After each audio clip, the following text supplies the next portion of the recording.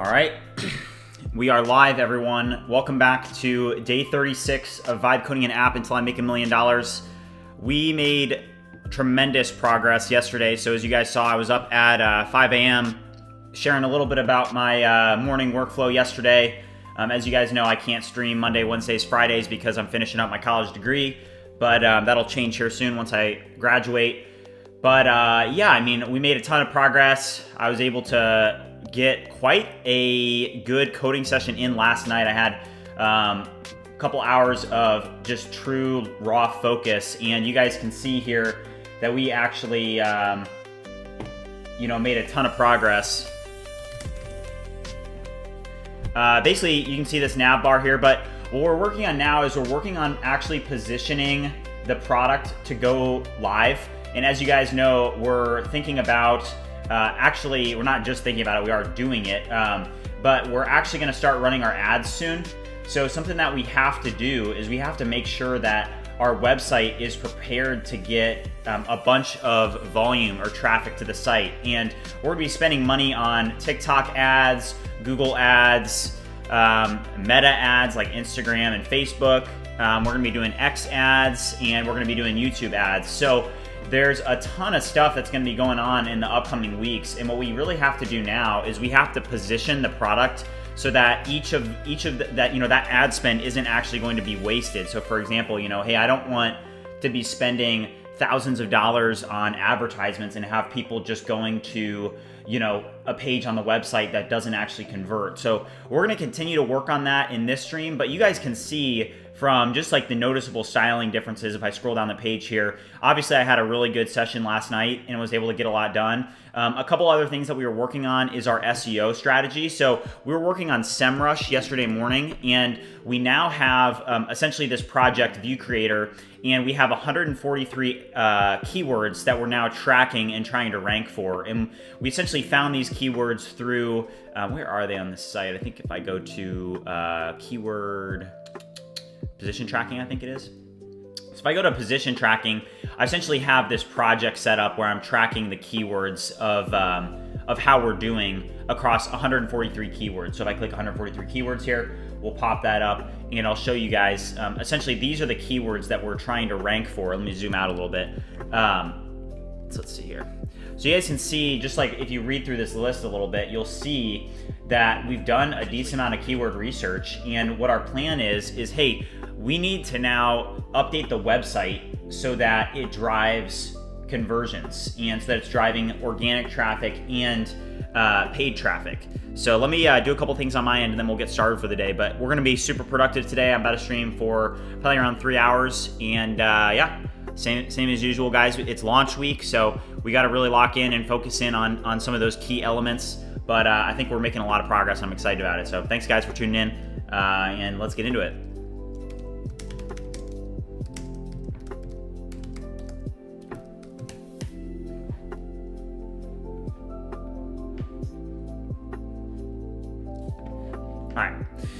All right, we're good to go. Okay, so something that I was working on last night was essentially our SEO blogs. So we have a couple of different approaches that you could take. So the first approach that you could take is that you could set up a back-end integration where, hey, you have, essentially a CMS system where you're managing blogs in your actual site. And the problem with this is that for where we're at right now, which is we have not actually deployed our network infrastructure, so we're not in the cloud yet because we haven't launched. All this is literally just, it's all, local. So everything that we're doing, we are live on viewcreator.ai. So viewcreator.ai, the UI is published, obviously. It's very easy to publish a UI. Shohidul, welcome to the stream. Thank you. NS, how's it going? Welcome to the stream. Make sure you guys give the stream a big thumbs up. So, we are live on viewcreator.ai, which is great. But something that we're going to need to think about is, hey, things like this where it's very AI generated. So I'm happy with, this header right here, for example, create viral social media content in seconds. That's okay. but things like this we need to polish up. So for example, we have this header, which is nice, a little call to action. It's basically the first thing that people are going to see on the site. But then, hey, people don't need one, it's 2 sentences, but it's pretty wordy. I mean, that's probably what, 20 words, 25 words, somewhere around there. Dale Music, how's it going? Welcome to the stream. So something that we have to focus in on now is, since we're going to be spending money on these ad campaigns, what we need to do is we need to polish up the site in these areas. Another idea that I have is we're going to be doing a lot of product demos. So because in a lot of ways I am the face of the product, I think that it's smart if I create video demos so that people can actually see the creator of the product, as well as a little product demo. So I will say I'm happy with how this is turning out so far, and just in terms of styling, it does look like pretty modern. These carousels I'm a big fan of. So these carousels, I made it so that, hey, we have this tools constant in our project, and it has, I'll just show you guys how it works. So in constants in the project, we have this file called platformtools.ts, and it's a JSON object. And pretty much this JSON object holds a tool registry. And in areas in the site, I'm able to make it so that, it has all these AI-powered tools. Some of them are coming soon, and some of them are live. And what's nice is that the ones that are live, you can actually click on them and go to that specific, page. And then for the tools that aren't live, you can't click on them, so you don't have a bunch of 404 error problems. But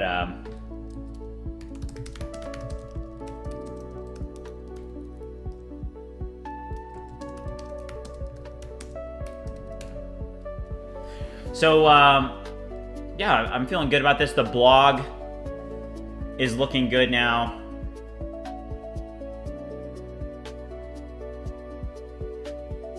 I'm feeling good about that. So essentially, yeah, what I was saying with the blog is, you have the option to create a CMS system, but sometimes I think it's actually better to not handle the blogs in the API, and to instead just create like JSON files locally that have all the information that you need in the blog. So, we could have waited to create blogs and stuff till we launched to production. But the thing is that we actually need to start positioning ourselves for SEO purposes. So if you guys don't know, Google Search Console is where you handle all that. So if you guys go here, you can see like, hey, we're not getting a ton of clicks right now, and we don't have a bunch of domain authority.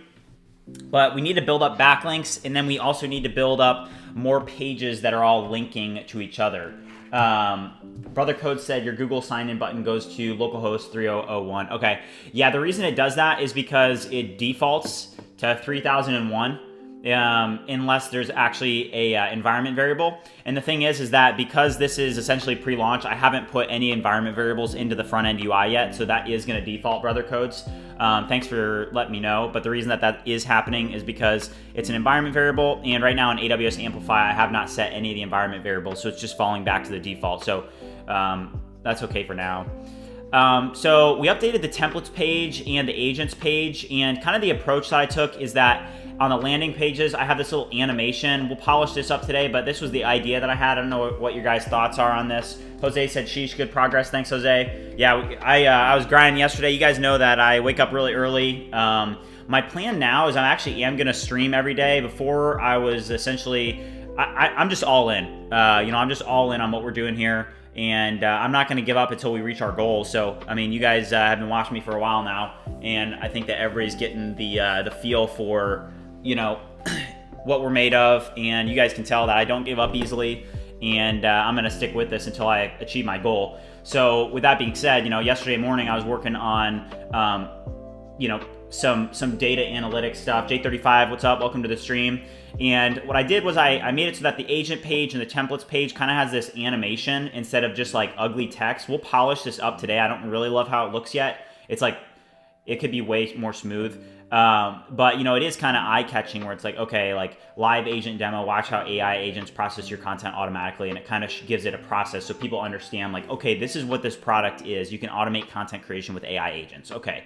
And then when you scroll down, you're going to see a demo video, and I'm actually going to have to make short demo videos here. And I think the marketing process and the marketing strategy I'm going to implement is I'm going to create demo videos that are very short, maybe about 3 minutes.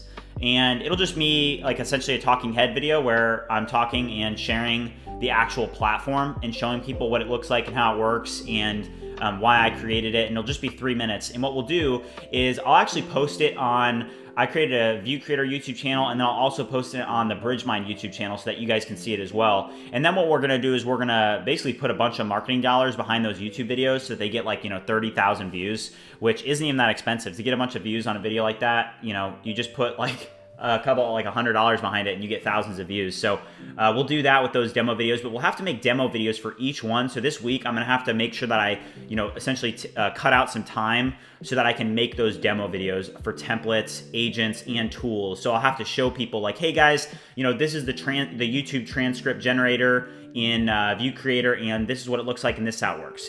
Very simple, 3 minutes, not scripted, just kind of riffing. Jose said, yeah, we definitely know you're not giving up. I'm not giving up either. Let's go, Jose. We got the same goal. That's what made me even find the stream. Yeah, I mean, I hope that you guys are working along with me and that you guys are also, moving forward in life as well, because that's what it's all about. So this page, we improved it a lot. I actually decided these were like image placeholders, and I decided, hey, for now, let's just create kind of like UI elements. Like this is ended up just being like kind of like something that's not, just text, but also not like some cringy stock image, if that makes sense, is my approach to that, where it's like, okay, like people can see Instagram automation, like plan reels, carousels, and captions that boost saves and follows. And then they have the options for, these different tools that we have. And then it also says the coming soon. So this platform tools file is actually really useful for us. I'm really liking it because it essentially pulls in all the tools and makes it so that I don't have to hard code a bunch of stuff, because that file is being used across like a bunch of places in the app. So it's important that you have a constant file like that, so you don't have to, like, if you add a tool, you're updating all these hard coded pages. So that's very nice. We also have all of our links set up down here. So here's the View Creator TikTok, here's the View Creator YouTube channel, here's the View Creator X, here is the View Creator Instagram, here is the View Creator Facebook page. So we now have all this stuff set up, and it is going to be a lot different than what the Bridgemind channel is. The Bridgemind channel is essentially where I share, building projects and behind the scenes, and have this series where I'm vibe coding an app until I make $1 million. But the thing is that View Creator is going to be a mainstream product. It's not going to be like a niche community where I'm like, hey guys, I built this product and so I can scam my audience. I want it to actually be its own thing where the tools that are in it are actually useful to people that are in this space that aren't actually watching, Bridgemind, for example. So that's one thought that I have on this. John Bobby said new subscriber. Thanks, John. Appreciate it. Welcome to the stream. J35 said follow on Instagram. Thank you. Yeah, one problem that we have is for some reason, Meta blocked our Instagram account from running advertisements. So I may end up having to do a reset on that one. It for some reason my account got caught up in some type of automated process where it was like, hey, you created this Instagram account with an automation, and now you can't run advertisements. And that's so typical of Meta, where they have all these this software that catches people that are bots. And a lot of people that aren't actually bots get caught up in that. That's something I learned at Bright Choice. But here is our homepage. It's looking better. There's definitely some things that I want to change on it, but I think that right now it's just all about taking steady steps forward. Jose said Meta ads is so bad they blocked me all the time when I did drop shipping. Yeah, that's what happens. It's very unreliable. They'll be like, hey, you're blocked, and then it's very difficult to actually get unblocked, which is annoying. But yeah, guys, what are your thoughts on the progress that we made yesterday? Obviously, I was working a lot off stream yesterday because of my school schedule, but I did make a lot of progress, and obviously you guys can tell. So, would love your feedback in the chat.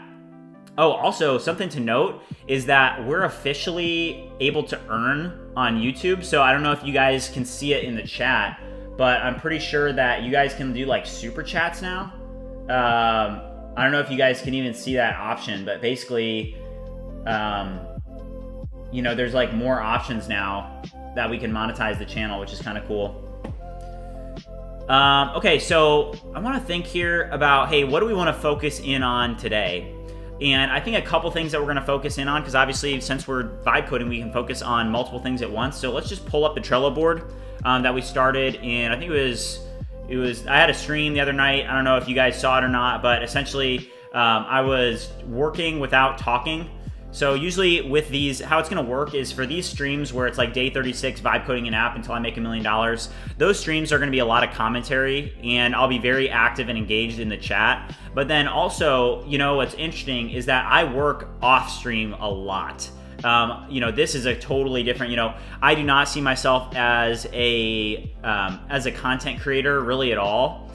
I see myself as a founder, as an entrepreneur, as a vibe coder, and then this stuff kind of comes second, if that makes sense. So, you know, I do the streams because obviously it's entertaining for you guys. I feel like people are getting, you know, a lot out of it. But also, I work a ton off stream. You know, this is my life. I really, at least right now, you know, I'm not in a relationship. I don't really care about much else other than getting this business off the ground. So, you know, with that said, I don't know what your guys' thoughts are. Did you guys like the stream the other night where I essentially was actually just going through my entire workflow with no distraction? Or, you know, what were your thoughts on that? Because it was definitely a different vibe for sure. I was kind of vibing out, no lo-fi. It was like, there's this playlist I like. It's like classical trap music, and I was listening to that. It was kind of cool. All right, so to-dos. So we need to let's get up to 50 blogs. So we need to create 35 more blogs. And these blogs, we have a strategy for creating them. So we have essentially this MD file. So here's the content. So you can see here blogs content, and this is where all the blog content goes. And then if I go to the website, for example, let's just use localhost. So, you know, you can see 15 articles found. And the purpose of these articles is that, hey, the more pages that you have on a website and the more that they link to each other, the better that your SEO is going to do. And right now, because this is a new domain, so viewcreator.ai is a very new domain. So if I look up view creator, it doesn't even show up on the first page. I'm pretty sure it's now at the top of the second page though. Let's see. So right here, yeah, so the fourth, so it's like down, you know, decently, you know, view creator right here. But you know what's interesting is that I'm actually pretty sure that that page has not yet been updated with our newly generated. Let's see here. If I go to just view creator here, so you can see here that home page of the website, the title tag that you can see when I hover over this is actually view creator AI social media content generator. So something to note is that we're gonna have to re-index this page on Google, and how you do that, I'll show you. So we have this sitemap, right? You can go to this sitemap, and I can just copy this sitemap, and I'll show you guys how it works. So I can copy and paste this in here. And here is the sitemap for View Creator. And the importance of these sitemaps is for SEO. And what's nice is I'm able to create these sitemaps just by, here, let me open up a terminal real quick, and I'll show you guys how it works. So in a next project, what's really nice is that, let me just run clear here, zoom in a little bit so you guys can see. All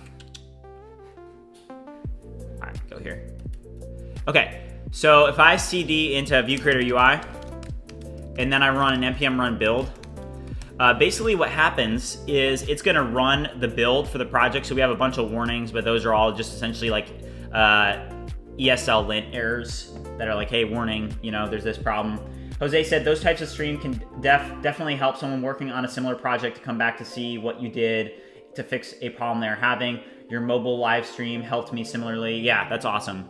So, okay, so let's break down what it did here. So I ran npm run build, and every time that you actually like run your project in production, you know, AWS Amplify automatically runs npm run build, because that's how you actually compile a next project. Is you run npm run build, it creates the build file, and then that's how it compiles everything. So what you guys can see is that the last part of the build process actually ran what's called next sitemap.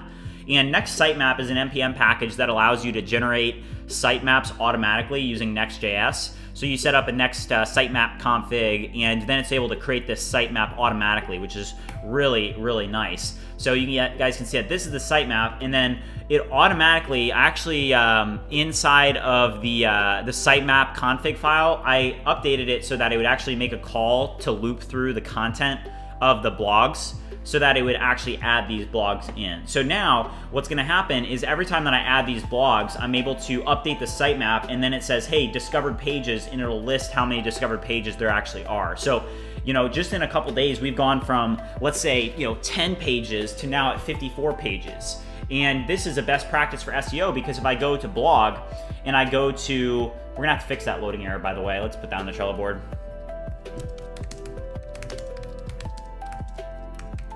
Like, those should render in immediately, especially since it's JSON.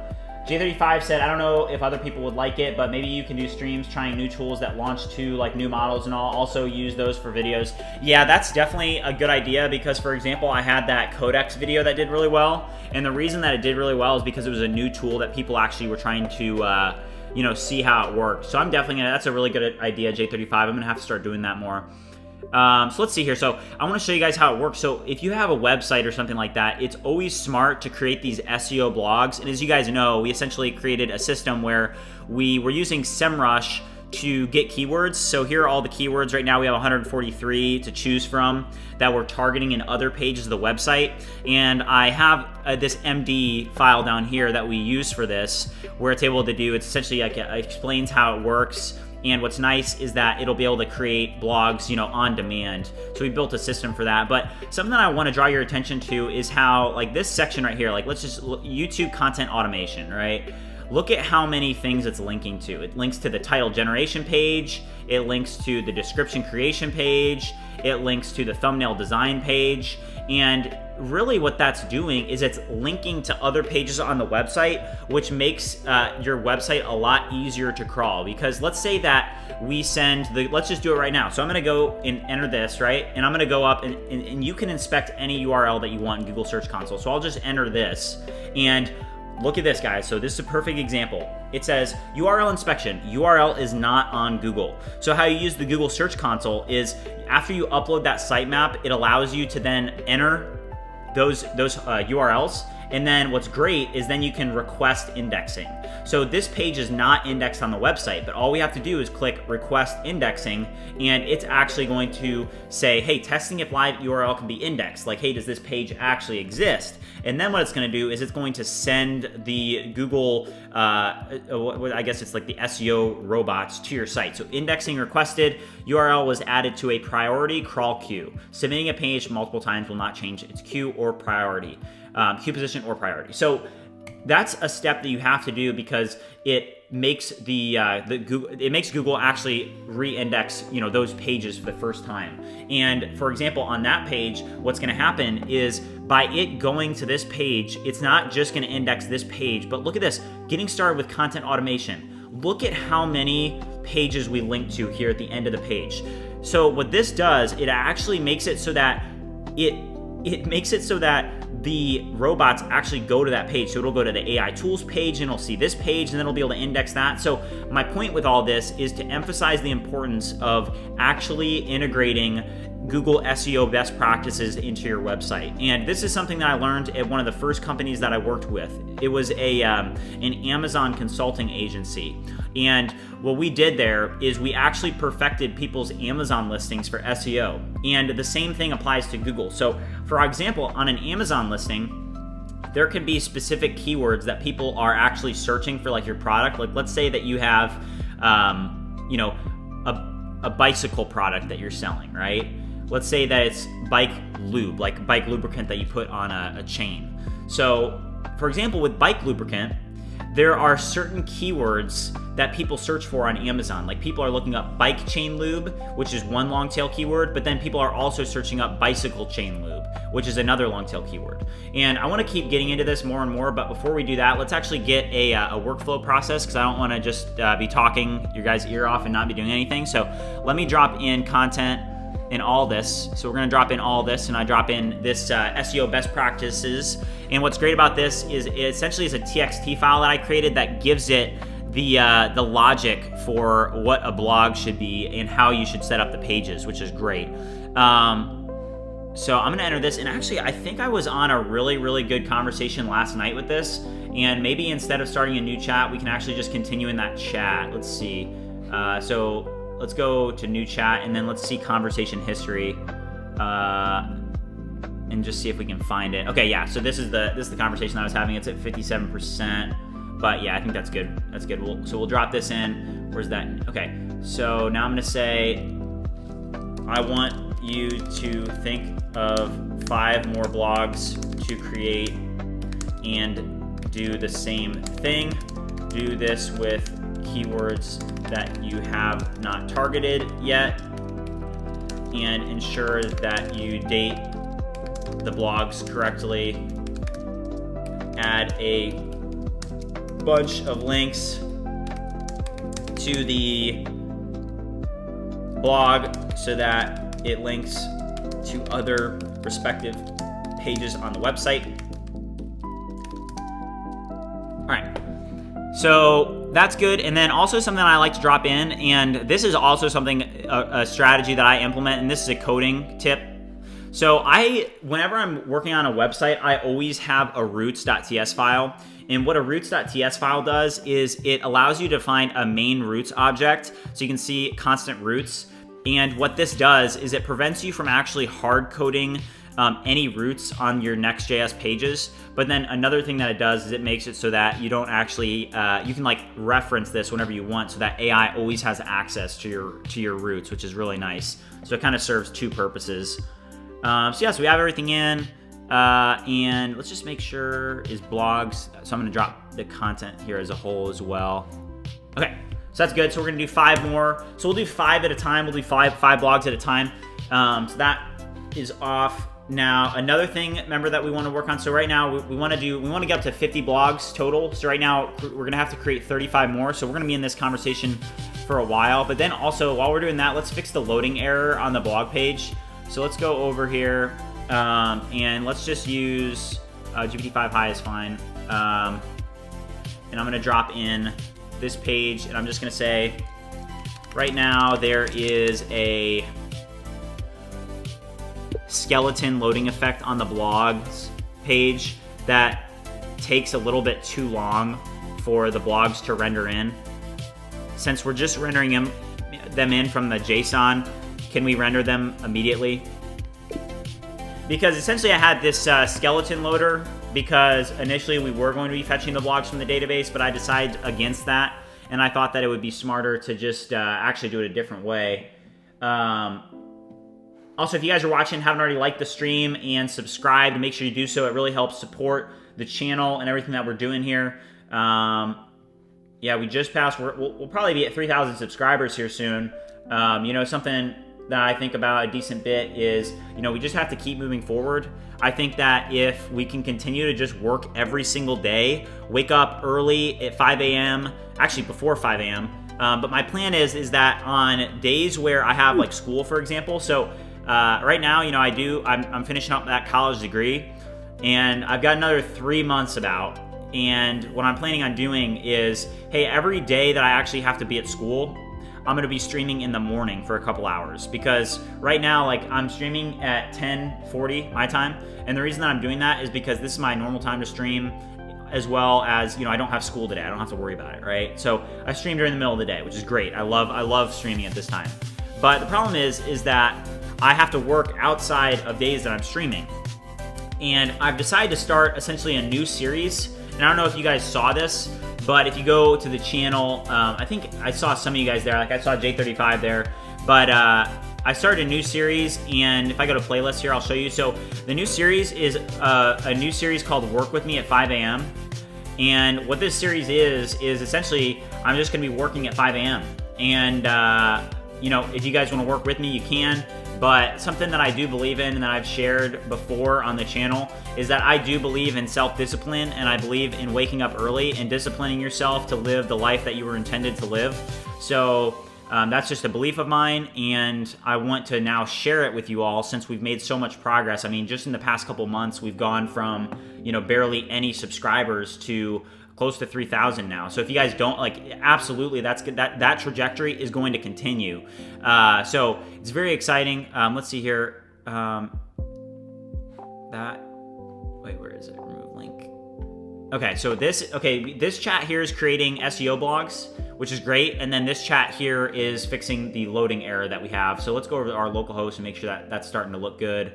We'll test this. But yeah, so I'm starting this new series.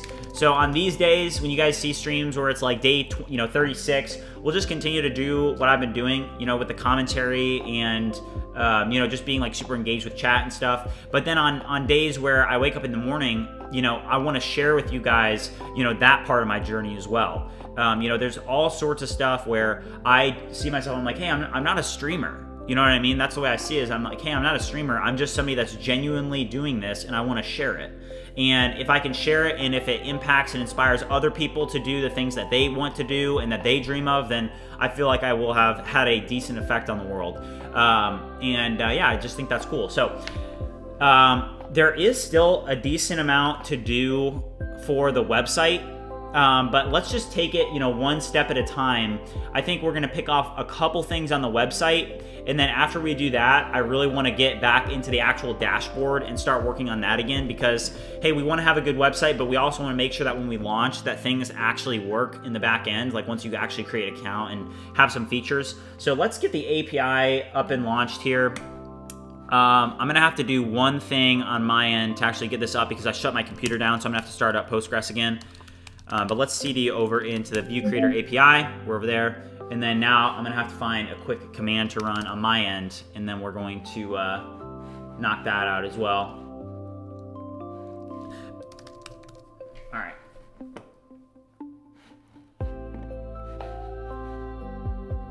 All right, so here it's creating blogs. Let's see if did this fix this? Oh yeah, wasn't it? It was this one, wasn't it? Room link. All right, here are the blogs, and then this one. Okay.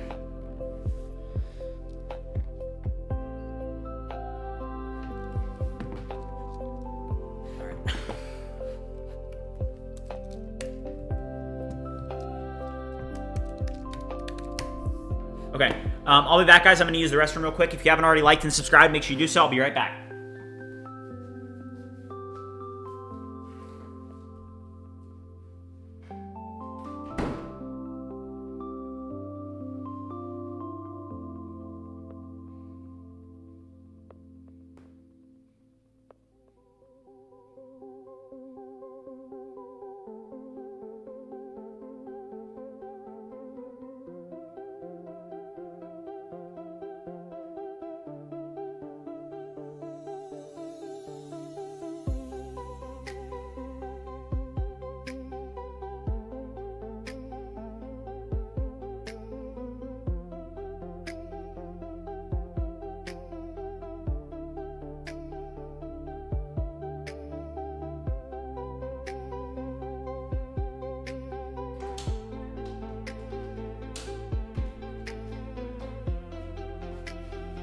All right, guys, I'm back.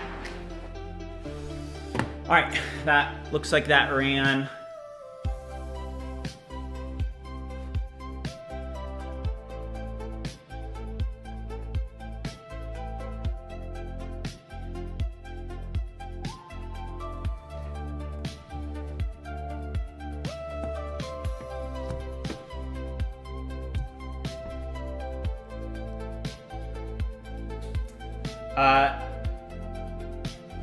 Zakane, sorry if I'm butchering your username, but he said, I think you're great, and I happened to come across the 5 a.m. session today. At the same time, I'm starting my own project on the side, which was very fitting. Yeah, that's awesome. I mean, that's really the purpose of that, is to say, hey, like, I believe that if you want to accomplish your goals in life, you're going to have to discipline yourself. And I know that, hey, some people are night owls, some people are morning people. I'm not a morning person. Some people say, hey, I'm just not a morning person. And I'm like, hey, that's fine. Stay up late, don't have a routine. But the thing is, if you're really trying to accomplish things in life, I think that you have to stay routine. You have to stay regimented. You have to stay disciplined. I'm just a big believer in that. So I'm happy that that you guys are hopefully going to get out of that what's intended. J35 said, I got introduced to 21st Dev. It has really cool vibe coding UI components that you can copy as prompts for Cursor, etc. Really cool. 21st Dev, what's that? Let's look it up. 21st Dev. It's an MVP. All right, bring craft and taste back to digital products. Build products that reflect the team's own taste instead of the LLM models. All right, let's browse components.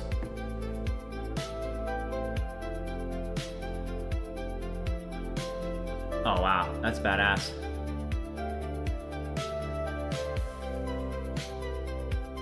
Oh my gosh, are you kidding me? What? That's badass. Imagine we had something like this on the homepage of the website. All right, what's the pricing on it?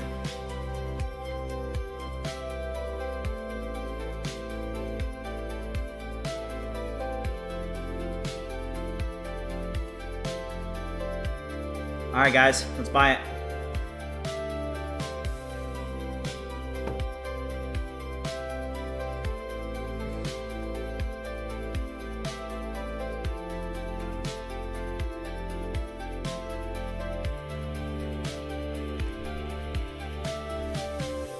All right, I'm upgrading to the Pro plan right now.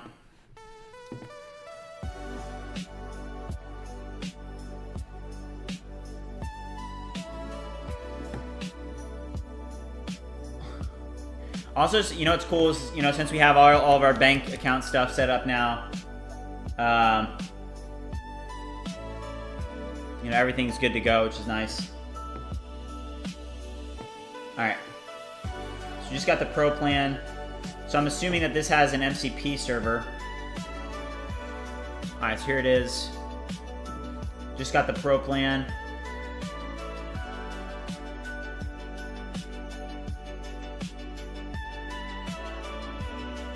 All right.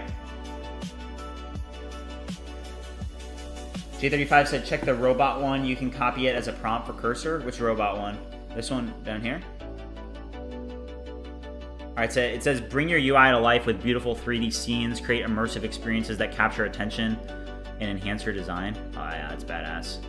I don't know how we would use this, but maybe we could use this on the agents page. How badass would that be? I mean, that is pretty cool. Oh, and it's a prompt that you can literally just copy. Oh, that's so sick. I'm more of a fan of like this shader animation. I thought the shader animation was cool. Look at this. That is badass.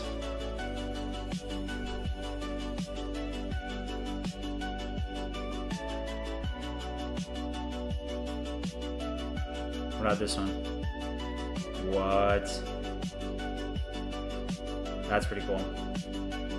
I mean, so yeah, we could really spice up the website with some interesting, you know, animations. Like, for example, that's what I wanted to do, for example, with this section. And I created this. Jose said, check out the navigation menus. Let's check it out.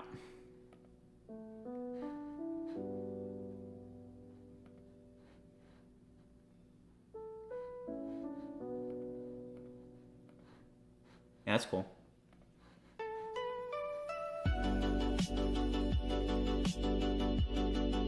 Oh, wow, that's beautiful. Oh, wow, okay. Man, Jose and J35, you guys are going to have to keep giving me some recommendations. This was a good find. Thank you. AI chats. Oh, wow, this is going to be good.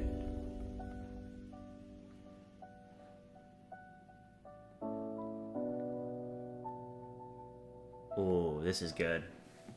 So for those watching, essentially what this is, it's a UI library where it has the elements and then it allows you to copy the prompt. Also remix it. So toggle theme, white, light mode, dark mode, share it, add it to bookmarks, toggle full screen, copy prompt. Okay. Yeah, I got the Pro plan, so what about texts?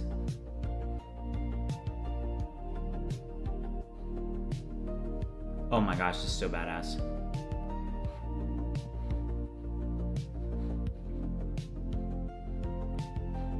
They want my info. You're not getting it. Moonport Media said, I'm yoinking this as well, yeah.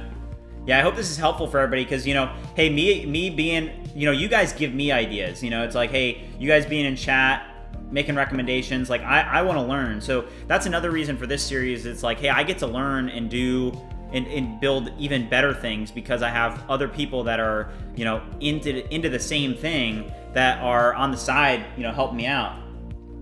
Zakane said, check out prompt kit. Okay, I will. All right, so now let's create more. I'm gonna say create another 5 with different keyword targets. All right, so it created another 5 blogs for us. So let's go back over to the blogs page. Looks like that loading problem is gone. It does load in immediately. We had that loading issue, but we took it out because, hey, there's no reason for you to have a skeleton loader if it's just rendering in raw JSON. Products asked, hello, how much cost how much does it cost for Cursor or the API you use? So because I, you know, am doing this professionally, I use the Ultra plan for Cursor. So I spend probably around like $200 to $250 a month on Cursor. I got the ChatGPT Pro plan just for this month because we've got so much stuff going on that I can use it for multiple things. Like yesterday, if you guys were watching the stream, you'll remember that we actually built kind of like a marketing plan. So if I go to, I'll pull it up real quick here, show you guys. Give me 1 second. So yeah, so this is pretty cool. Where is it? Let's find it. Give me 1 second. I gotta log into Excel.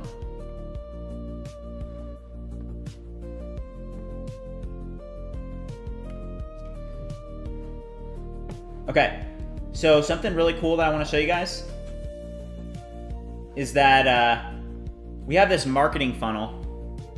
And this is what we worked on, I think it was yesterday morning at 5 a.m.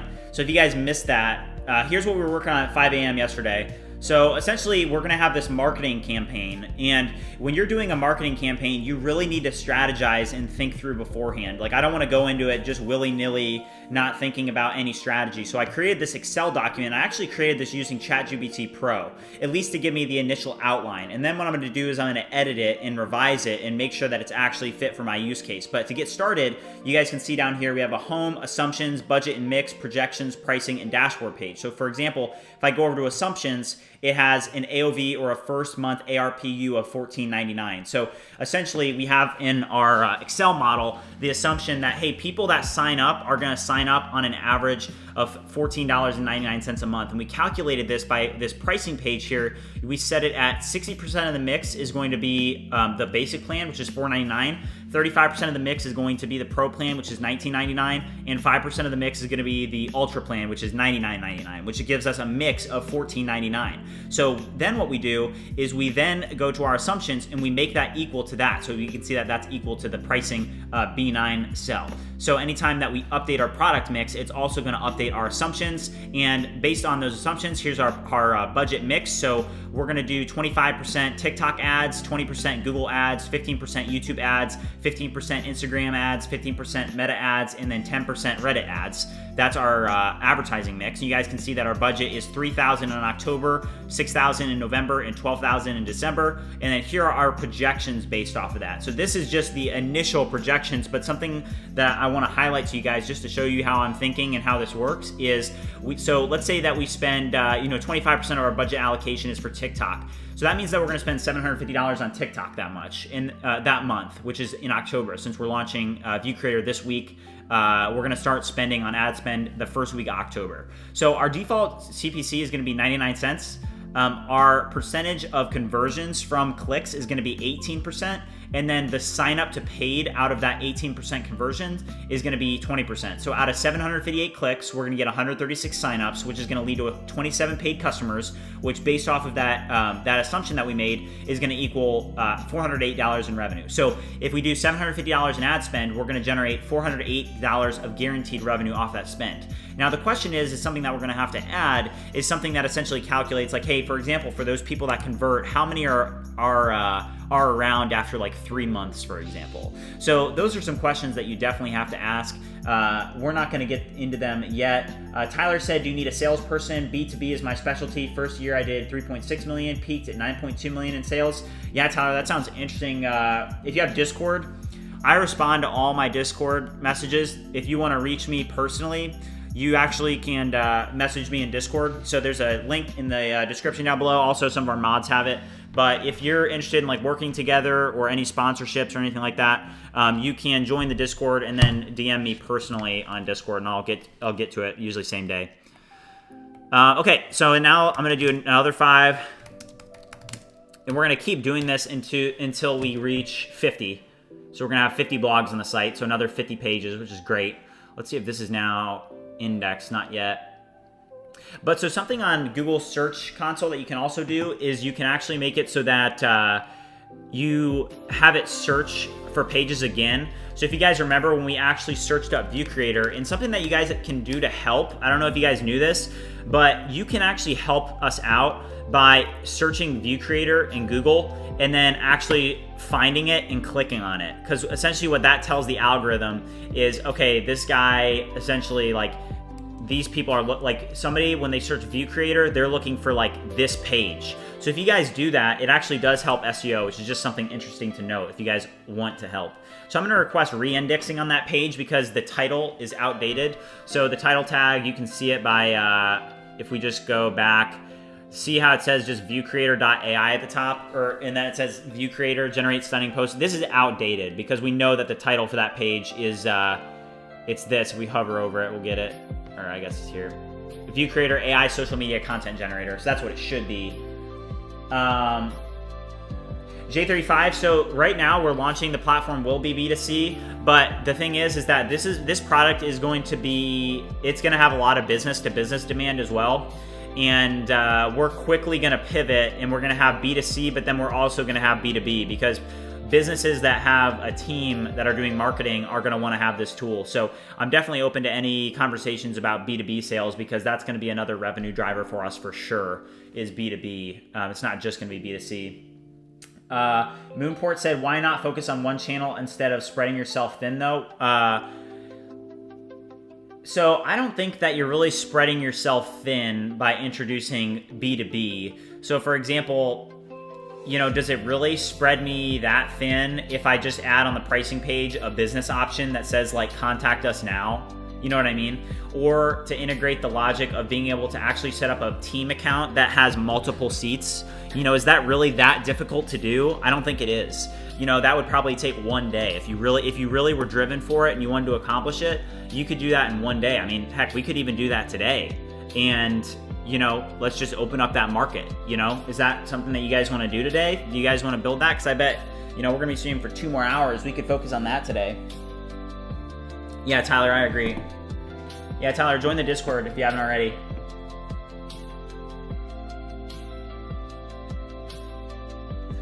Moonport Media, so he meant with the advertising channels and advertising across all the platforms. Yeah, I mean, it's a good point. But I think that something that you have to do when you're initially launching a product is you have to think about, hey, I don't know what the conversion rate on some of these are going to be. So let's pull up that sheet again, and I'll show you guys kind of my thoughts on this. So where is it? Let's find it. Did I close it? I may have closed it.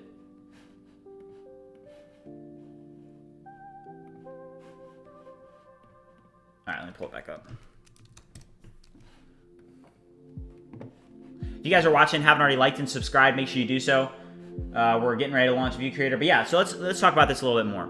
So, hey, you know, when you look at this and you see the CPC and you see the things like the conversion rate and, you know, all these different things, it's possible that our platform could end up registering or doing really well on one of these. And I think to figure that out, you have to test. So for example, for the next 3 months, the money that we're spending on, if I go home, the 3,000, 6,000, and 12,000, I'm expecting to lose that money. I'm expecting to, maybe I'll never see, you know, 10,000 of it back, right? But the thing is that is needed if you want to succeed. That's needed if you want to grow your business. So we're gonna invest this money to figure out, hey, what actually works? And then come January, based off of what we find out in essentially this launch campaign, we're then going to enhance our marketing budget, and we're going to spend more money, but we're going to refine it even more. And we're gonna be refining it during these 3 months as well. Okay, so showing 15. I'm gonna have to update, okay, 24 now. Okay, so there's 24 articles total. Product said that I really like your work. I also use vibe coding, but I prefer Bolt for both front end and back end. I built many full stack systems with it and sometimes use Client to fix errors. These tools are awesome. Yeah, we're living in a totally different world than we were just a couple months ago. It's insane. It's absolutely insane. Anybody that doesn't, agree with that is stuck in the past.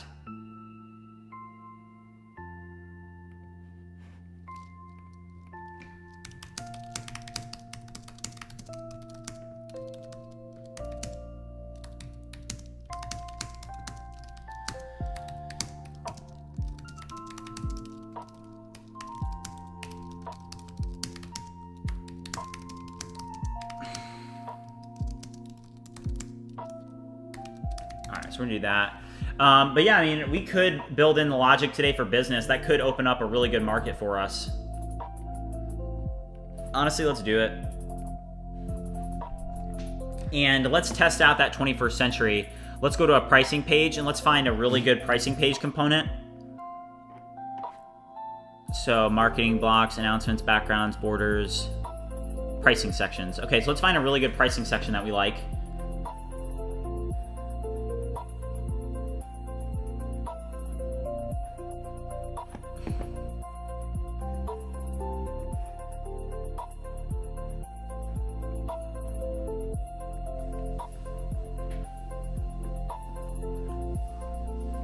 NS, what's up? Yeah, that is interesting.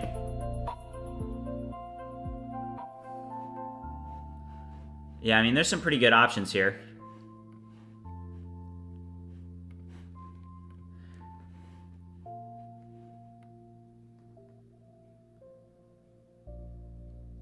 That's pretty cool.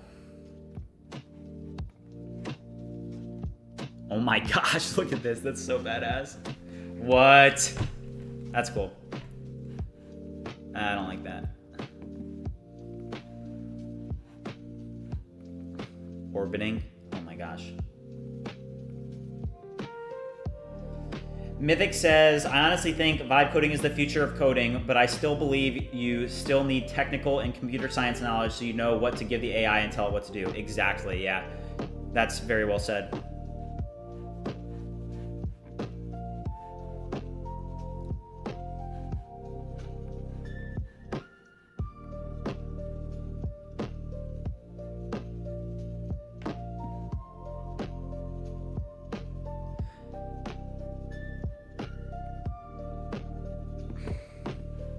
Okay, let's try this out. So I just clicked copy prompt. So it's copied to clipboard. Now let's go over and pass it into this here.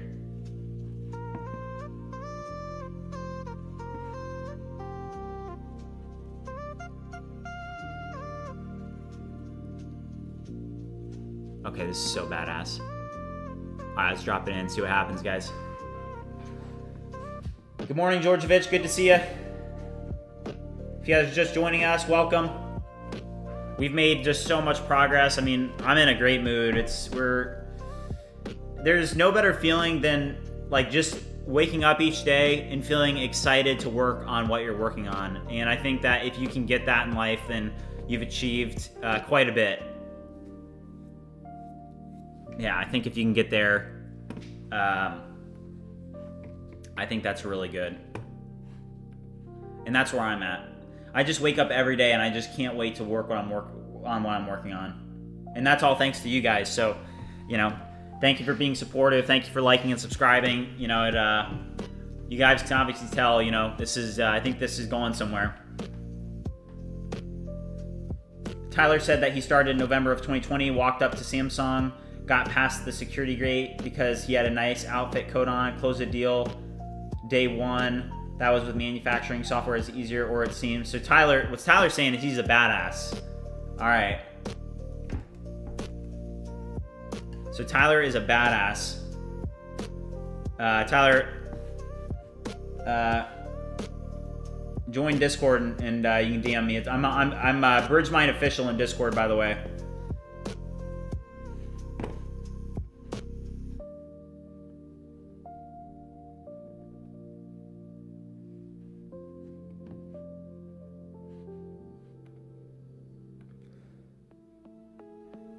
Okay.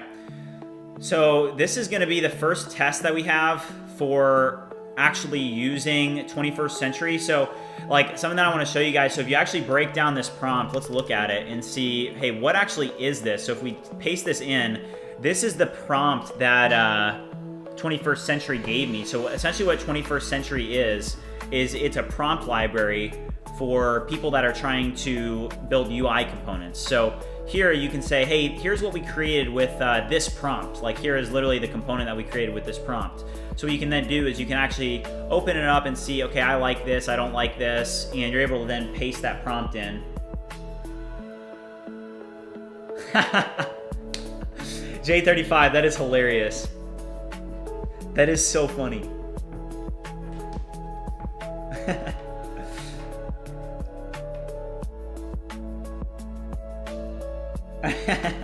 Hey, maybe I just like spending money.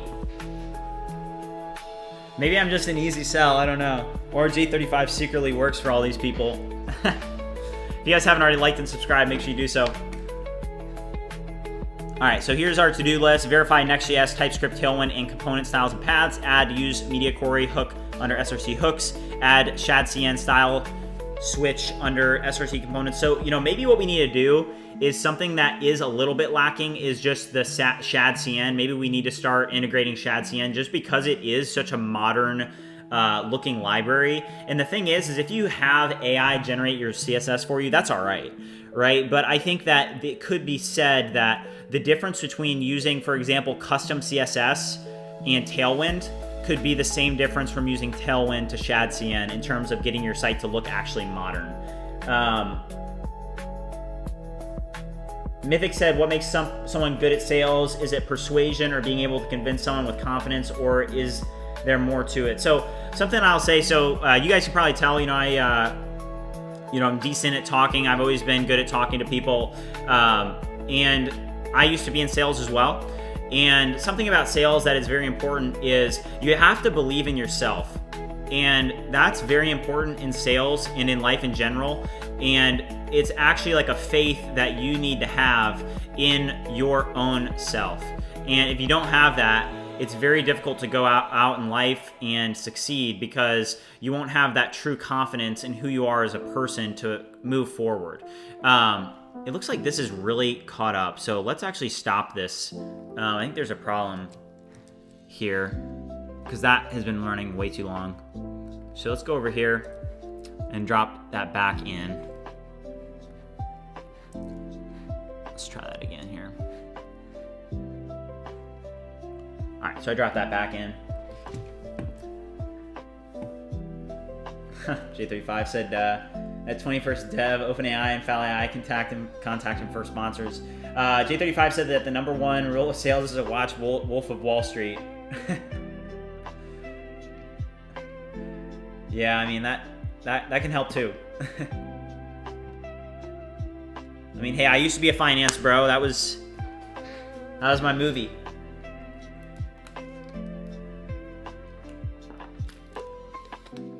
Yeah, very true, Tyler. Tyler said, if you walk up to a prospect with a shaky voice or uncertain or doubt yourself, you'll get curved. Yeah, with sales, it's like the reason that you're good at sales is not because you're good at persuading the person. You're good at believing in yourself. Because people can tell if you come at somebody, like let's say that I have an ulterior motive with something. If I come out right away and I say it, somebody's going to understand my ulterior motive. And my ulterior motive could be, hey, I want to sell them something, right? But instead of focusing on, I want to sell them something, instead focus on different things. Like, hey, the goal isn't to actually sell them something, but the goal is to almost just like have the experience. That's also another thing that I'll say is it's like, for example, let's say that you're giving an investment pitch. Imagine that the goal wasn't to get an investment, but the goal was to actually have the experience of giving an investment pitch. And I'll give you guys an example of this. So like I said, I'm still in school, so I'm finishing up my last year at Purdue University. And something interesting that I'm in this class, right? And this class, it's on it's at 12 p.m. Every Friday. And essentially what this class is CEOs and founders from different companies actually come in, and it's in this small presentation room, probably I don't even know, maybe like 200 square feet. That might be too small. That's probably too small. But maybe like it's a very small room is my point. Small room, maybe like 50 people in there max. And pretty much these CEOs and these venture capitalists come in. And the other week, a CEO from the Bank of Ann Arbor, came in and he gave a speech, and he was essentially giving wisdom to all of us students. And at the end, the students get to ask them questions. And something that was really cool is that later on in the day, I actually asked him a question. I asked him, I said, hey, when you guys are approaching startups and pre-seed funds or pre-seed businesses, how much do you typically give them, and what % of equity do you take? And it was interesting to hear the response from the CEO of Ann Arbor talk about that a little bit, because it always makes you think, it's like, okay, if I'm starting a business, these guys could give me, $250,000, for example, but they would expect that I match it with $250,000. And that's a good thing to know. That's a good thing to, all right, let's see.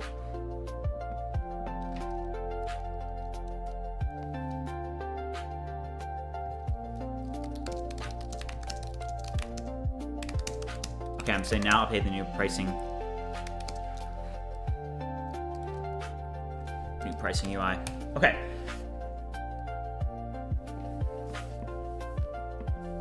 Weird Fact just asked, what are you building? Can you explain? Yeah, so we're working on View Creator, and this is launching this week. And with View Creator, you're able to create viral social media content in seconds. So let me just go to our tools, and I'll talk to you about some of our tools. So we have, for example, a YouTube transcript generator, a YouTube thumbnail generator, a YouTube name generator, a YouTube description generator, a YouTube title generator. These are all tools that we have. So here's, like, for example, the YouTube title generator page. So this YouTube title generator, you're able to create viral video titles that get more views, and we implement actual strategic processes into that. For example, like, we're going to add a step where it actually fetches the keyword related to the video. So we're going to create multi-step agents that actually help you to create more views on whatever platform you're on. And we're going to have tools for a bunch of different platforms, and it'll essentially be like a hub for getting views. So we're working on a bunch of those tools right now. Some of them are coming soon. Some of them are actually ready, and we're launching this week, and we're going to put some marketing dollars behind this, and we're actually going to use the tools on View Creator to help us succeed. So it's really going to be, a test to, hey, can we get, this going? KB said, I remember when you were having issues with Revenue Cat. What was the issue? Because I'm running into an issue with it not working in prod. Yeah, so there are a couple things. So let me just, I don't know if I should type them in chat, but if you listen carefully, I'll just kind of talk for a little bit, and you can listen, and maybe you can even like cut out, a transcript or something, and pass it into AI to talk more, but I'll just share my experience. So Revenue Cat, the most difficult part of Revenue Cat is because a lot of the testing in different environments is harder than your typical like Stripe testing environment. So with Stripe, for example, they have a really good sandbox environment, and you're able to test it easily. But the problem is with Revenue Cat, you're typically working with the App Store and the Google Play Store, so you have to connect the App Store and the Google Play Store to your account. So let me actually pull up my Revenue Cat dashboard, and I'll just share this with you. And hopefully I can be of some help, and anybody watching can chip in as well and add anything else. So the most important part about Revenue Cat, and here it is. So Revenue Cat, here's the Revenue Cat dashboard, and I'm down over here on the product catalog. So this is the most important part of your Revenue Cat setup. And when you do this, what you should need to do is you actually need to set up your products. So you can see here that I have I actually created a subscription over in the App Store, and then I created a subscription over in the Google Play Store, and then you have to actually get them approved, get them published, and then add an entitlement to them. So an entitlement means that you add an identifier, a description, and then what products those are attached to, and you then have to attach that entitlement here. And here, you just connect it.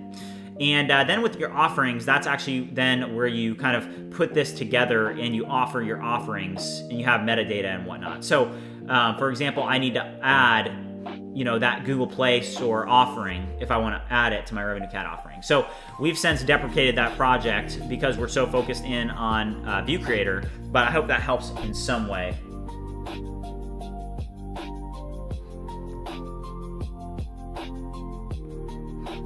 right, let's check out the pricing page. Did that even update it? Oh, obviously we're not in local. Nice, okay. I mean, so that's pretty much exactly what, that's pretty much exactly what it was, right? I mean, look at this. So this is what it was in 21st century. And then this is what it was in our app, which is really awesome. Little confetti effect, savings. Boom, savings. If you guys are watching and haven't already liked and subscribed, make sure you do so. We are like really making progress with this project. It's amazing. All right, so we have Ultra, Pro. Essentially something that we need to add is we need to add in the business plan now.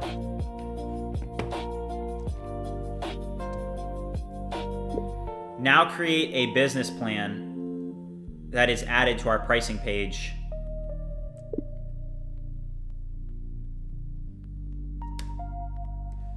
J35 asks, how about light mode? That's a good question. Let's pull up light mode here. So here's light mode. And yeah, it looks pretty good. Oh, I like it. Boom. Okay, Alien Wise said, how does your current backend setup, what does your current backend setup look like? Did you secure your API endpoints? Yeah, everything's auth guarded, role guarded. Those are the two main ones. For example, using Passport is pretty good. Passport.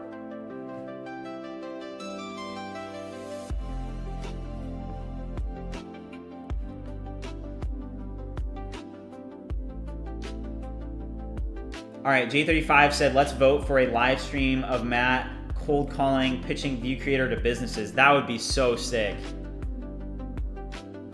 I mean, maybe I could get some leads. That's actually a good idea.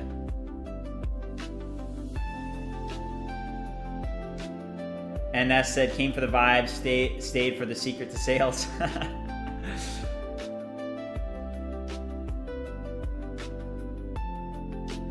Yeah, new playlist today. We don't have the classical trap on. All right, now the problem with this though is that the Ultra plan is now like all messed up.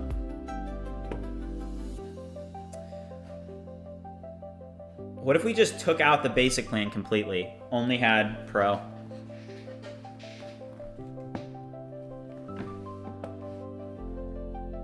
Apollo for leads, yeah.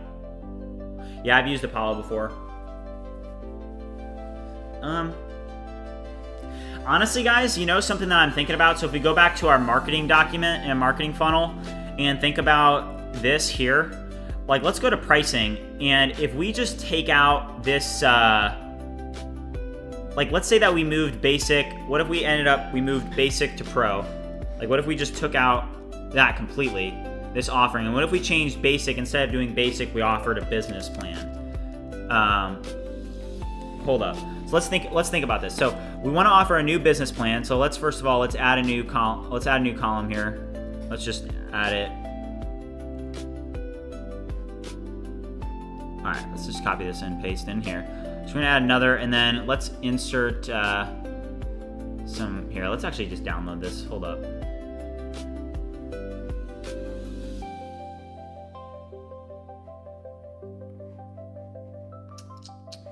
All right, I need to download this on my actual computer.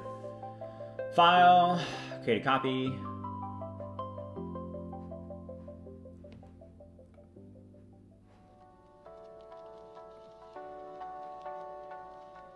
Okay, I actually already have it on my computer.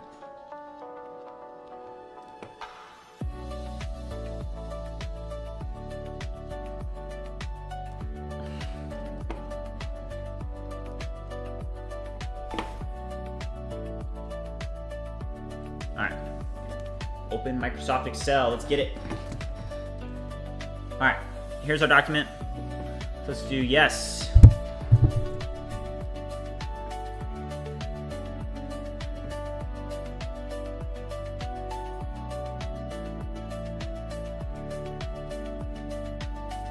Okay.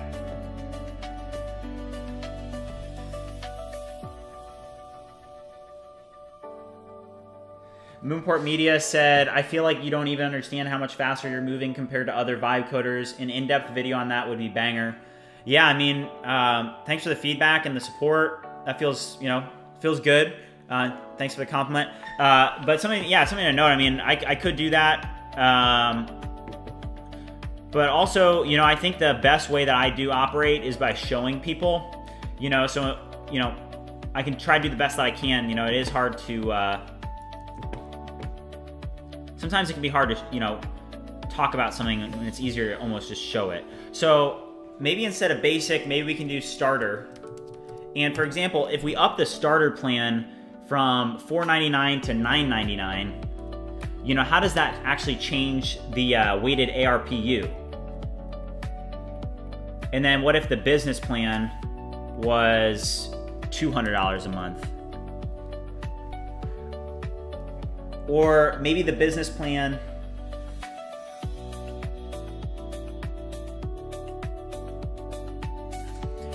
is it going to be something like, hey, X amount of dollars per month and then plus X amount of dollars per, seat or something like that. So let's see. I mean, we got starter, pro, ultra, and then business.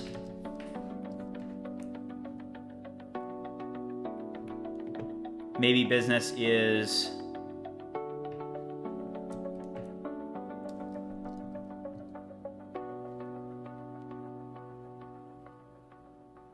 okay, J35 basically says that he doesn't think that business plan pricing should be mentioned. It should be discussed on B2B sales calls, I think.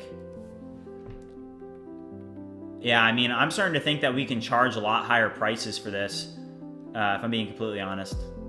That's what it feels like. So even just that, it bumps up our, changing the basic plan to a starter plan and making it cost $10 a month.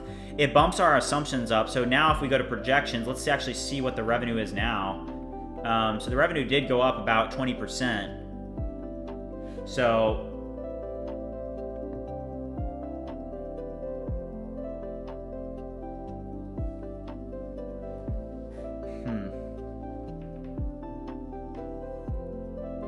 yeah, Mystic Fear, I did do that.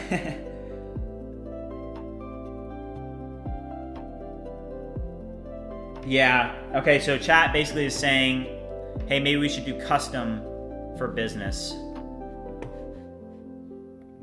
The problem is that this 21st century component only had 3. Is there one with 4? Okay, so maybe like this one here. Let's update the prompt to use this. So this one has 4 and it has an enterprise.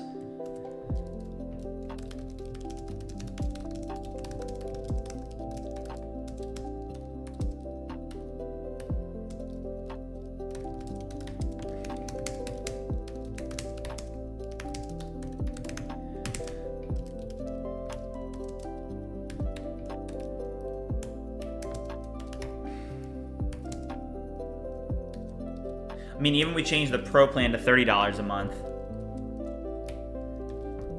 And then do maybe teams? Nah.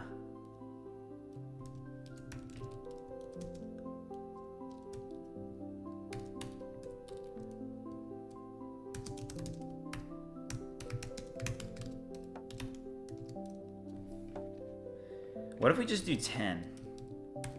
Just $10 and $30. There's no reason for all these like $9.99. What is this? A scam? All right. So I said integrate this for the pricing page instead now. Please also rename my plans to the following: starter $10, pro $30, ultra $100, and then enterprise, which is custom. So let's send it off. Sorry guys, chat, so chat's saying, man, you guys are going crazy in chat. So Jose said that's usually what so J35 said that he thinks that a business plan price should not be mentioned and that essentially it should be discussed in a B2B sales call. Jose said he agrees. That's usually what all the big sites do. Okay, so we're gonna do that. Moonport Media said it's like 200 hours of watch time or something. So what Moonport Media wants me to do is essentially to create a video where I explain kind of what I did. And that is the interesting thing, is that I literally streamed pretty much every day. I streamed every day as I built this. And you know what's crazy is that I started doing this more than 36 days ago, because this series, we haven't done this series every single day. So I started on August 1st. So it's been less than 2 months, about 7 weeks now. And in that time period, we've built and launched an app on the App Store called Goalpost in the Google Play Store. And we created a vibe coding academy called BridgeMind, which we're currently still working on as we work on these other projects. And then also now we're launching View Creator next week. And really from this whole process, I found this idea just because it's a great idea and it's going to work. So we're pretty much putting all of our time into this idea now because we have a finance budget for it. We have money to spend on marketing. We're doing a ton of planning, and to me, I see the demand in the market in this space. So, but yeah, you know, it is about, you know, 33, maybe 200 hours of watch time, which is crazy. Jose said you can charge depending on the type of business instead of just giving a set price for every business. Yeah, so we're going to do custom for that. J35 said you don't want to sell a company with 20 to 30 employees and company with 400 to 5 employees the same price. Yeah, that's very true. Moonport Media said, I do hope you don't delete those streams because I will rewatch relevant ones later. Yeah, I think I'm going to keep all the streams up. Like, there were some streams where they were like kind of, I don't know, if you guys go back and you rewatch day one, I had no idea that this was all going to like get as big as it's starting to get. You know, like now I've got a lot of, like when I first started streaming, I had like 2 watchers, like literally like 2. And then it was like 5. And then it was 8. And then it was 10. And then it was 15. Then it was 20. And like now it's up to 30. And it's, you know, that's just crazy. And, you know, when you're doing something like that and you're getting that visual feedback, that's when you know, okay, I have something that actually has exponential potential. And let's just keep doing what I'm doing. And that's the same approach that I'm taking to View Creator, is that I think that this has extreme potential to be an exponential project, and that the other projects didn't have. They weren't exponential. It wasn't like rolling a snowball down a hill, and I think that View Creator will be that. So J35 said use the transcriptor to transcript as live videos. Yeah, I mean, yeah, that's the plan, right?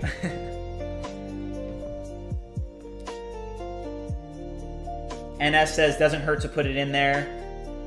You could put enterprise as business call or just insane price. Yeah, maybe like 1,000. 1,000 for that? Nah. Let's see if that 2024 error got fixed. Oh, this is like weird. The pagination is like off here. All right, pagination needs to be fixed. Let's do Cloud. Okay.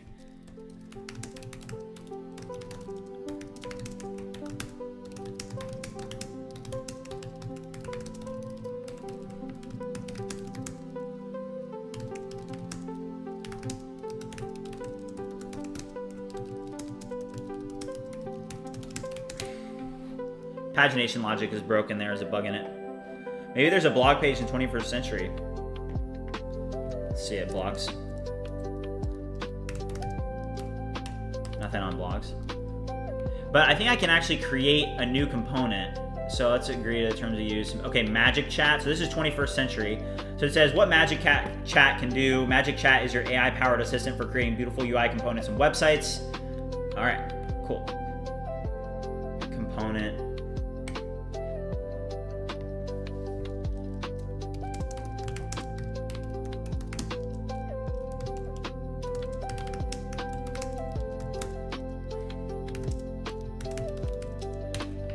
So let's see what it does. I just did a modern blog section with blog cards and pagination. Very simple prompt, nothing crazy. It says choose theme.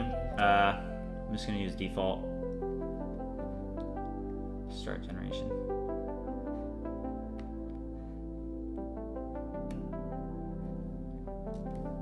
All right, Tyler said typically larger enterprises will run from pricing, even if the price is right, but it's misunderstood. You'll lose a sale before it even starts. You are likely to get lower quality businesses. If you show it right away, at least that has been my experience. You can't get in front of, then again, this might do. Okay, Tyler, so what do you think should be done on the pricing? Just wondering what your thoughts are. Because here's what it looks like now. And I like that better. What do you guys think? The hero section does not need to have so much margin and space from the nav bar.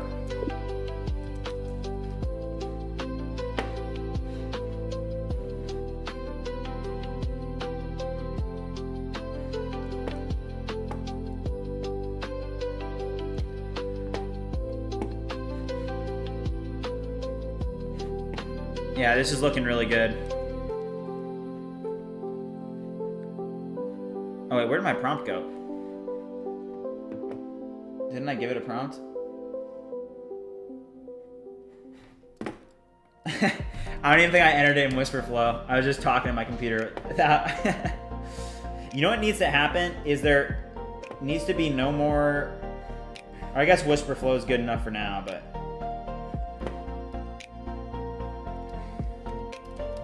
like you need an AI that just like, so here it caught what I said here, but it's all right.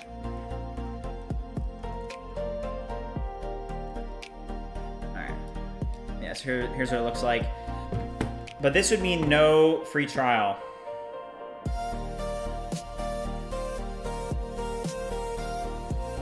That is so sick. I love the animation on that.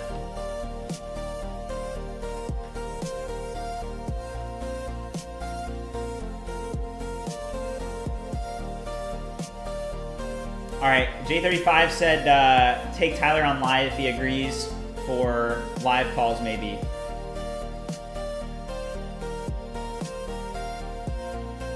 J35, the Paris speech. I think I saw that. It was there's like a new competitor to Whisperflow, right? That somebody built.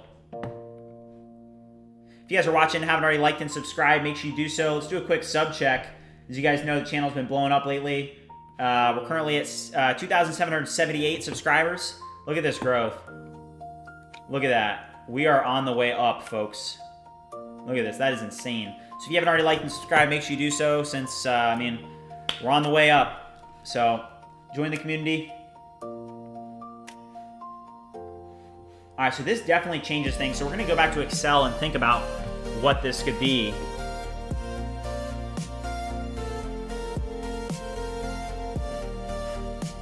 This is going to be insane. All right, I like the pricing a lot better at 10, 30, and 100.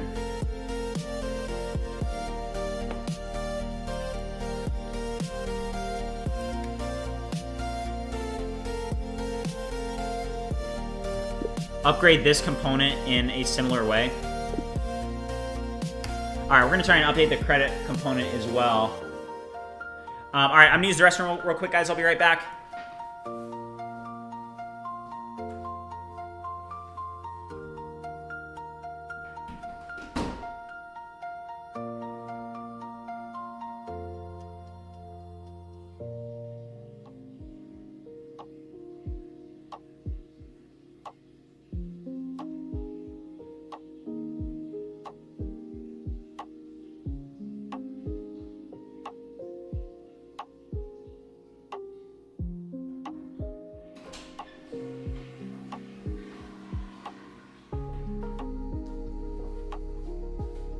All right, let's get it. All right, Tyler said, have them inquire, no pricing, typical contact us for details, mention packages, value, security, etc. Look at OpenAI and other AI-based companies who offer business and enterprise. Let's check it out. All right, OpenAI pricing, not API pricing, just for ChatGPT pricing. I mean, okay, so they do have enterprise. So they have free plus pro business enterprise.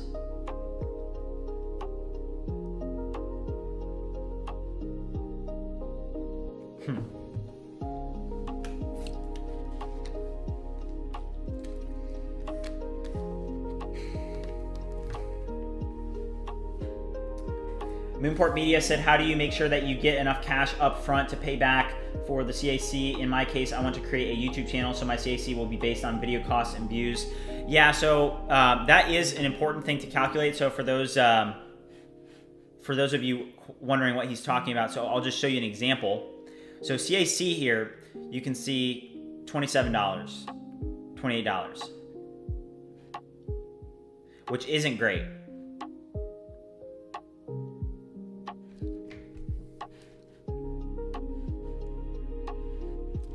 Tyler said, I like to get customers in front of me. Once there, it's a wrap. So much easier to close business. Enterprise, they have the money. If they were curious enough to inquire, they are curious enough to buy. Well, Tyler, have you hit me up on Discord yet, bro? I don't see anything in my DMs. I'm not seeing anything. If you guys want to talk to me, Discord is the best way to get a hold of me.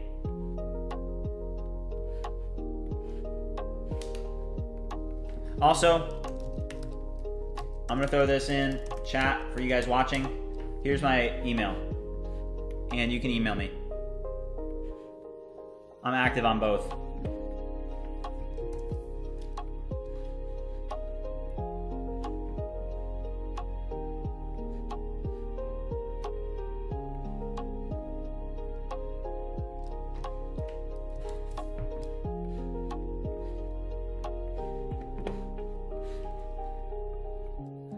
You need to update the pricing for credits to make more sense. Right now, the crediting system doesn't make sense. For example,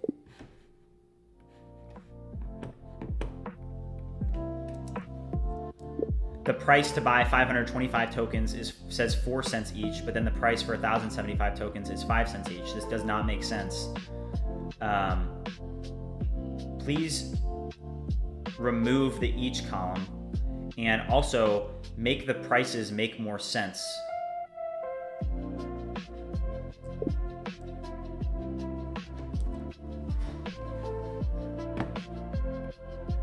All right, so we're gonna have enterprise contact us.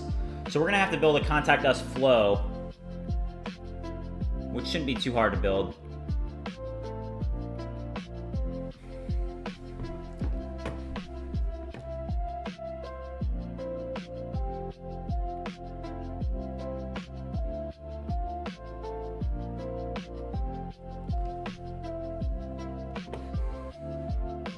Matt Hill asked, any other apps you plan on building after View Creator, and will they also be vibe coded? So, you know, when we were working on Goalpost, I always said, hey, we're going to be working on something else after this. And the reason I said that is because I knew that we would. I knew that Goalpost was not essentially the project that was going to hit it big. I knew that, hey, if I just start building stuff in front of people, eventually we'll come up with a good idea that's going to make some money. Basically with View Creator, I think that what we're working on now has such potential that we are best off if we focus on this. You know, if you spread yourself too thin, if you focus on too many things, you're gonna most likely fail. But if we focus in on a particular product like View Creator, we can make significant progress and actually create a company. And that's what I'm doing. I'm focusing on View Creator, and I think we have something here, guys.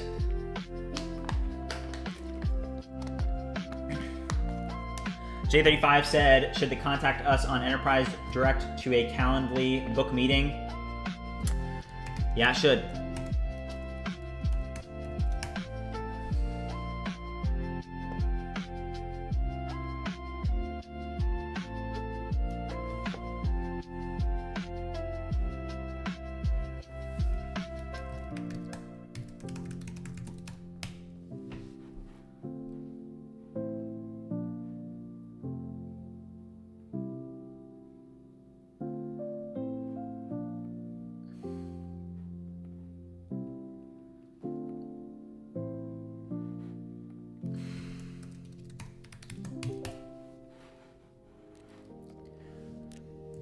I want the prices for credits to not be $4.99, but instead $5, for example. No more 99s.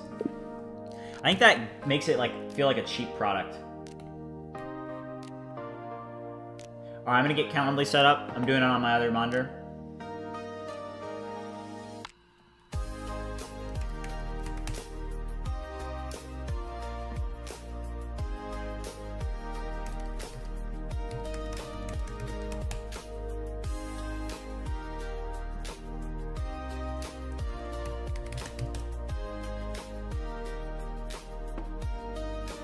I gotta do an authenticator real quick.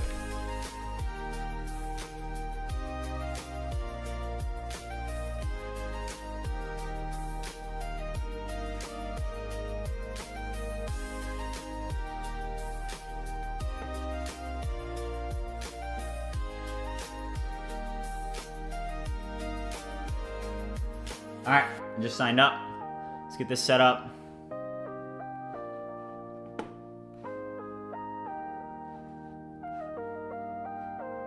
All right, I'm gonna be hiring some salespeople here soon, so.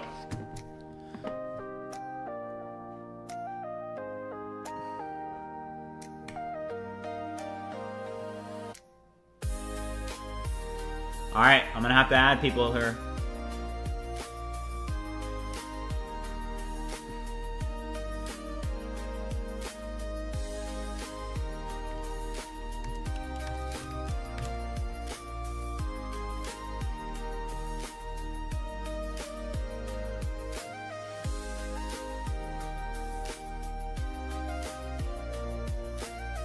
All right, so it's gonna automatically sync to my calendar.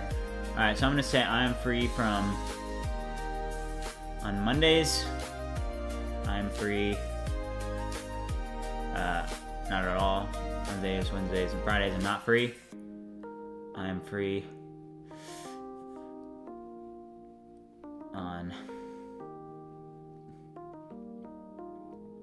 Tuesdays from 1 p.m. to 5 a.m. and here 1 p.m. to 5 a.m.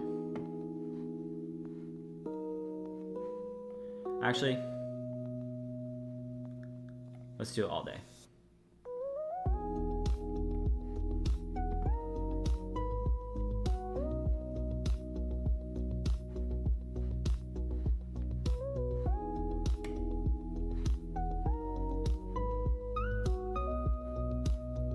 I'm gonna have to connect Teams.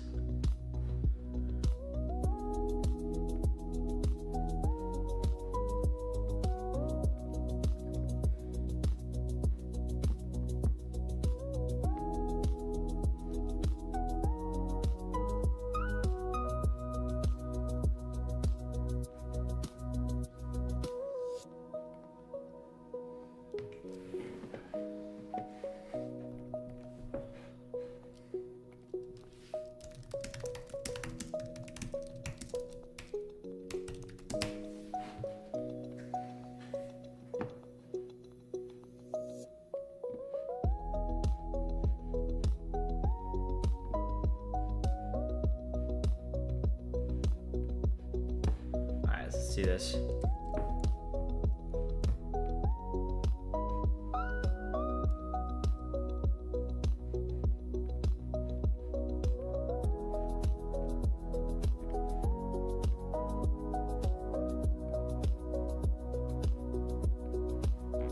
All right, that's sick.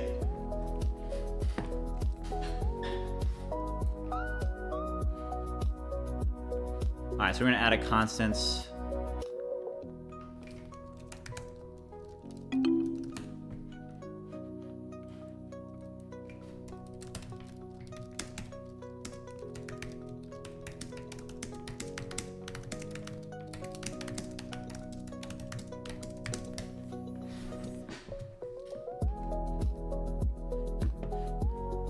All right, I can add MCP, apparently.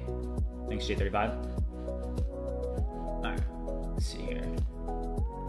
All right, so what did, do you guys remember we had that 21st century blog page? That's not that good. No, we honestly have a better one.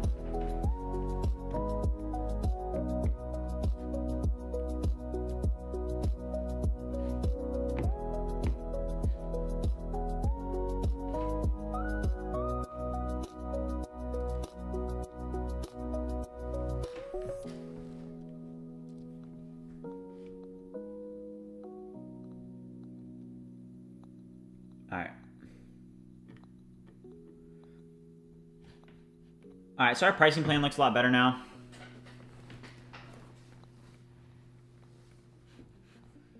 And then now if we go here and click contact us, we'll update that so that actually, goes.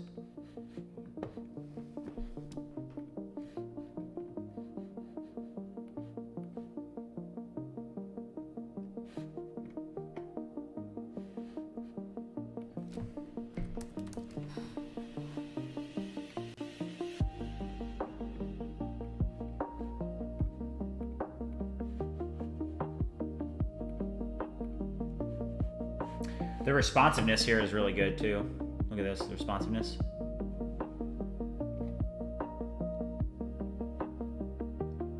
All right, you know what's gonna be interesting to see now is, hey, how does this product mix change our pricing strategy? So I'm gonna drop this in. I'm gonna say into, let's actually find that. I'm gonna have to look up my chat history real quick and see, hey, can I find where I actually created that the other day?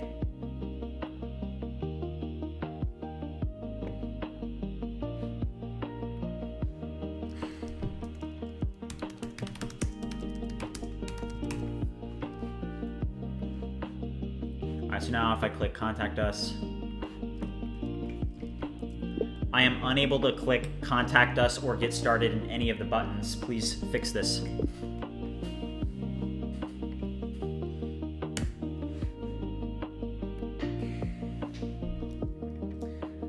All right, so here is my ChatGPT conversation I was having. We got to update our pricing.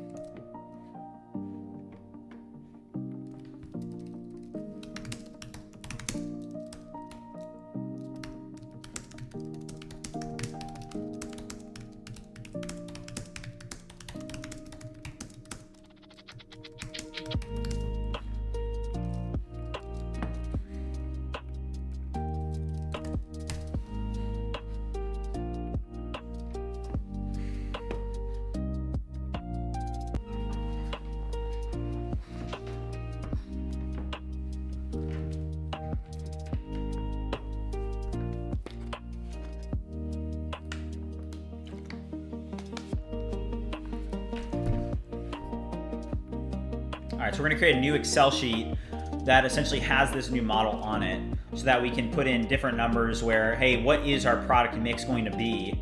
And what we did is we raised the starter from $499 to $10, we raised the Pro from $19.99 to $30, the Ultra stayed at $100, but then we also introduced a custom enterprise level plan.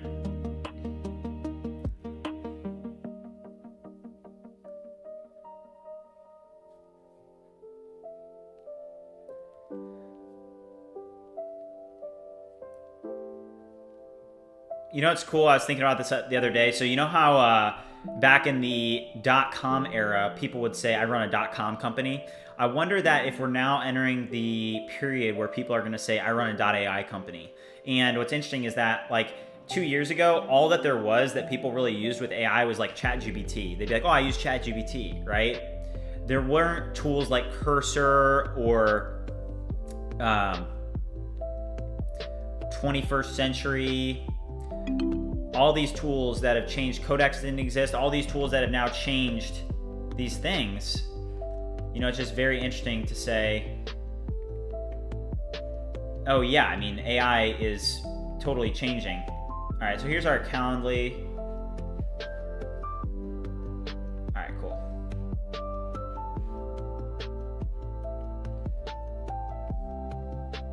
Yeah, we're in vibe coding very early. Yeah. Because essentially what entrepreneurs are going to be able to do now is they're going to be able to start companies at a much cheaper cost. So, you know, it'll just be very interesting to see.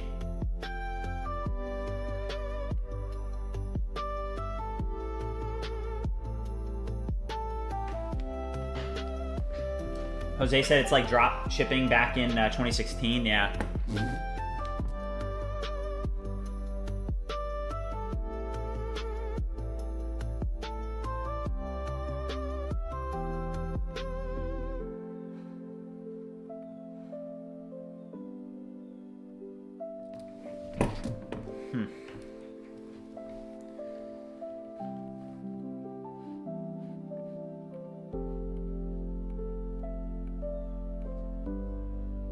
Something that I was thinking about with View Creator is that we're going to integrate with the 11 Labs API soon. And what we'll do is we'll actually be able to create AI content from end to end. So I was doing some research last night just because I'm so into this stuff. I was reading up and learning. And what I found is that you can actually like generate really quality AI music now. And you can also generate really decent voiceovers. Voices aren't quite there yet. They still sound like AI. But the thing is that it's my belief that these tools are going to continue to get better and better to the point where you actually can create essentially the entire process, you know, on a platform like View Creator. You can create content.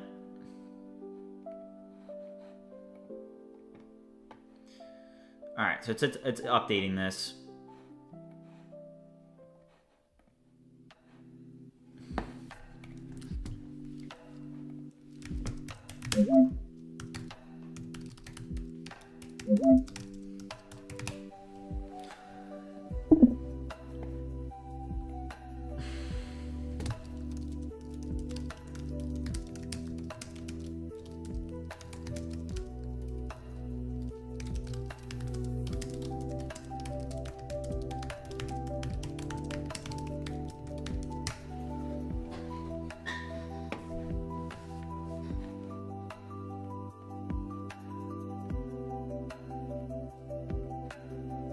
Let's try out another 21st century component. I wasn't a big fan of the magic chat, but some of these other ones are pretty good. Like this shaders was really cool.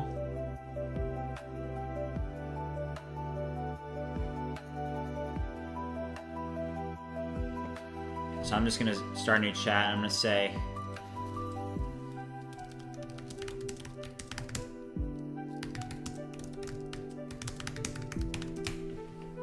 try that. Hero component of the website is going to get this shader animation. That's going to be badass.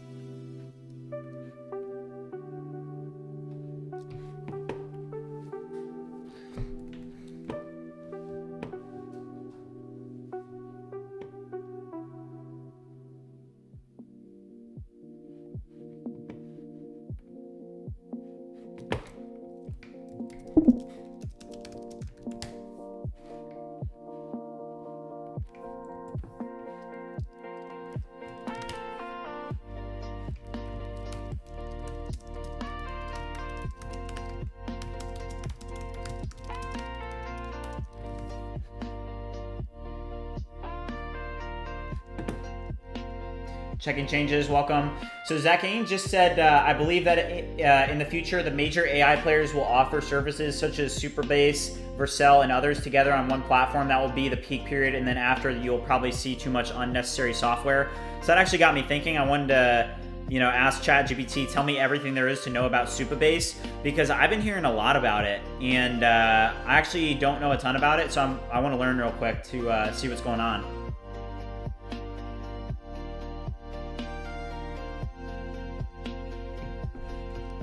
If you guys haven't already liked and subscribed, make sure you do so.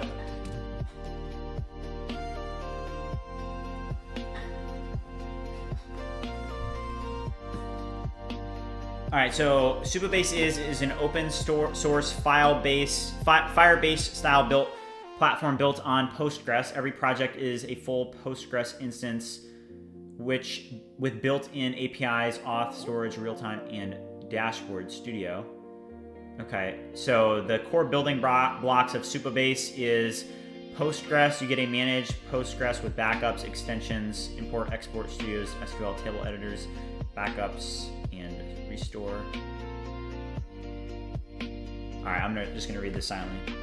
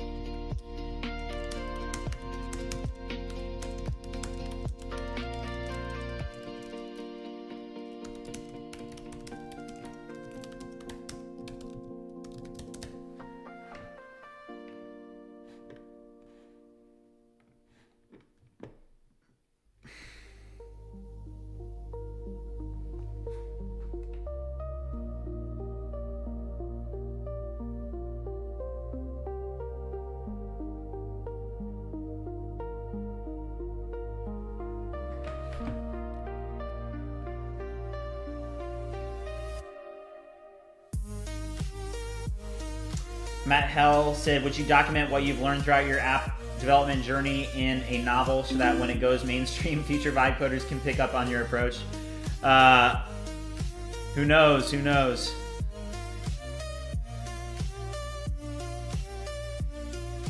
Checking Changes says, love to see the answer by GPT as I'm working on a Supabase backend right now. Yeah, that's awesome. So Zakine, thanks for the chat. So I've got a Nest API. So what I asked is I said, if I have a Nest API running in ECS, how would I connect to Supabase? So I said, great question. Treat Supabase as a managed Postgres you can connect to from Nest.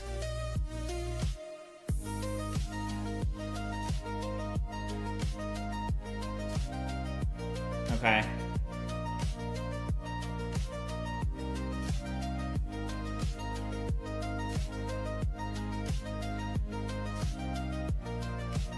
I'm actually gonna copy and paste that chat in. So Checking Changes just had a really good question that I'm gonna drop into ChatGPT. So I said, is it possible to build an entire application with Supabase as its backend? Parts like analytics, payments, sort of things can be done using that. Payments may be done separately. So we're gonna actually drop that into ChatGPT because I thought that was a really good question. So let's drop it in.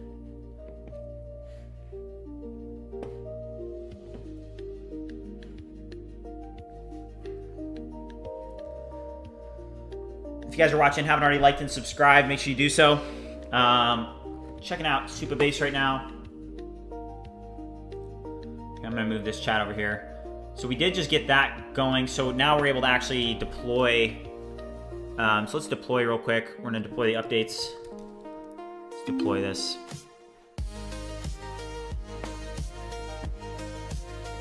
It says yes, that you can ship Supabase as the back end.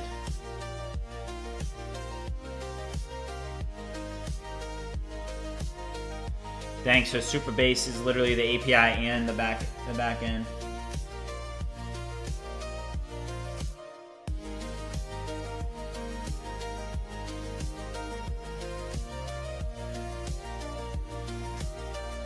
Wow.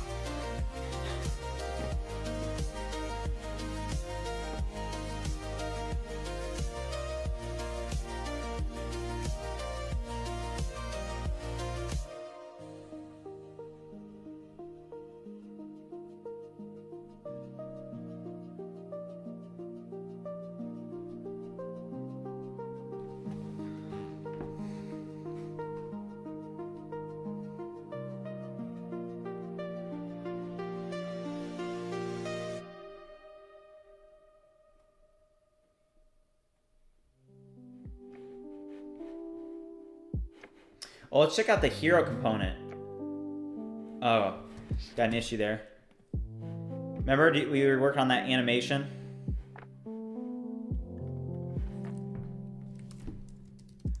Fix the error you caused.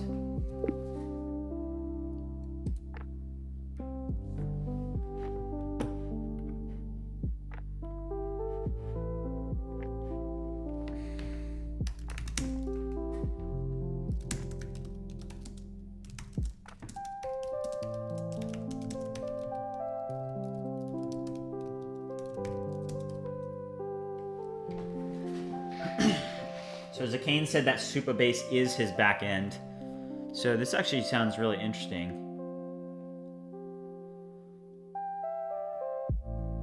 I feel like you'd have to stay up all night. If you wanted to refactor a product like a couple days out from launch, you'd have to stay up all night working.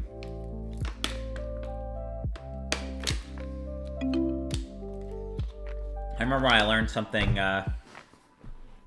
when I refactored another app, another product. At the end of the day, it actually wasn't good to refactor it. It was good to. I would have just stayed on.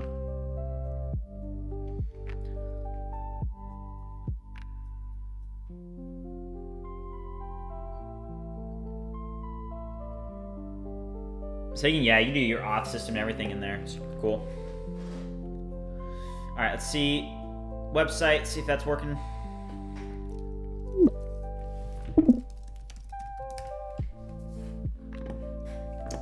Checking changes. So we're working on View Creator, and with View Creator, you're able to create viral social media content in seconds. So we're launching this week, and we have a bunch of tools. I'll just go to the tools. So we have agents and templates are their own separate thing, and then we also have tools.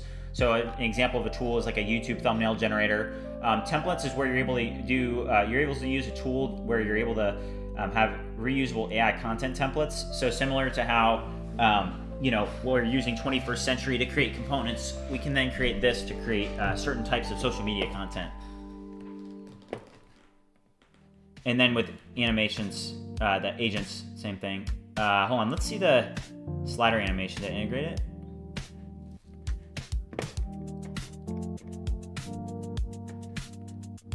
Doesn't look like it did.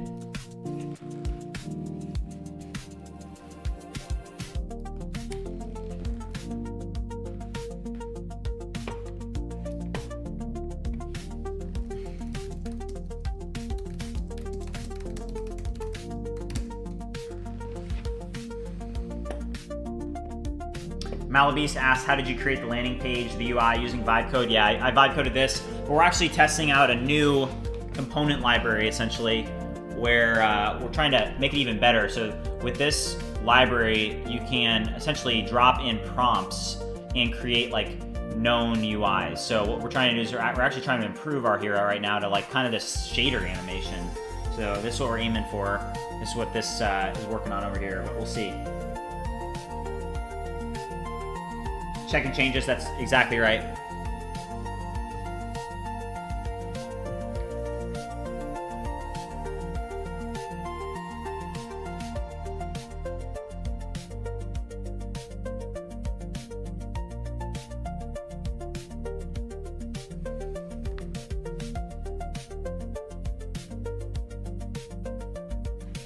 All right, now back to this, that Excel table that we were working on. So I just got our updated pricing back from ChatGPT. So let's actually just copy this whole thing, and we're actually gonna totally paste over this.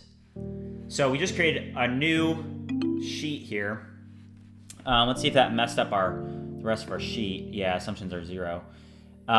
So we actually have to update the assumptions here to equal B10 is what this was equal to. So it's now in B11. So we're gonna have to go to our assumptions here and do B11 on this, and that, just flash fill. So it's 21, it's up to 2150. If you guys remember, we've gotten that up from, it was $14.99. So we've got it up about $7. And let's see here. So now revenue is getting closer and closer to spend, which is good. So we can close this now. All right, let's see if that animation is now working. Nah, this is definitely not working.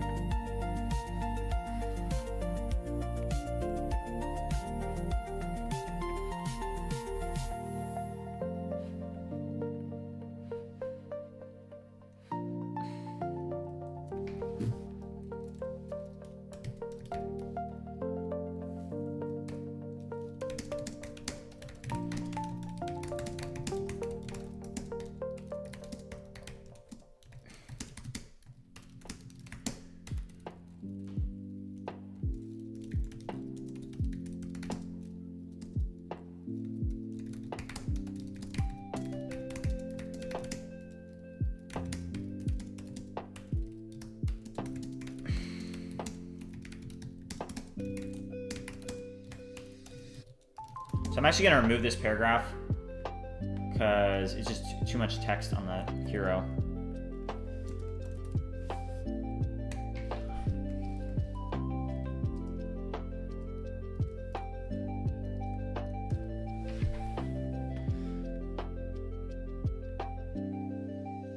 Nice checking changes. Tyler said, do you use Playwright for testing? Also, have you tried Codex to guide the prompts? I found that it works much better and is less suggestive than GPT, who tends to overlay suggestives to agents. Yeah, sometimes my perspective on it right now is that Codex has got a couple problems with it.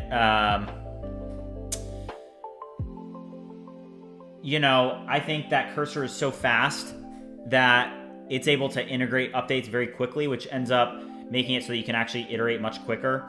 Codex, sometimes I feel like I'm waiting a little bit too long, which it'll get better, but for now, Cursor, you know, we're about to already have this back in a couple seconds, so I feel better about that.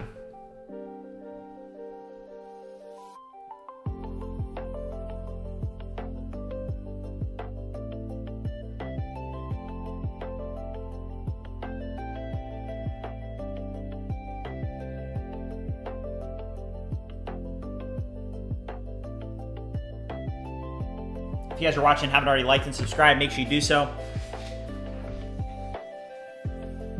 We just don't stop around here.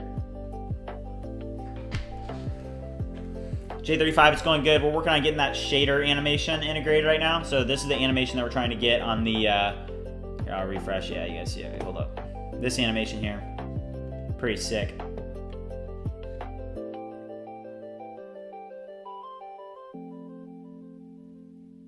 So cool.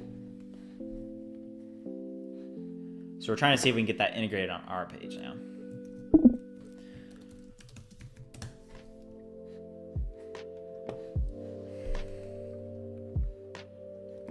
And if this doesn't work, we'll try it in Codex.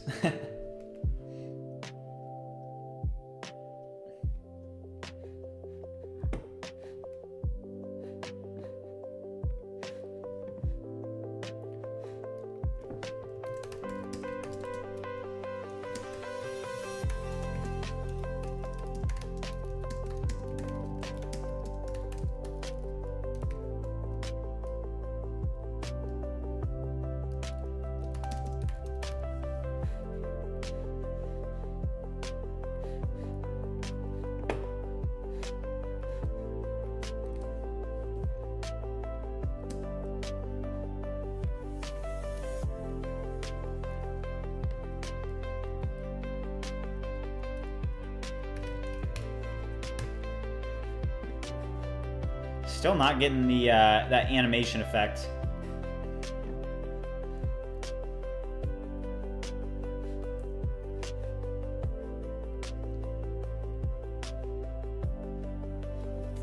Zakane said that for him, GPT-5 Codex works the best. All right.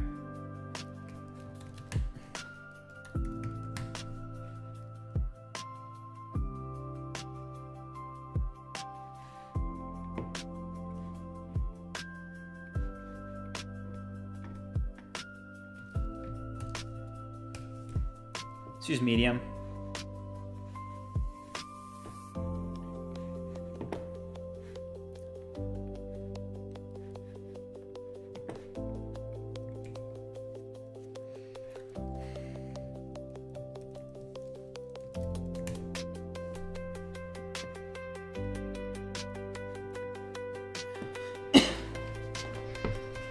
All right, let's see here.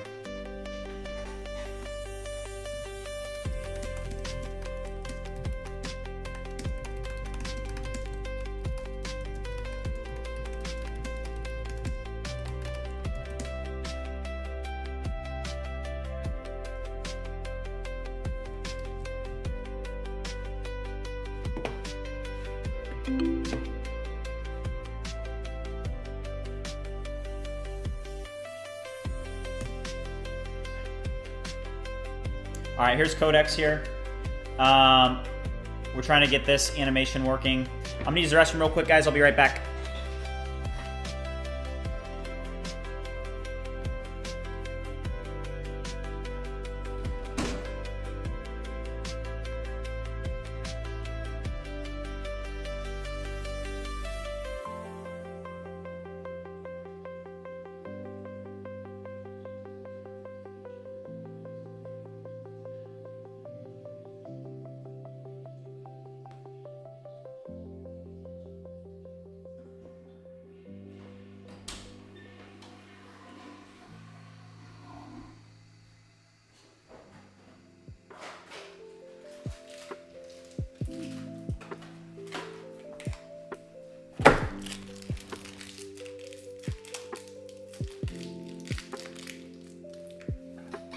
Yeah, I saw that video. That was crazy.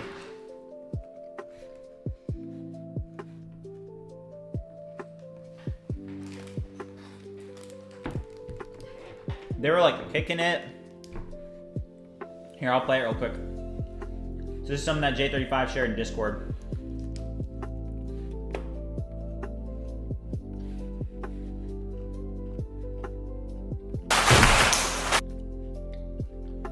I won't play the sound, it's too loud.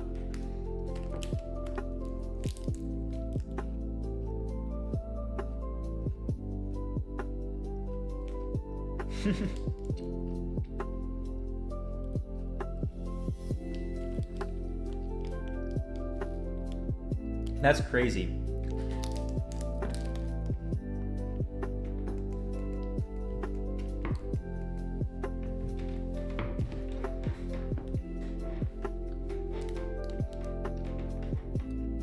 I'm definitely gonna have a robot army one day.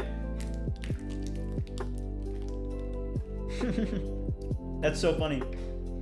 It's doing like karate.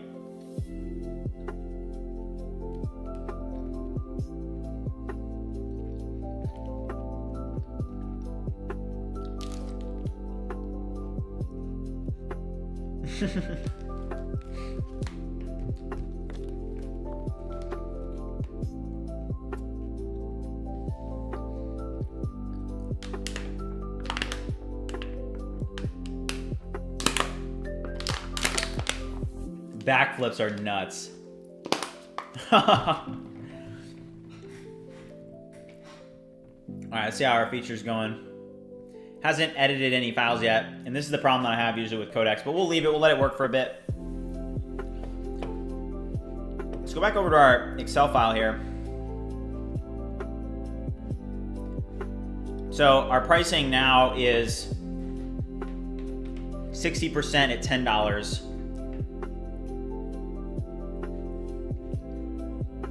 35% at $30, 5% at $100 a month.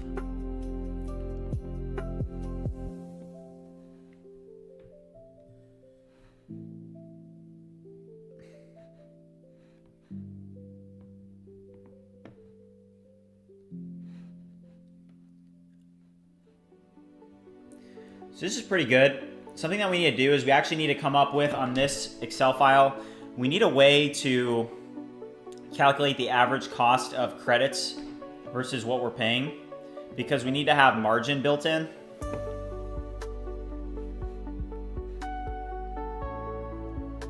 So I'm gonna go over back to that chat and I'm gonna say, that was great. Now think deeply about how we could add to this sheet calculations based on our margins and the amount that we're paying for credits and the amount that the credits actually cost the end user. We need to calculate our margin for this variable cost here. So think deeply and create and update this page to add this logic and style it really well. Output the entirety of the Excel file for me to download. All right, so we need to think through our margins and be able to play around with that as well as we think through our pricing.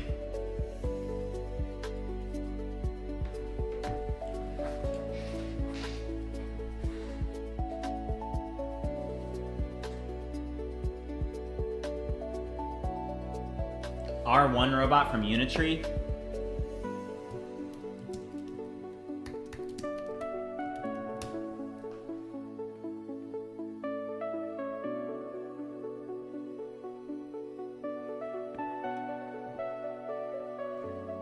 How do I buy one?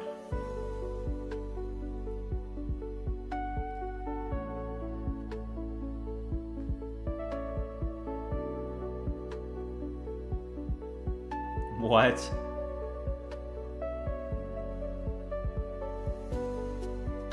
I'm definitely trying to get a robot.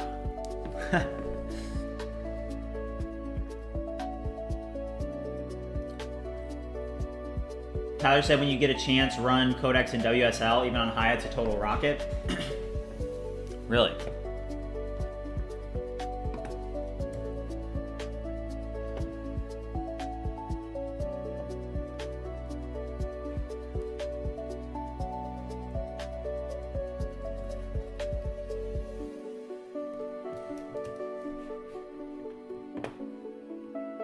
Oh, there's a bunch of them.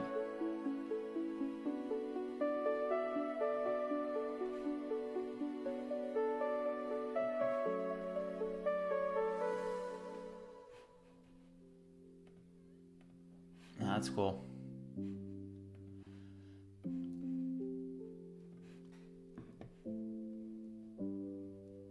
Wow.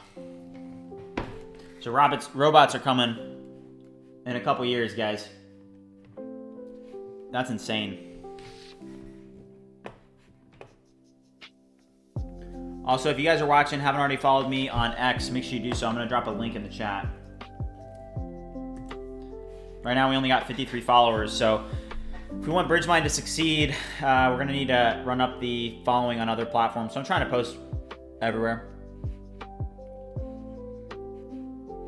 All right, let's see how this is doing. It's still analyzing, but that'll be done here soon.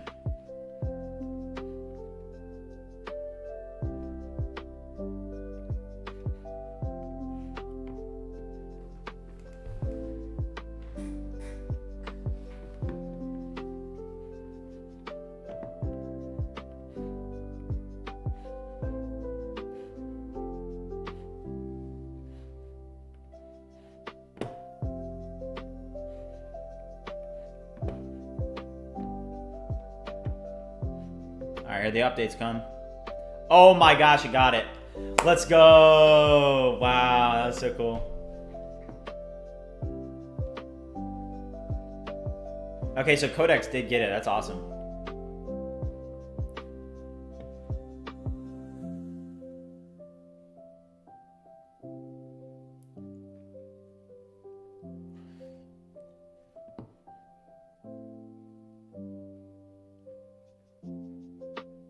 Moonport Media said that the Excel sheet looks pretty useful. Could you share an empty one to the Discord? Yeah, I can definitely do that. All right, after this updates, I'm going to have it create an empty one so that I can share with the Discord. So if you guys want the Excel file, you can join the Discord.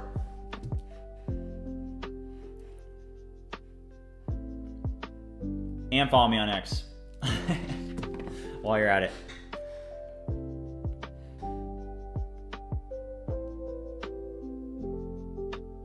All right, so somebody goes to the website the first time, that's what they see. That's kind of cool.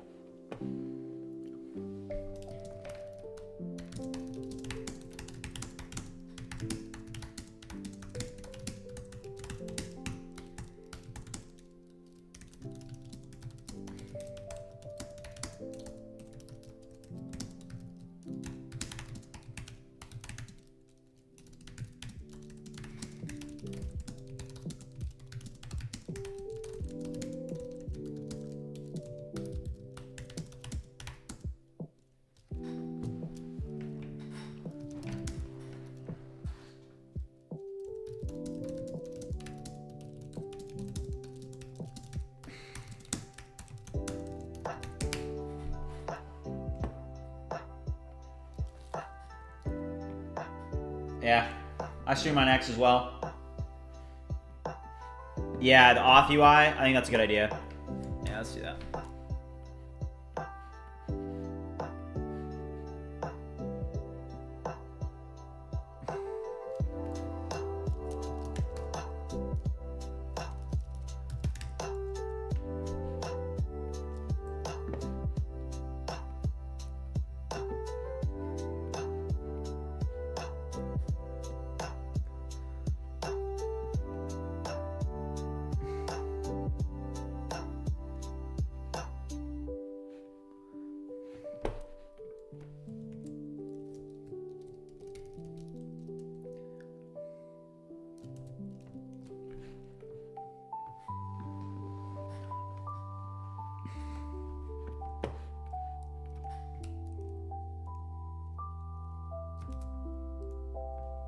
Ah, shoot.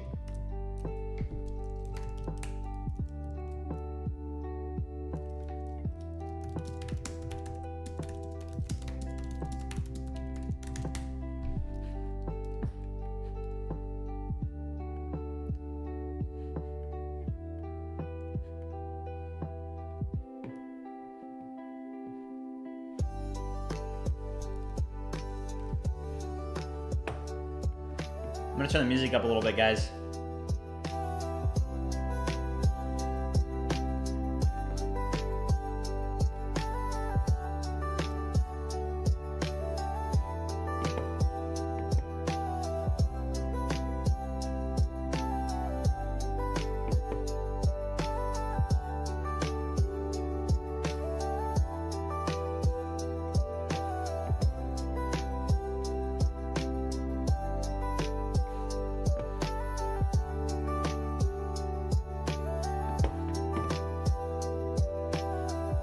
So this is what the sign-in page currently looks like, and this is what we're going to turn it into.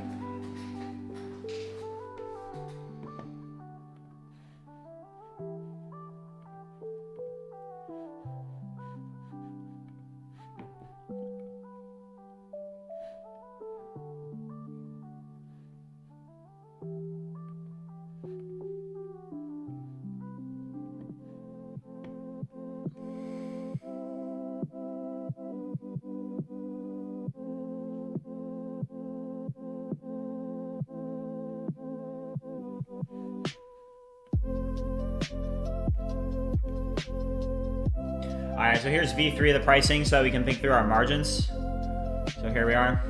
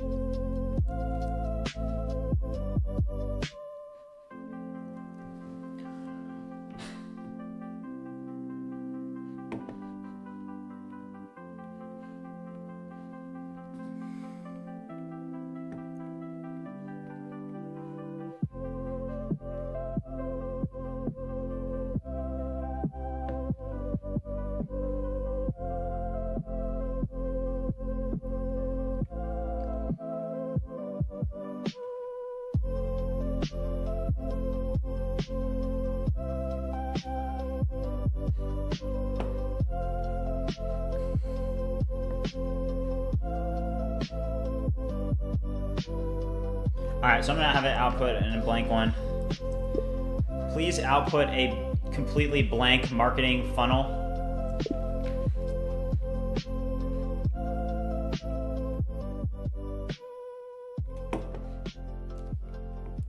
Output a completely blank marketing funnel sheet.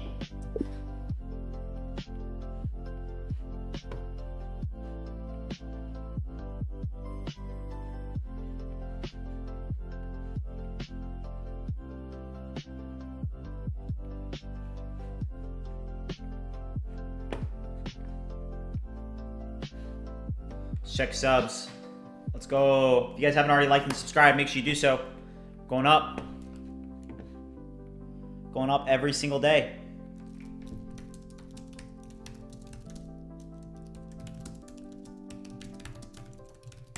All right, guys, I'm including a template here.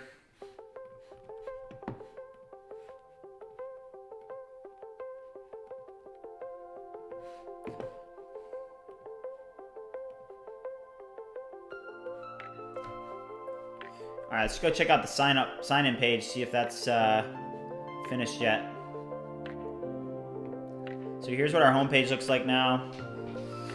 That's okay. I have the animation repeating.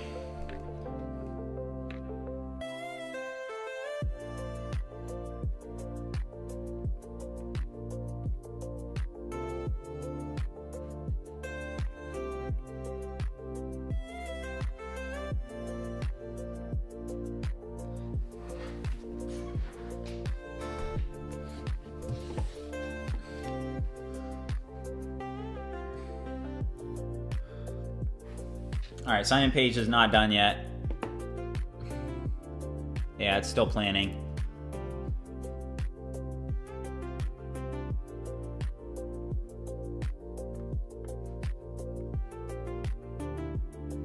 All right. Thanks, Rob. Yeah, Rob said it looks cool. J35 said, why don't you directly connect your ChatGPT to Google Docs using the plus button? I think they have that. Why? Just so people have reference to stuff? All right, here's the marketing funnel template.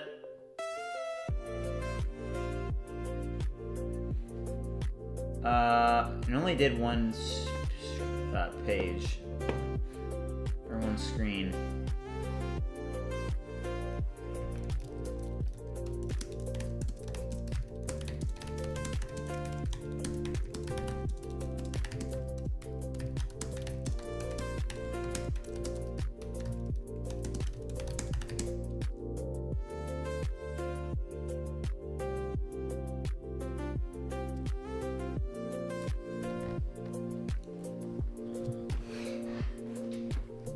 Thanks, Tyler. Oh, Tyler had a good message.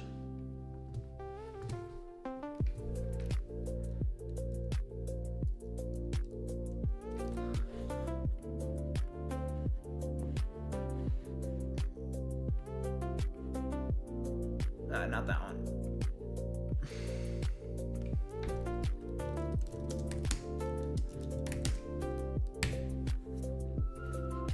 All right, looks like this is about to come in here.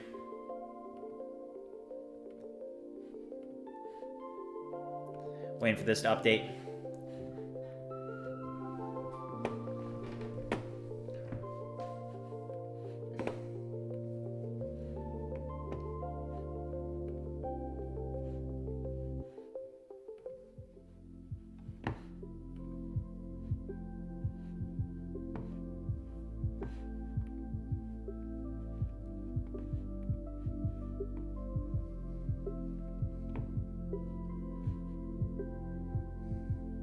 I like it kind of kept the glow. So if you guys remember, I asked it to leave a glow. You can see there's a little bit of a glow in the background. You guys see that? And then it does the animation again.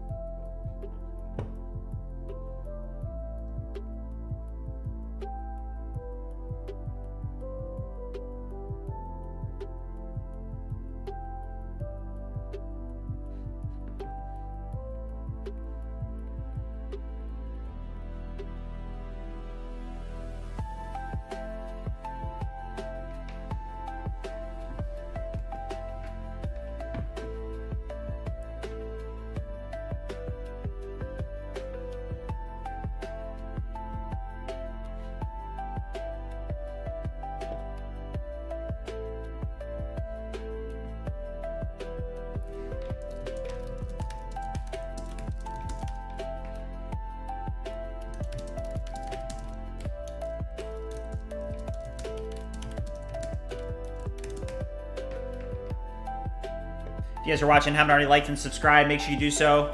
Right now we're working on turning our sign-in page to make it look like this, a little bit more modern. Since we're watching View Creator next week, we're launching.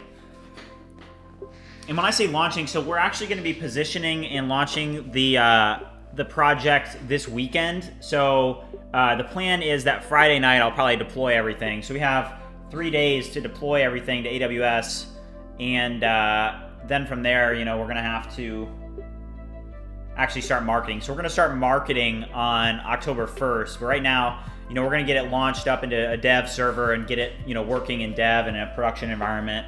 I really want to do this one right, you know, so. Orion said, what do you use to design your apps? I use Cursor and Codex, as well as I just started using 21st Century here, which essentially gives you prompts for specific things that you want to do. So we're trying to create our sign-in page and update it to look like this. Right now it looks like this, but we already updated our home hero and our pricing page with this, and those actually look really modern and good. So we're gonna keep using 21st Century. It's nice.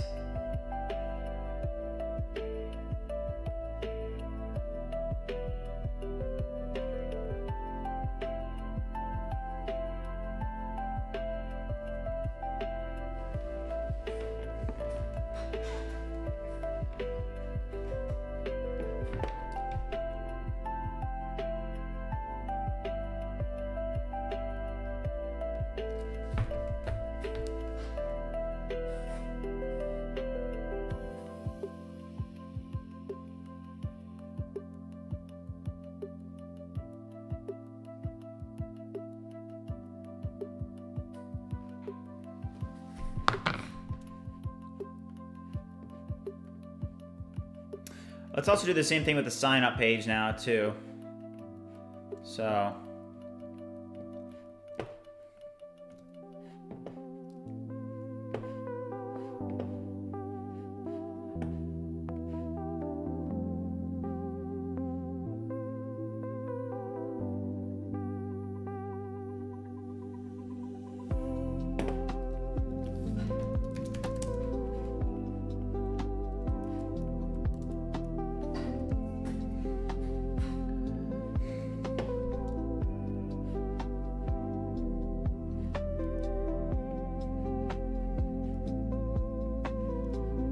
Confetti. That's badass.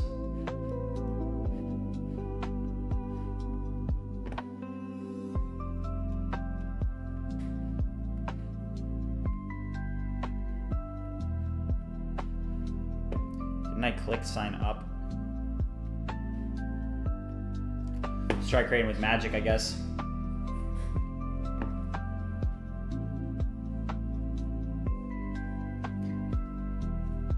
Yeah, I didn't use Figma as a starting point on this, Orion.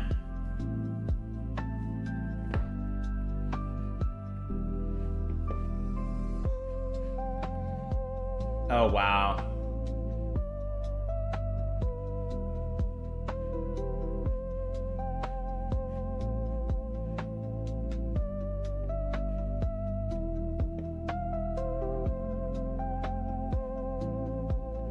I'm gonna need testimonials from you guys. So once we launch, I'm gonna need some early adopters to actually sign up with an account. You can sign up for a free trial or whatever, but then I need you to essentially create a testimonial. So I'm gonna create the ability for you guys to do testimonials inside of the application. But when we launch, I'd love for you guys to be able to say, hey, I'm gonna sign up and actually give a testimonial, because that's gonna help out a lot.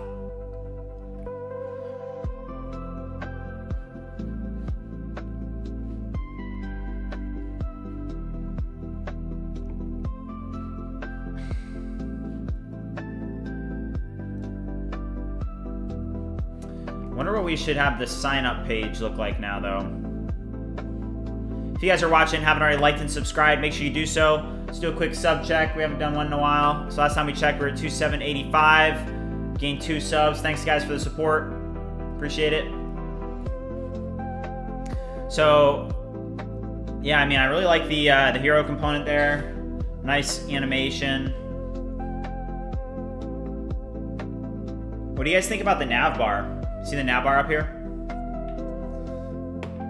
Something I definitely know that I want to update is the actual back-end sidebar. So let's actually get the API up and running so we can actually log in. This whole time we've just been kind of working on the website, but let's go to sign in here. And then, oh, I may have broken the functionality on here. Let's see. No, I didn't. We're good.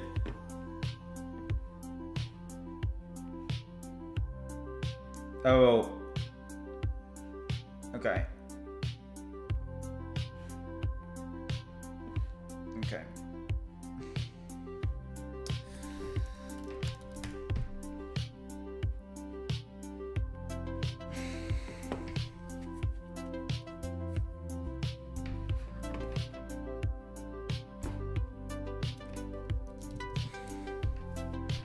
All right, hold up. We got to pull up PG admin real quick. I messed something up.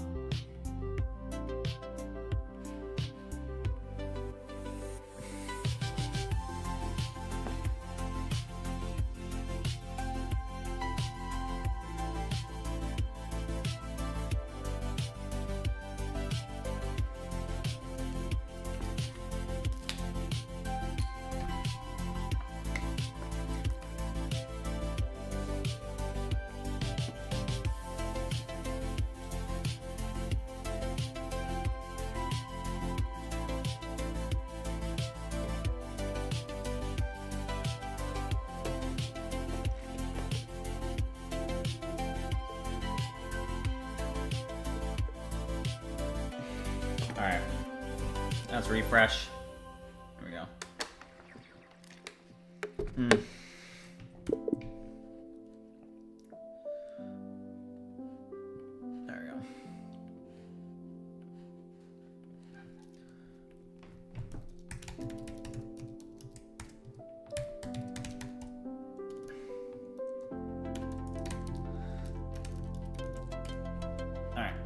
So our sidebar here can definitely be improved.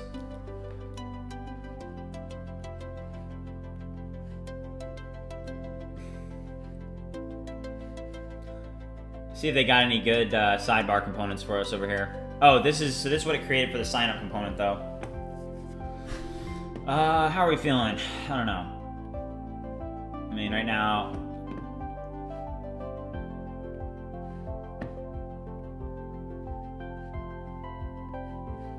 Okay, so if I'm already authenticated, when I go to pricing, it's just gonna allow me to change my plan to that page, which is correct.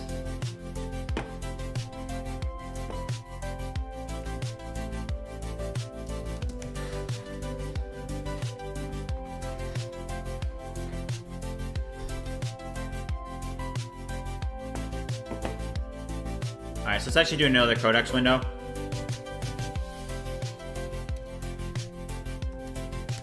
Let's drop in the sign-in page here, or no, the pricing page. Go to pricing.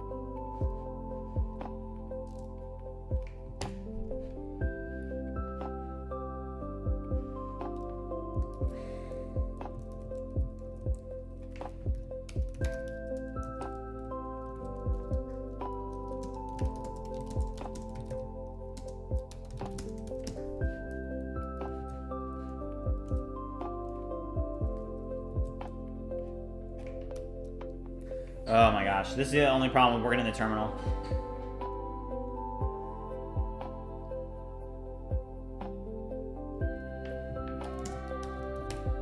Alright. So, I'm gonna update that, but, I mean...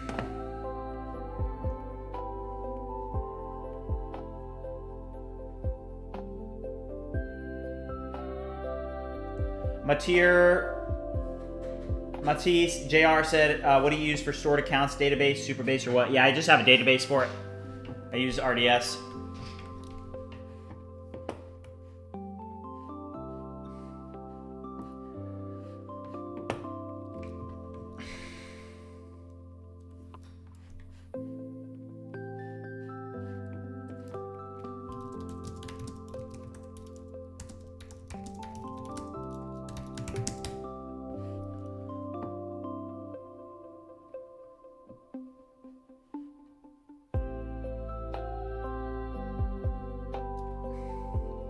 Orion asks, are you a developer or a vibe coder?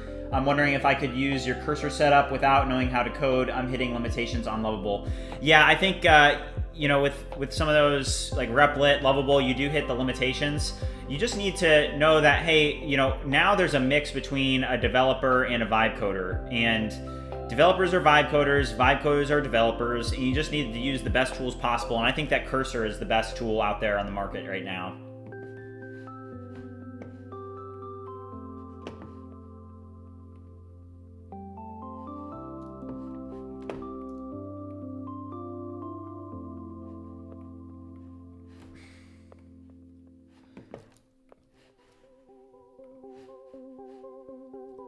All right, so let's go to another tab here.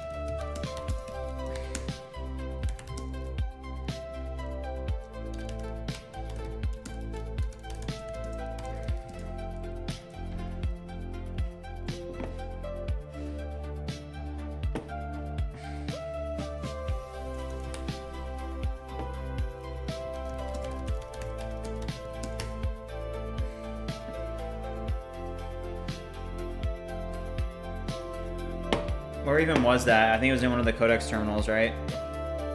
Which one? I'll fix that easily, but if you guys haven't already liked and subscribed, make sure you do so.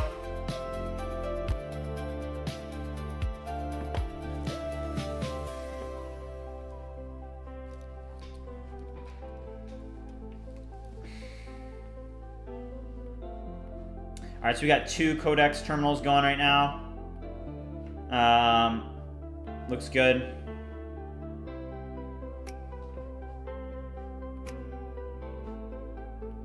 But also one thing to note is that we're actually going to have to update our sign up and user page to take a first name and last name in.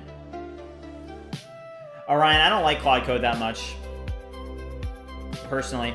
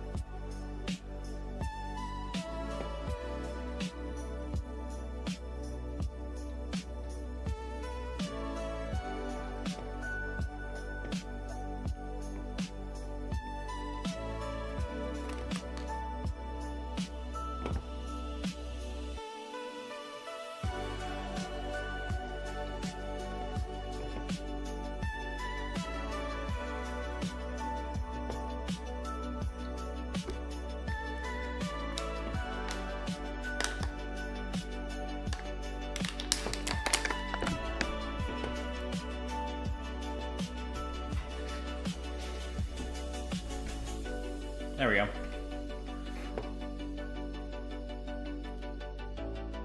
Oh my gosh. That's bad. No. You guys see what happened? That's bad.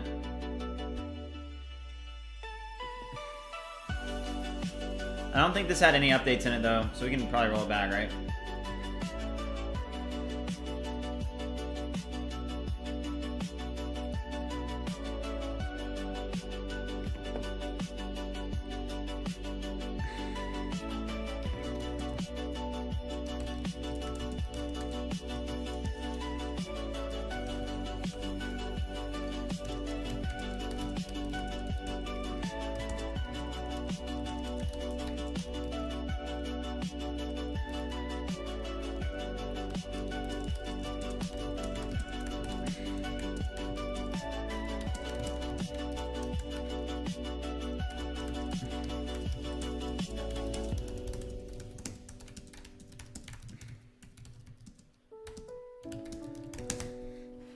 That's so frustrating. I wanted it to update the change plan, and it updated the pricing plan with the change plan styling. But I feel like that's kind of my fault.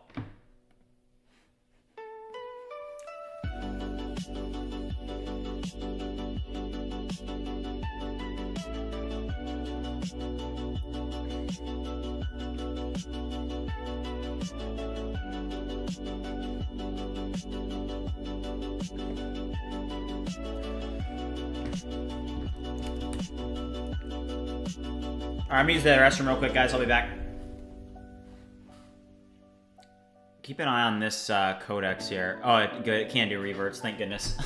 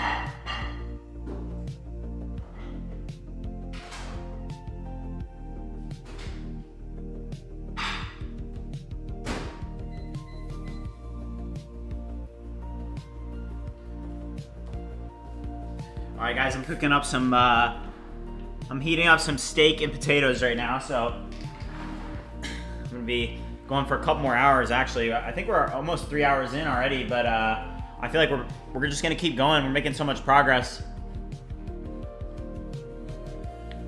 All right, so just to clarify, Codex can do reverts pretty simply.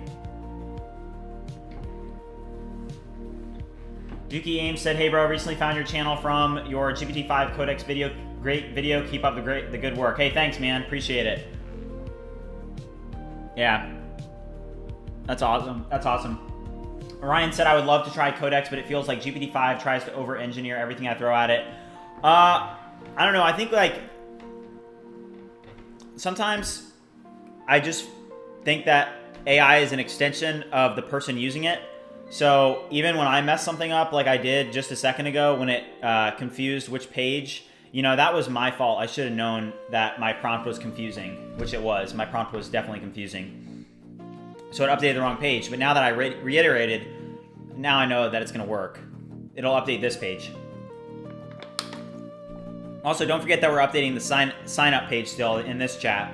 We're doing multiple things at once. Here's the update comes in for that. So if I go to dashboard, I'm going to sign out real quick. Settings. Account. I need to make it more easier to sign out. I think I'm remove the ability to sign out.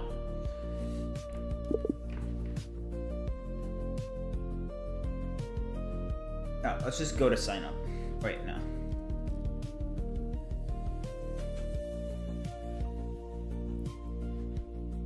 Start free trial. All right, so it hasn't updated yet, but it will here in a second. Sign-in page is definitely looking better, but I think over here there's a placeholder. There's supposed to be essentially like a long column with a gradient image, and we need to fix that. But that looks pretty good. Look at this animation when it comes in. That's pretty cool. Yeah, that's good. All right. I'm gonna check on the food real quick.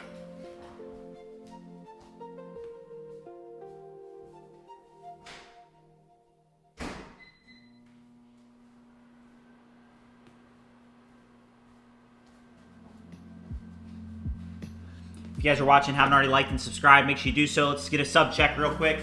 Let's go. We're 10 away from 2,800 subscribers. So if you haven't already subscribed or liked the stream, make sure you do so. I think we're gonna hit it today, so let's get it.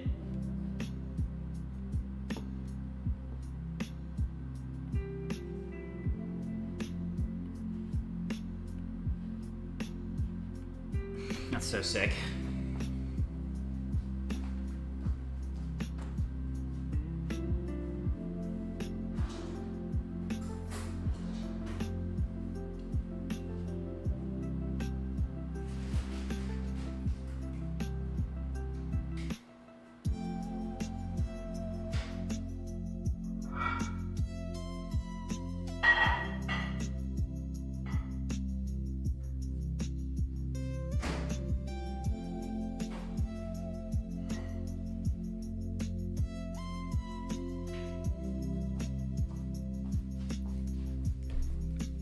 All right, I'm back.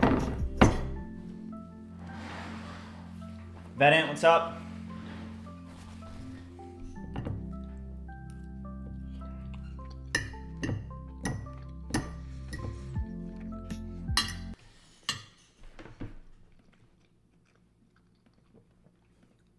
Where'd the music go?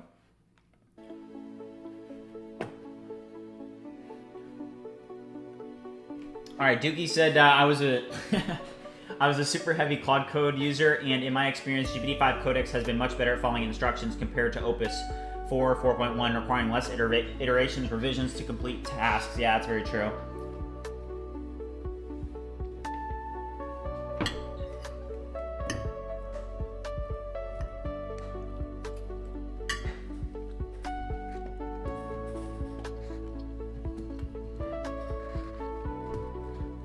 Okay, that's a good idea, J35.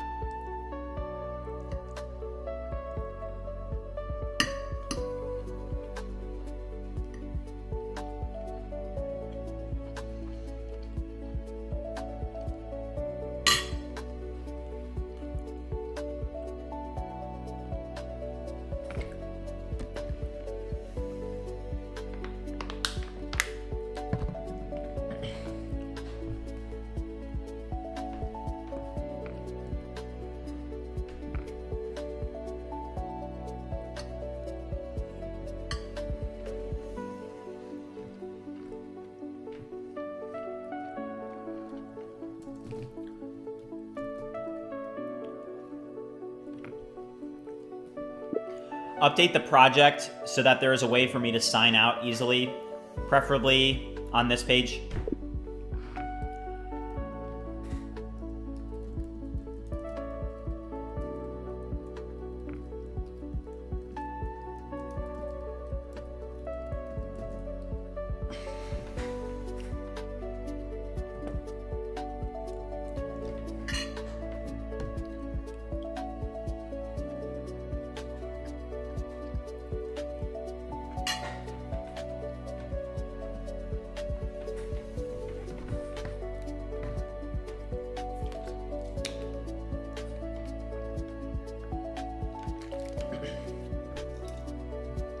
Yeah, Zakane, that's very true.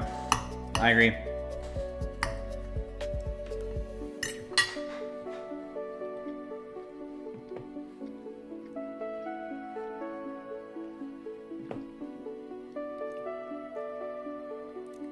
It's still updating. I mean, Codex does take a while, but it's just important to have multiple chats going in.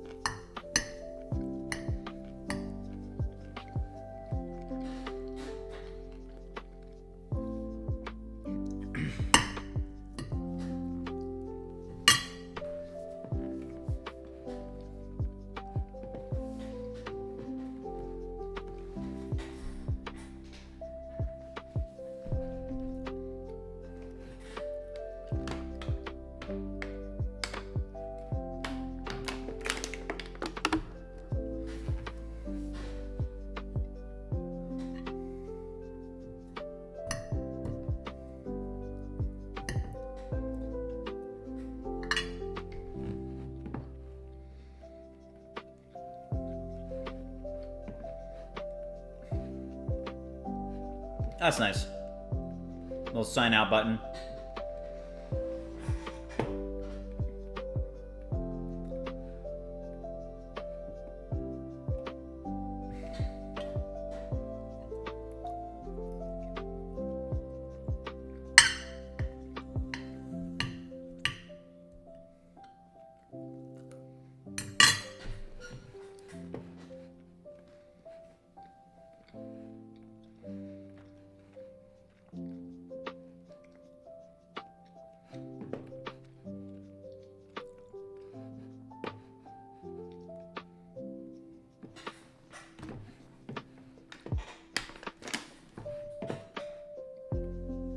It'll be able to fix that. Still waiting for this.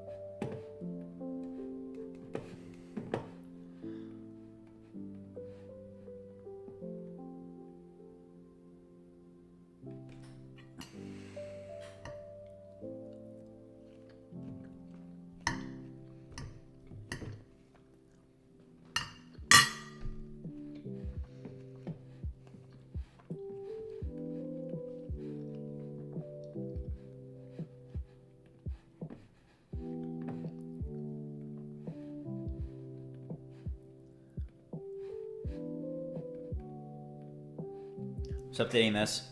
Zakane said, what are your best takeaways from your experience as a consultant at Amazon back then?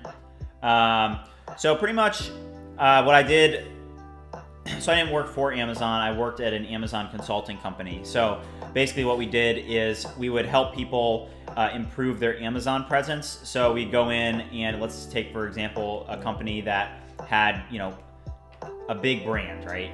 And they were doing well off Amazon, and they didn't have that big of an Amazon store. By tweaking a couple things in the copy and the keywords, we were able to help them grow their online Amazon presence from 500,000 to 5 million, and that's an actual example. I obviously can't say the name of the company, but and I saw that, and I used some of the techniques, and we're using some of the techniques that I used back then to be able to do that now. But instead of Amazon, this is a different type of marketing. It's a different type of advertising, but the same things apply. J35 asks, how does the shader look in light mode? That's actually a good question. Let's see here. Oh, good catch.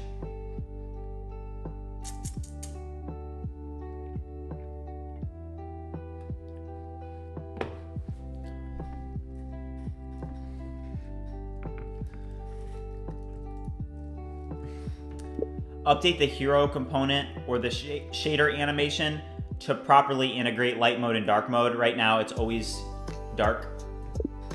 The size of my PC, so I don't have a PC, I have a Mac, and my Mac is an M3 Ultra, so it's got 96 gigs of RAM, and then like a ton of CPU.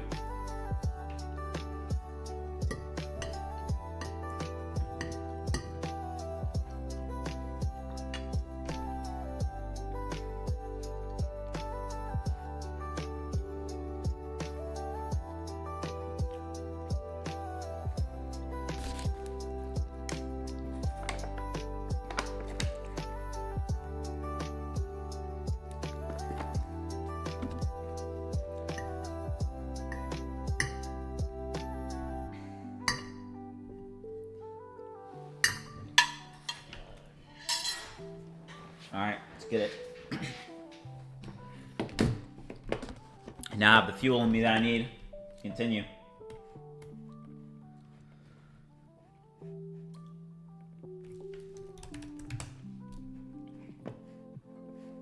Continuing without stopping is usually a pretty good strategy.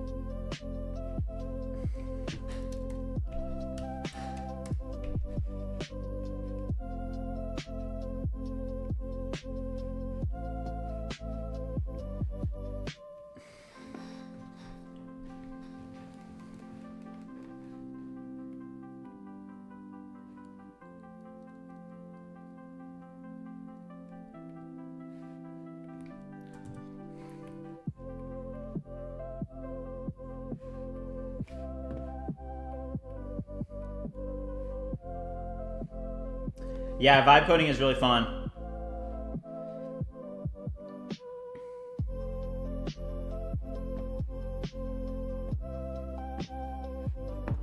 You think the header should be on it? Yeah, I think you're right.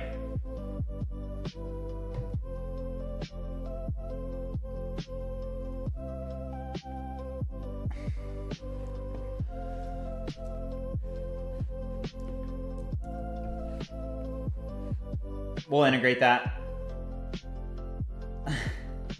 J35 said that the only thing that he hates about vibe coding is that it is addictive. Yeah. I mean, you literally can build stuff and just like watch the AI work for you and build stuff all day. It's kind of cool.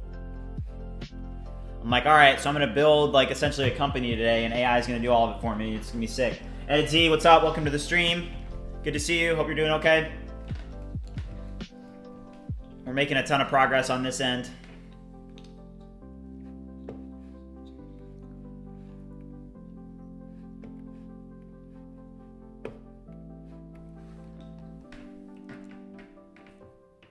Everything's going really good. So we're gearing up to launch this week, as you guys know. I think that we're going to try and launch. I'm essentially going to try and launch Friday night. I'm going to try and launch Friday night, and then Saturday and Sunday, obviously, I'm going to be streaming. And what our goal is I need to get people signed up using trials, and I need you guys to help me with testimonials. So I need you guys to actually use the product, try it out, be essentially the early adopters of the product so that we can actually succeed with this. So I'm going to create a way for people to provide testimonials so that, for example, when people go to you know, the sign up or the sign up page, that there's actual legit testimonials down here. So essentially like reviews.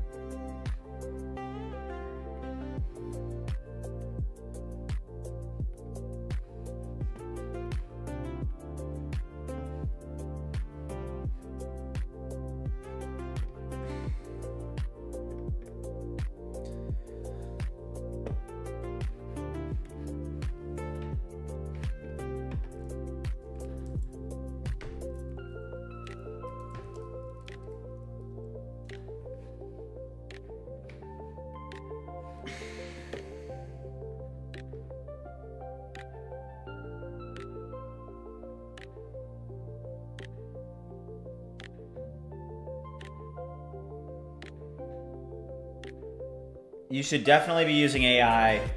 Artharv, you should definitely be using AI. This is like, that's like saying that you're not going to use Google during the internet boom. Like, oh, I'm not going to use Google because we're going to, like, I don't know.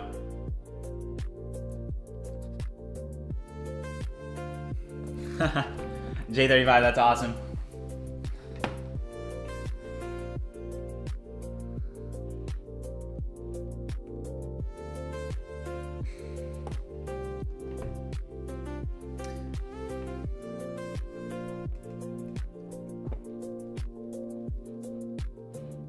All right, so let's see this in light mode, see what it looks like.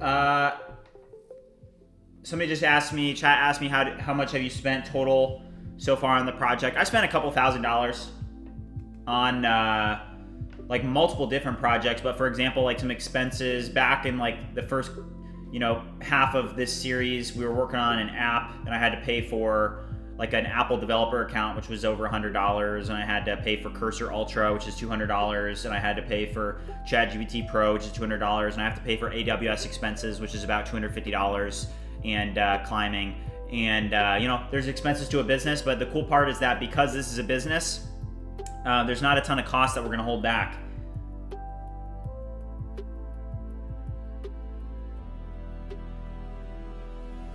Wow, that's awesome, J35. He said that he got elected as Tech Club Vice President in his university's club. We planned and had a how to use Codex daily session with the people in university, even lecture. That's so cool. So J35 is really living this life.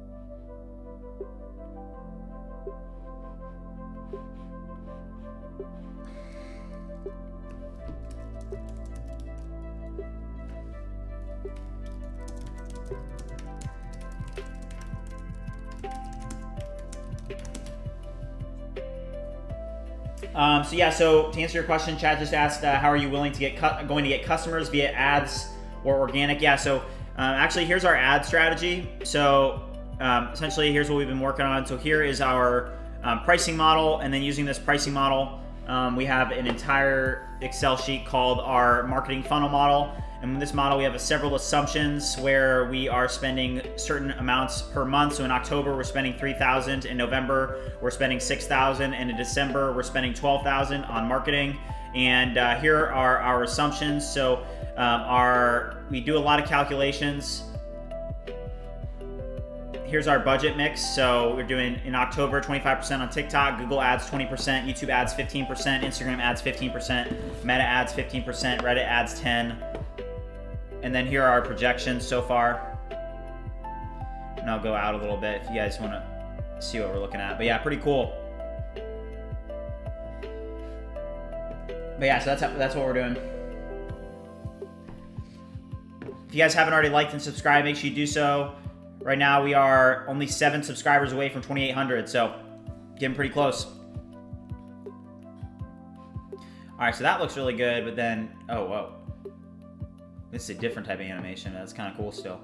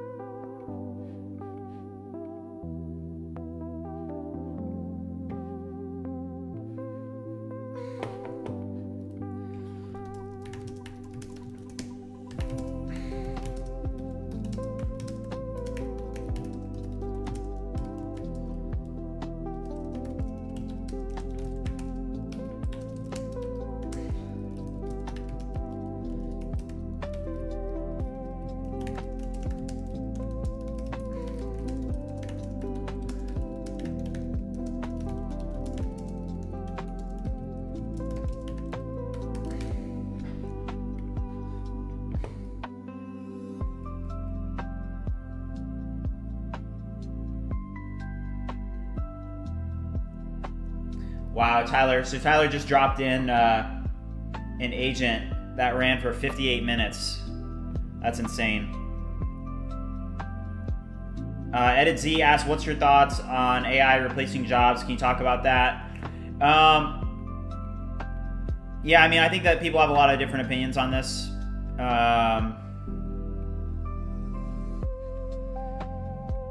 You know, I guess you could look at something like this and say, hey, if this were 3 years ago, I would need a team of programmers to build this for me. That's a fact. If this was 3 years ago, I would literally need to hire a team of software engineers to build me a product like this in as short of period as I have. And it probably wouldn't have even been possible then. It would probably take like 6 months for a team of software engineers to work on it. But now I create the product and it takes me like 2 weeks. The code's like probably better than it would have been if I had like a team of people doing it, and it costs a couple $100,000 less. And that's the perspective that I have. And I don't know if it's going to replace jobs. All I think about is how it can help me and to take advantage of the resources that we essentially have at our fingertips, if that makes sense. Venant said the nav bar should be transparent. Yeah, let's do that.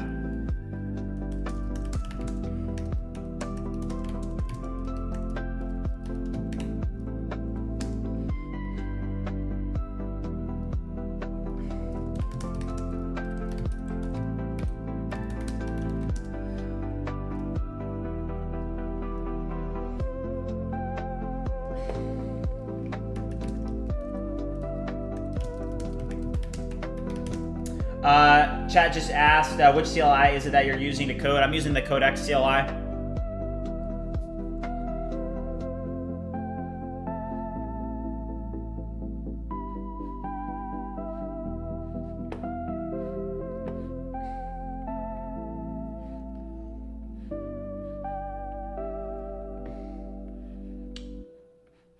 This one's important, so I'm going to pull it out.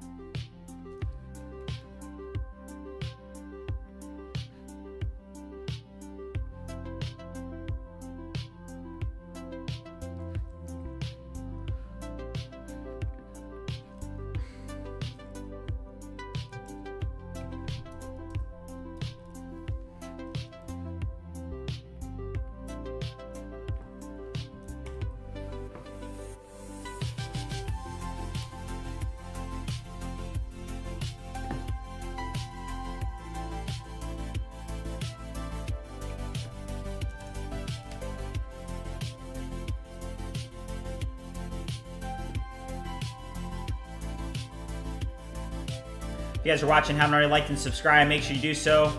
We are 4 subscribers away from 2,800 subs. I think we're gonna get there, so leave this up here. 4 away. If you guys haven't already liked and subscribed, make sure you do so.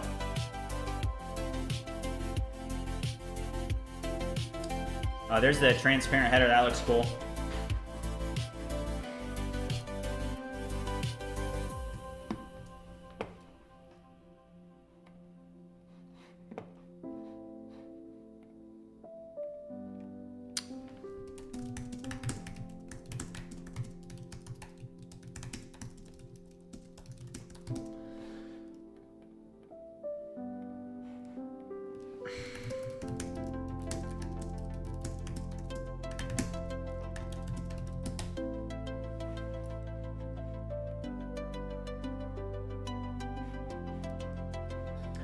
Add margin, top 20 px.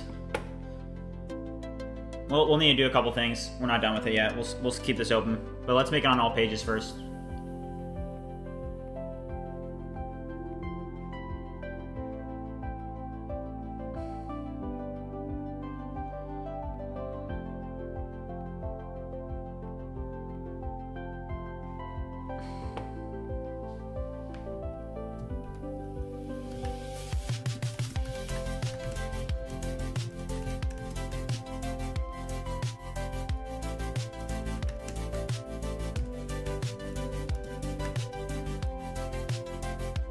I'm using Codex right now.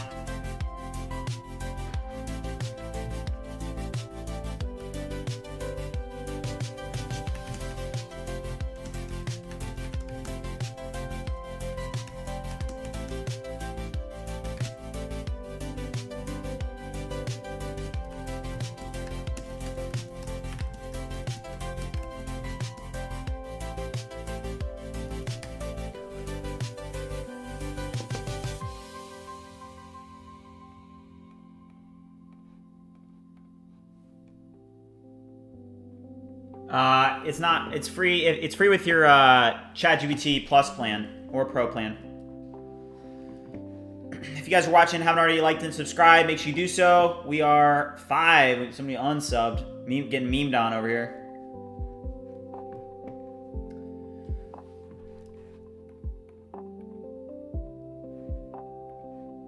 All right, that looks pretty good. Then the problem is on scroll, it doesn't look as good.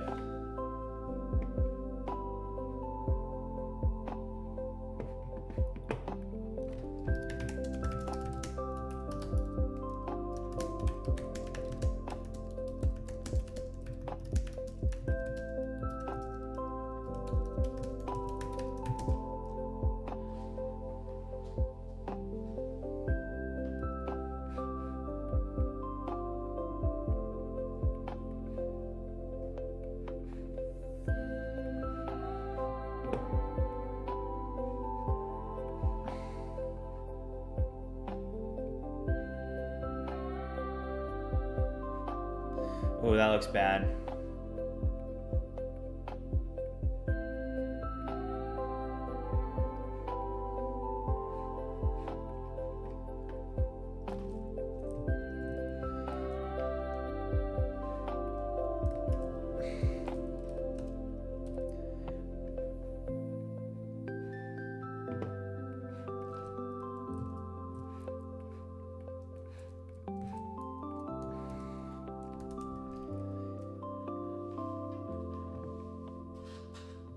I just kind of come up with the ideas.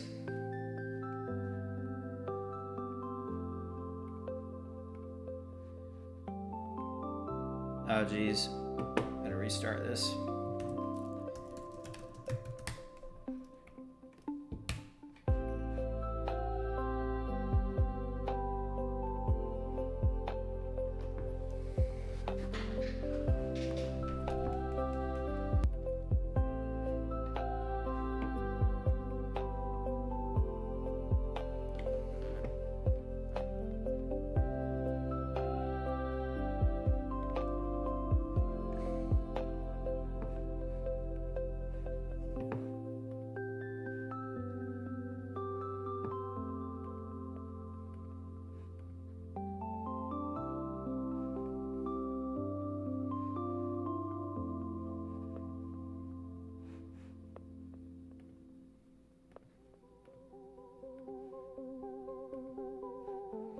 All right, so this here is updating this so that we don't get this error, and then this one down here is fixing the problems that we have in our nav bar, because I noticed a couple things that weren't quite right. So we're gonna fix those real quick.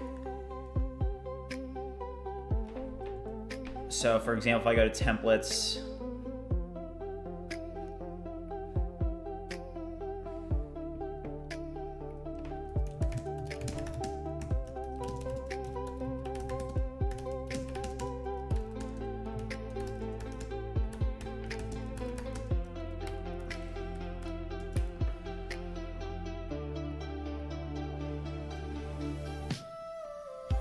I've got the ChatGPT, whatever the $200 plan is, the Pro one.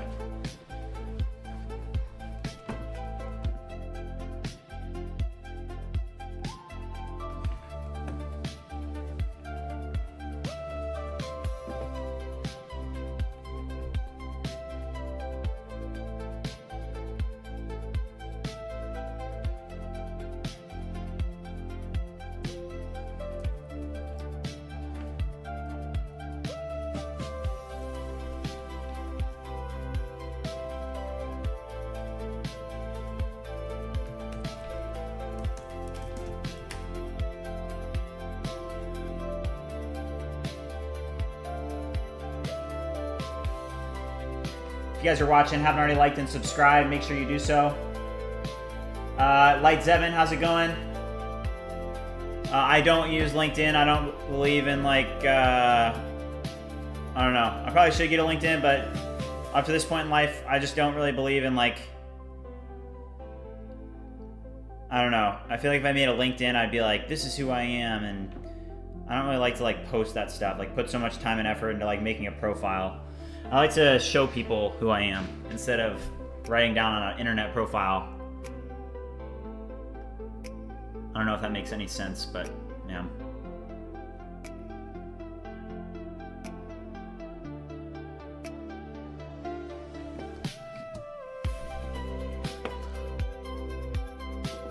All right, let's see if this runs now. All right, so here's that sign up logic that we were working with.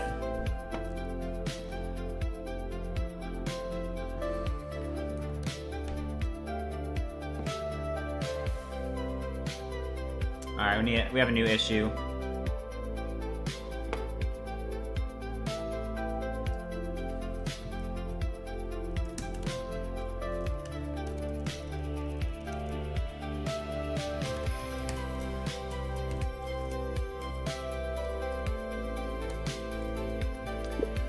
I need you to add a first name and last name to the user entity in the database and the API.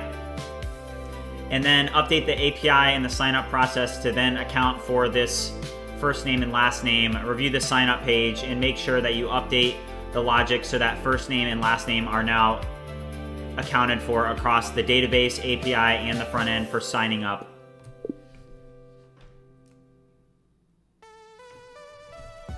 All right, so I'm using High for that, so we'll have this process running too. So this is gonna run for a while, maybe an hour, but that's actually good, because we'll create the logic for that. So now let's start free trial.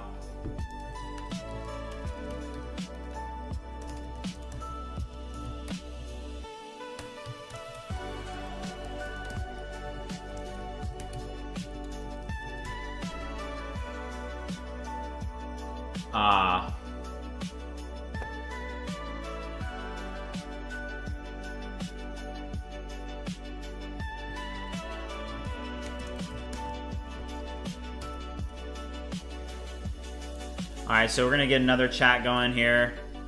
This one is gonna be for alright, you can go down right here. I should make these a little bit smaller.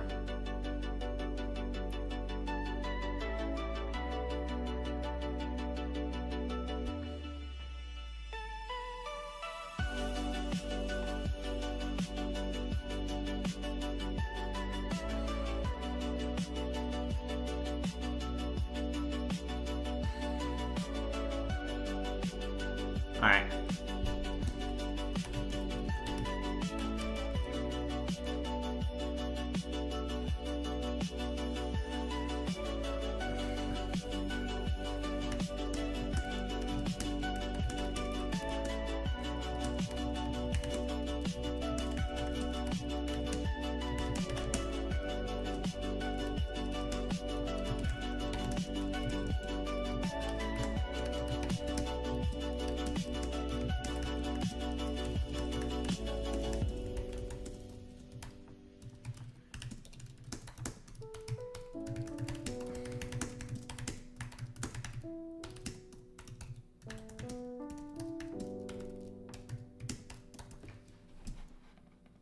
You guys see this error?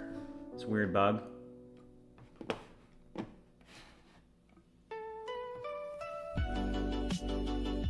All right. Oh no.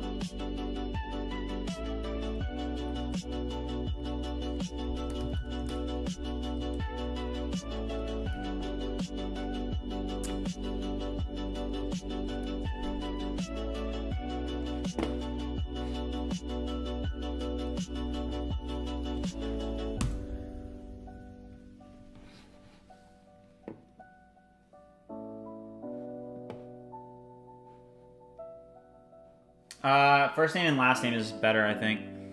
We can do users' names though. All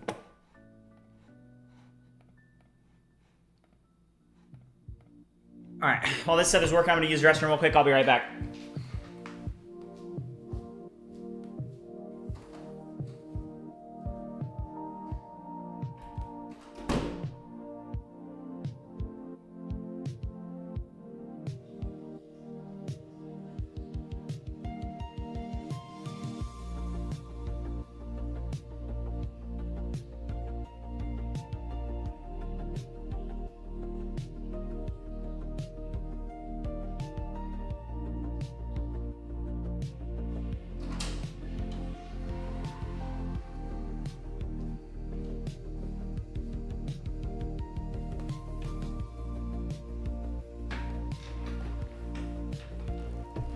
All right, I'm back.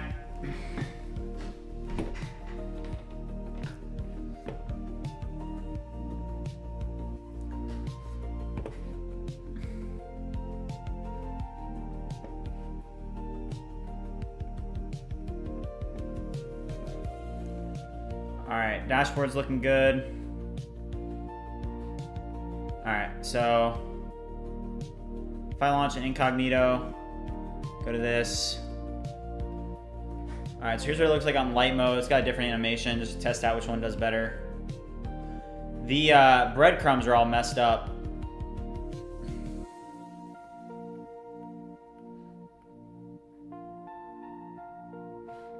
J35, I can enable memberships in YouTube. Do you guys want me to?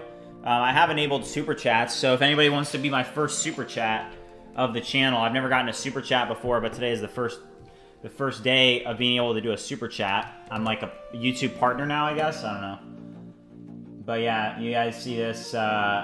Basically, oh, also, guys, we're one subscriber away. We're one subscriber away from 2,800. Who's going to be our 2,800th sub? Let's go. But yeah, pretty much, yeah, I can like earn money now. I guess I can do memberships at some point. But for now, I mean, I don't know. I'm not too worried about it. Alright, so this is working, this is working.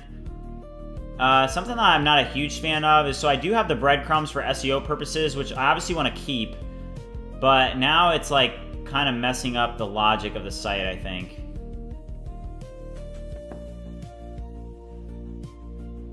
Let's open up.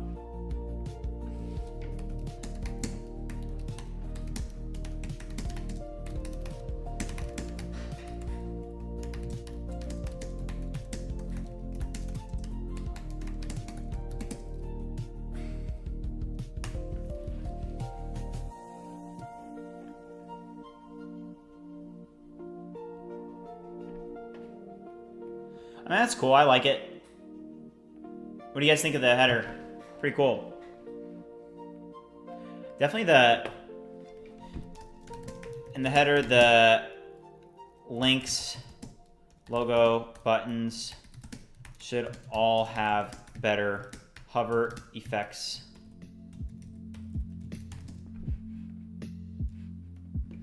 Make sure that when users are hovered over any clickable link in the application, that it shows a pointer.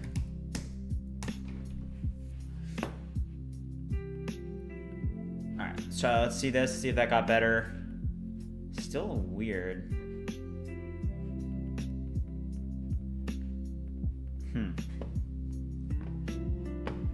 All right, let's see, do we do it, guys? Hey, let's go. Thanks, guys. 2,800 subscribers. Means the world. Thank you for all your support, everybody that's helped me get this far. We're going to keep going. We're not going to stop.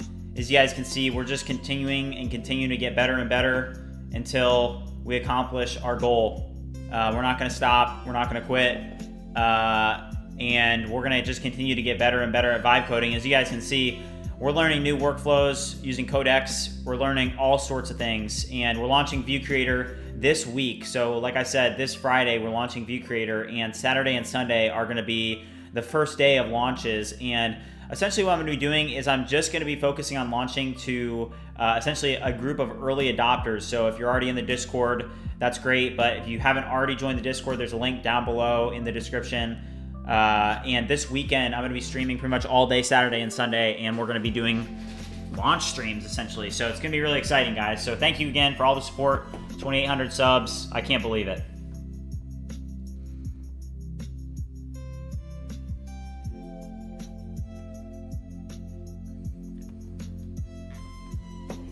Oh my goodness. All right, everybody.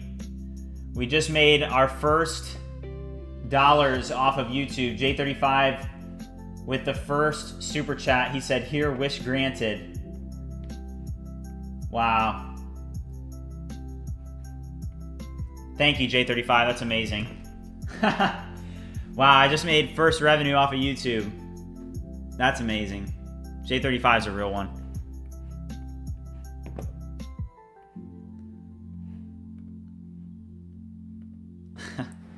That's crazy. All right, there's some better hover effects for sure.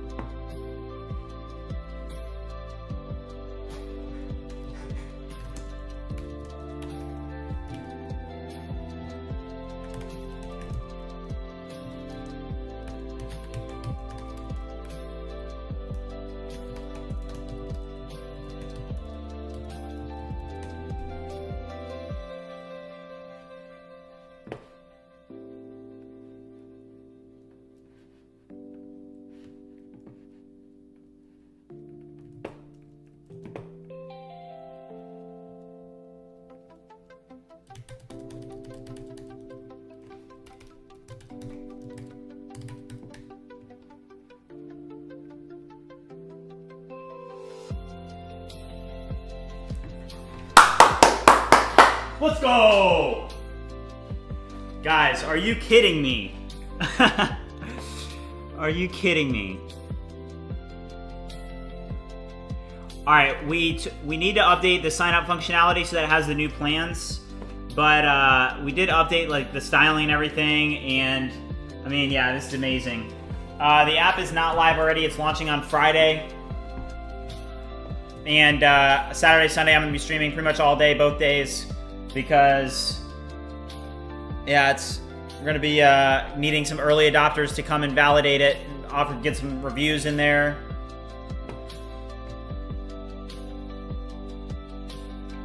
David asked, how have I made $51 so far? I'm just tuning into your channel. So we've been doing this for 36 days now, and the first 10 days we actually built and deployed an app called Goalpost to the iOS and Google Play Store. And then we worked on essentially a vibe coding application where you could learn how to vibe code. And then we started working on View Creator on day 20. So we've been working on this for the past 16 days, and we built all of this from day 20 till now, and we're ready to launch it this Friday. And we just need to polish up some stuff on the website, and then we're gonna put in a big marketing budget behind everything that we're doing. So I'll share this with you guys now. Pretty much what we have is, let's find it. So we have a marketing funnel model here, and if I go to the home page, so October we're spending $3,000 in paid ads, November we're spending $6,000, and then December we're spending $12,000, and we're really gonna try and pump this thing up because I think it has a lot of potential, guys. So if you haven't already liked and subscribed and that interests you, make sure you like and subscribe.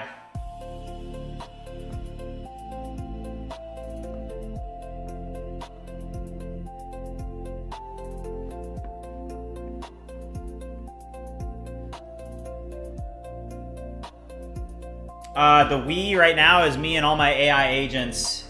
Pretty much, I've built all this with AI single-handedly. And, you know, I'm definitely gonna be hiring some people here soon. Right now I'm hiring for a video editor.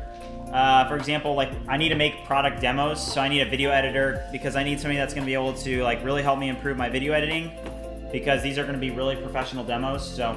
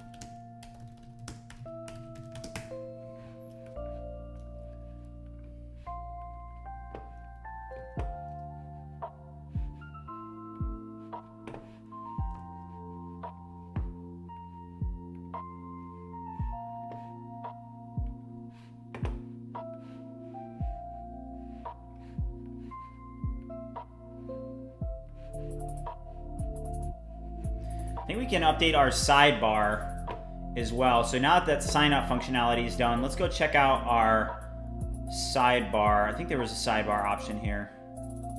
So shaders, we already got one of those sidebars. Yeah, sidebars here.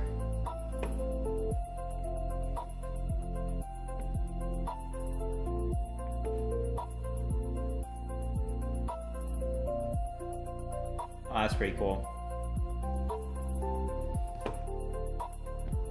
So we're gonna update the essentially the dashboard page with the new sidebar. Right now this sidebar is like not very modern. So let's get this thing updated. That one's pretty much the same as...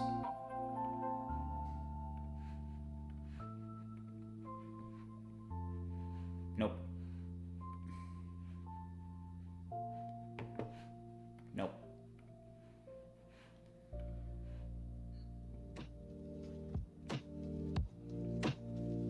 I've spent like over $1,000 on AI so far to build this, to answer your question, Andreas.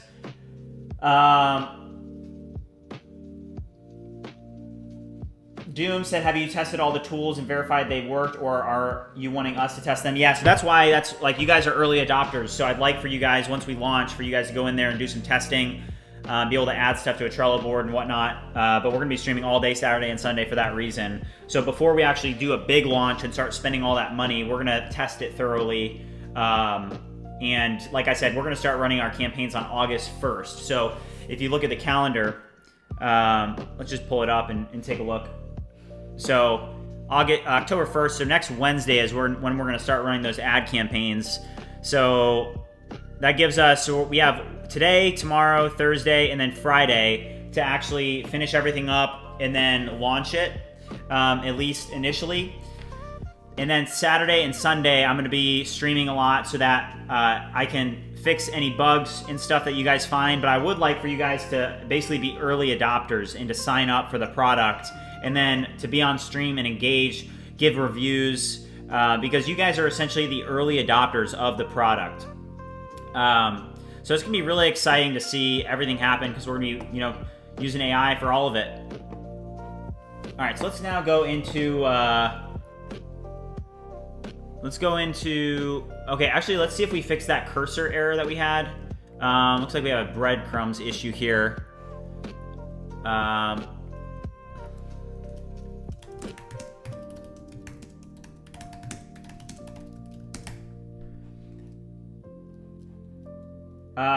Abdu asked what tools are you using and what programming stack. So I'm using Codex for all of these here, and then I'm also using Nest, Next, and Postgres. Rico Nasty said this is beautiful. J35 said any plans to go affiliate marketing route for marketing, allow big influencers to affiliate market your project for commissions. Yeah, I'd like to. Right now I don't have the connections for that. I don't know how to do that. So that's going to be a part of the journey. We're going to learn how to do affiliate marketing, and we will go that route. Fireheart said best AI for vibe coding. Right now, I'm learning like a pretty good workflow for Codex. Essentially, I think the trick with Codex is that even though it takes longer, really what you have to do is you have to just run multiple terminals at once, and that's what I'm learning in this stream. Really, it's teaching me a lot about Codex. Actually, I am still getting this error with our breadcrumbs though here, so it'll be able to get it. But until we get that fixed, oh, it looks like it fixed it there. So breadcrumbs, man, that breadcrumb styling does not look good.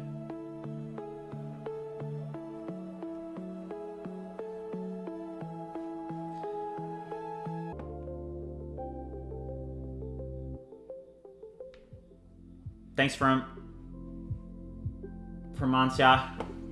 Hope I'm not butchering your name. If you guys haven't already liked and subscribed, make sure you do so. I mean, breadcrumbs are breadcrumbs, right? They serve an SEO purpose. They let users know where you're at on the site. Let's see what it looks like on the blog page. It looks pretty good.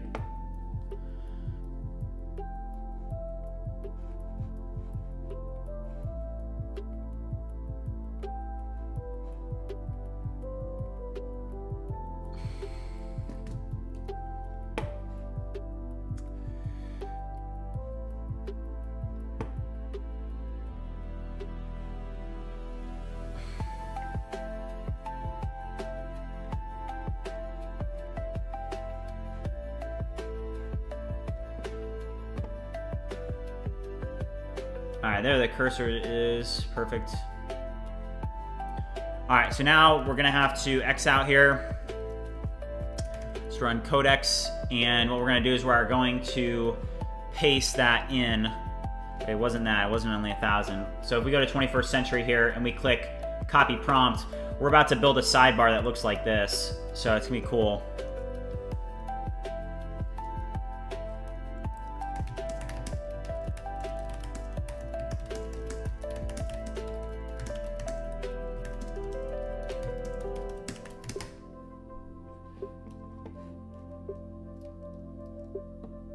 Doom says that the best thing is to have multiple agent files. J35 said you should also add GitHub spec kit to your workflow if you want to plan and build. That's a good idea. Doom is basically saying that all AI tools serve a purpose, which I think that that's a valid point. We're up to 2,806 subscribers. Thanks for the support, guys. Let's keep it going.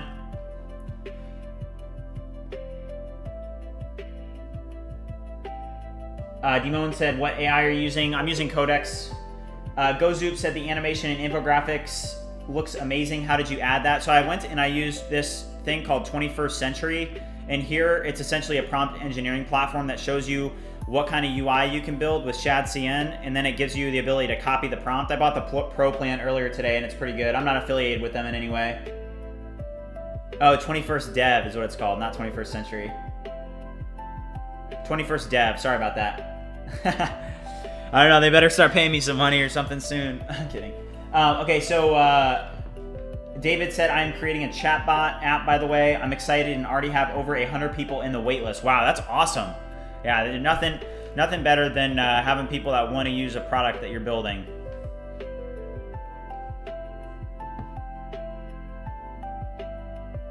Yeah, I was saying, now the reason I was saying, I was trying to, hey, they're not paying me, so they can't get free marketing. I mean, come on.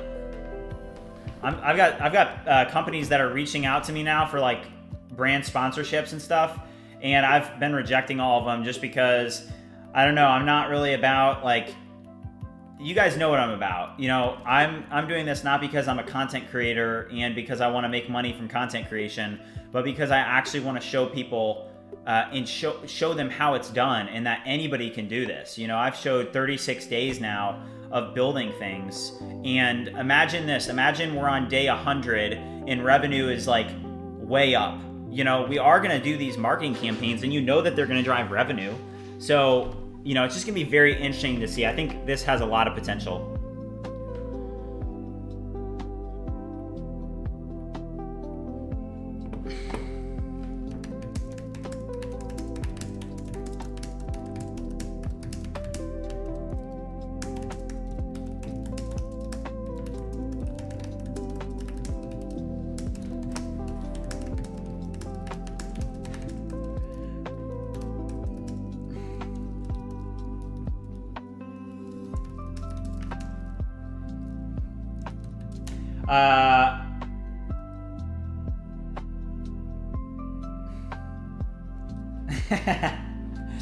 That's right, J35. Okay, Kuzai said, do you have any software development experience? Yeah, I do. Yeah, I've been programming for a while now. Been programming since I was a teenager. But I got really into it when I was in college.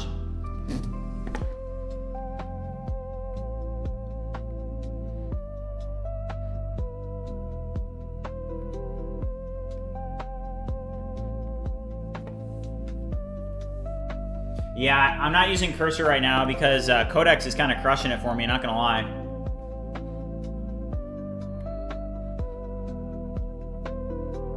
If you guys haven't already liked and subscribed, make sure you do so. We're moving up. Thanks to whoever subbed. Let's get it.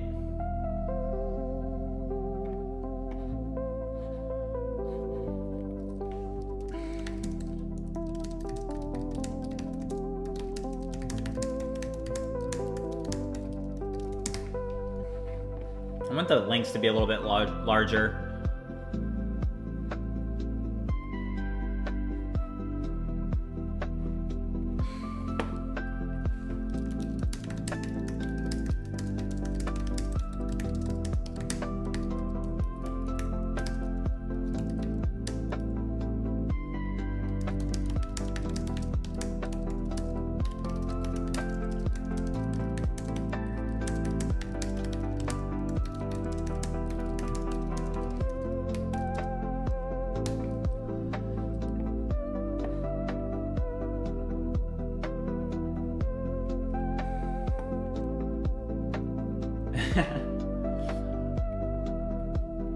'21st century.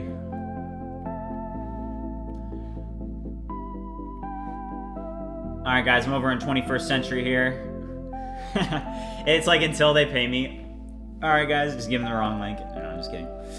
Okay, pricing sections.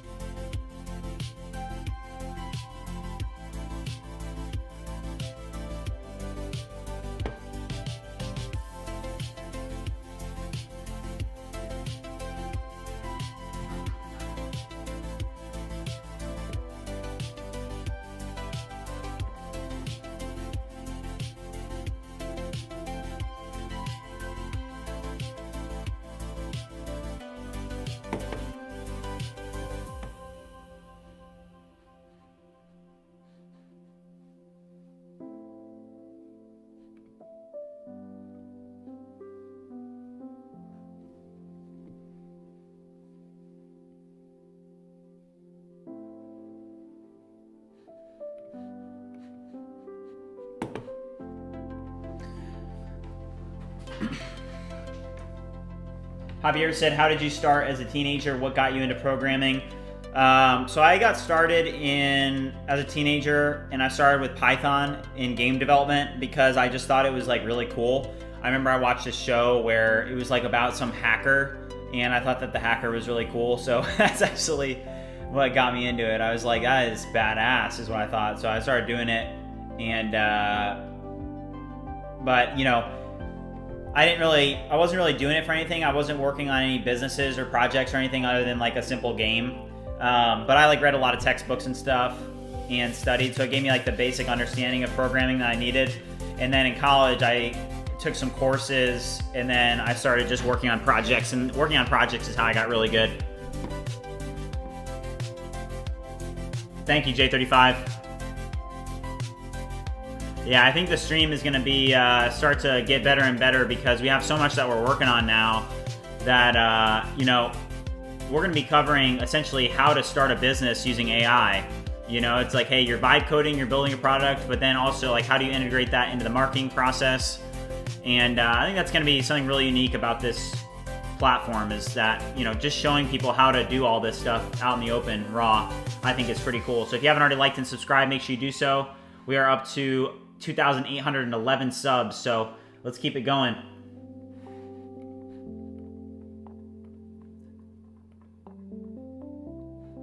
Also, if you guys haven't already turned the bell on, make sure you do that too. David said that The Social Network was my inspiration to start coding. I mean, hey, there's no problem with that. It's like watching The Wolf of Wall Street and wanting to be a finance bro.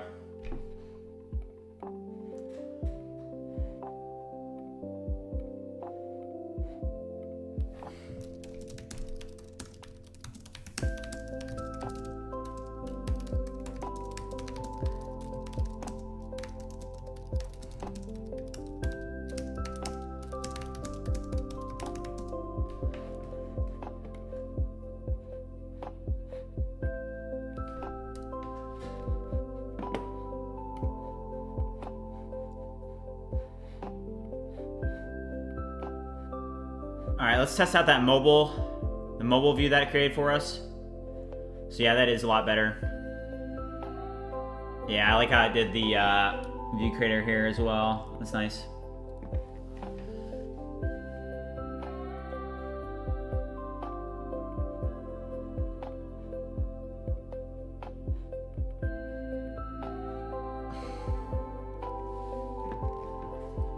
All right, here our update comes in.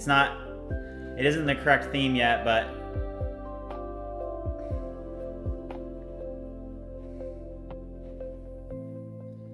I don't love that.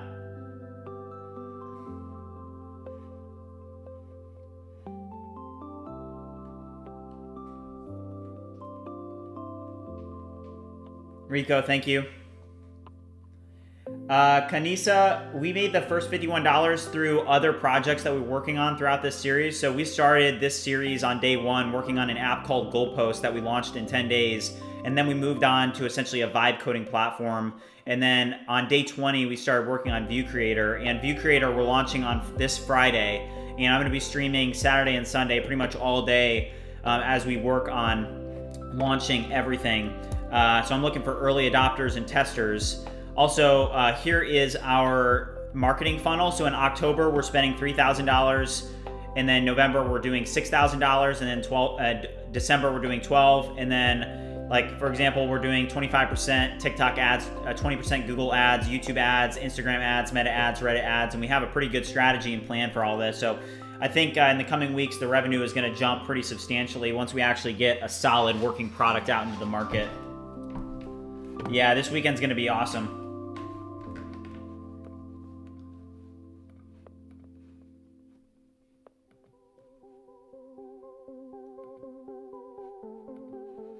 All right, so I don't love it.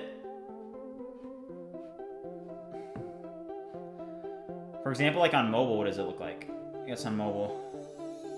Oh, it looks good on mobile. It isn't quite the correct color, though. Let's see what it looks like on light mode.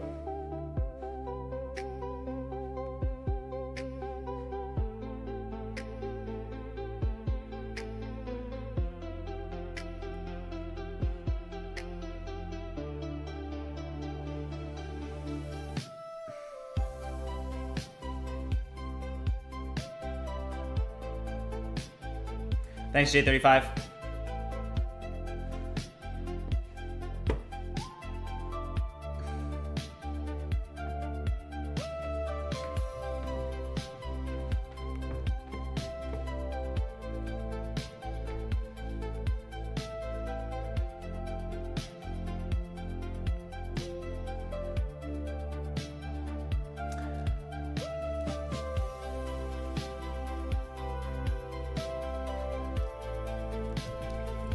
When the sidebar is shrunk down, it should still show the icons and the logo symbol. Right now it shrinks down and basically doesn't show anything. I don't like that. It should show icons and the logo symbol respectively, just not the full links.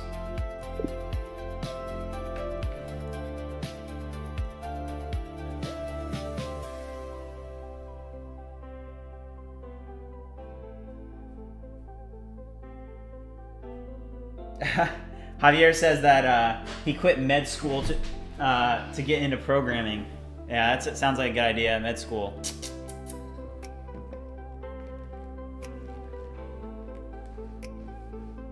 Yeah, not salmon fish, you're dead on.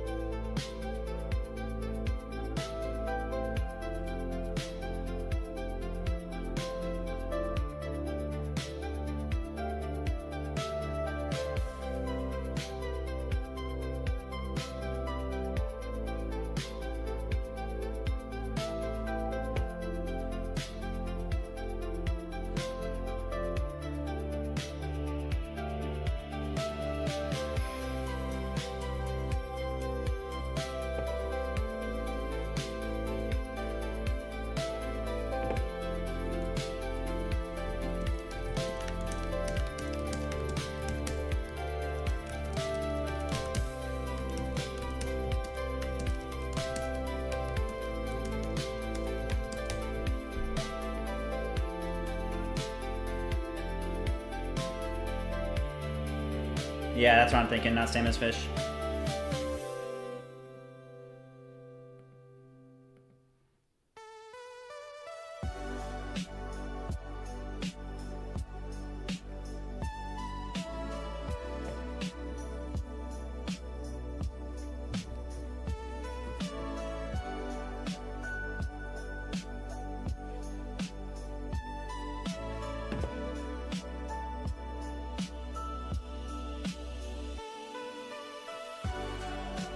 Beloved Digital, thank you. If you guys are watching, haven't already liked and subscribed, we are up to 2,819 subscribers, so make sure you like and subscribe if you haven't already. Here's an image that was created with our templates.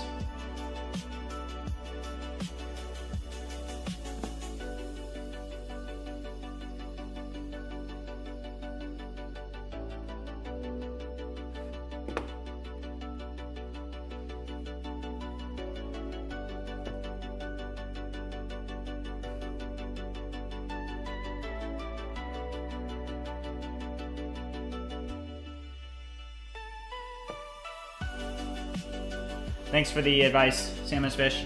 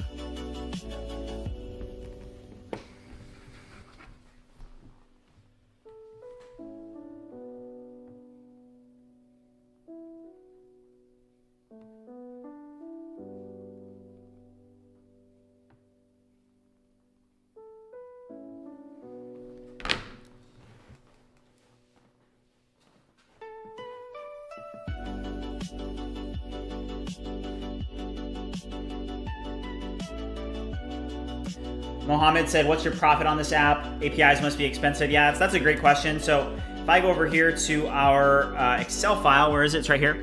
And I go to our pricing. So we actually have our margins thought out here. So right now our expenses aren't too high, but just as an example, you can see our margins here. So we have different margins at each level of different plans. So for example, our margins on higher cost plans are lower, but for the typical plan, our margin is 80%, so that's pretty good.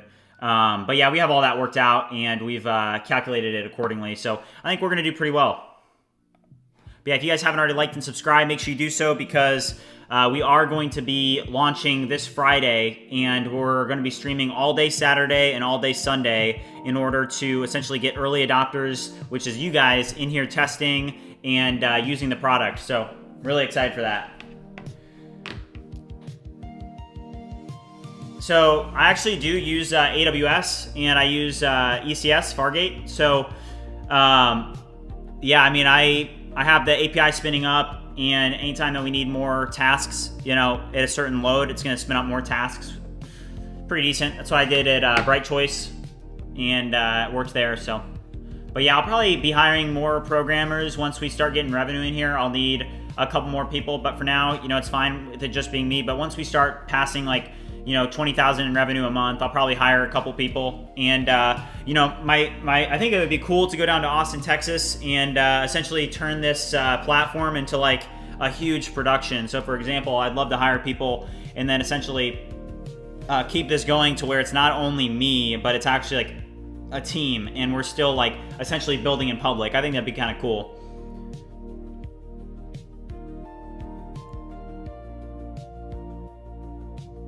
Oh, they added the GPT-5 codex model to Cursor. Okay, that's good to know. Right now, I kind of like this workflow right now, since I can see all the terminals.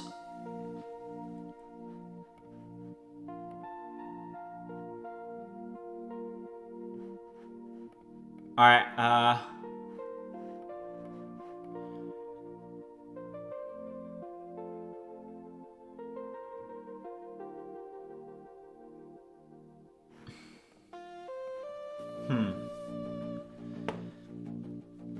David just asked, how many users do I expect by January 1st?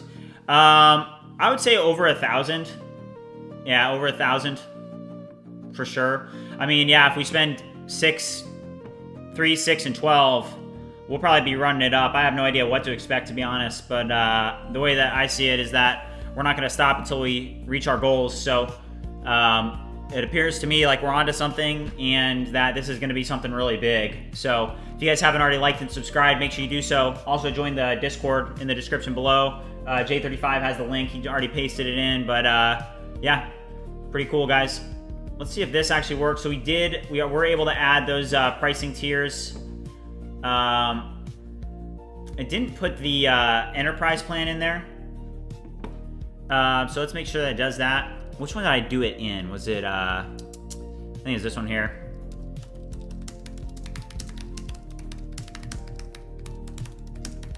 Yeah, make sure you include the enterprise option. Mohammed said, I don't have Discord. How can I enroll as an early adopter? I mean, yeah, if you're already on stream and you're doing stuff, you know, you'll be up to date. I would turn on post notifications and all that. I respond to most of all my YouTube comments. So if you guys comment or on any video, I usually answer. But yeah, I mean, I think that on Saturday and Sunday, if you're just here, you'll be, you know, be able to test it out, provide some feedback, be super helpful.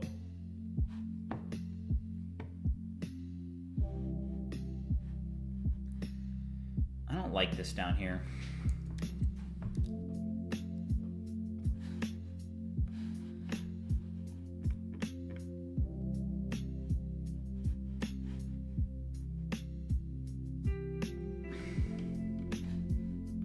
Let's do a sub check. What are we at? 2,822. Let's go.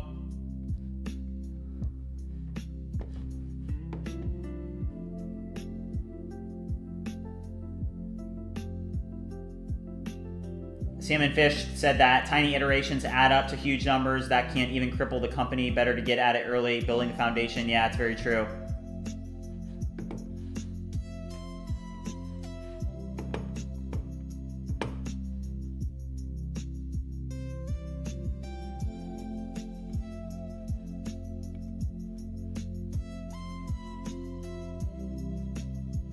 Yeah, I like this sidebar quite a bit. Codex created this for us using 21st Century. It's pretty good.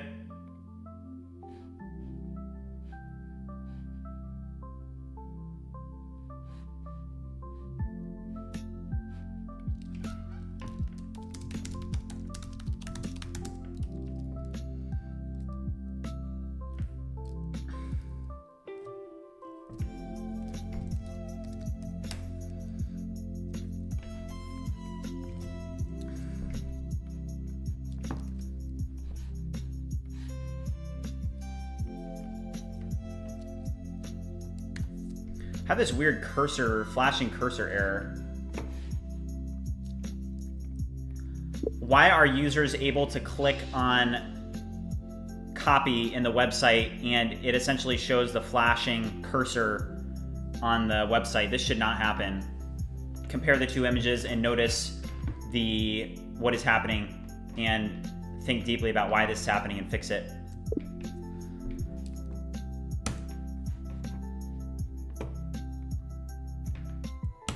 Make sure that you include the enterprise option.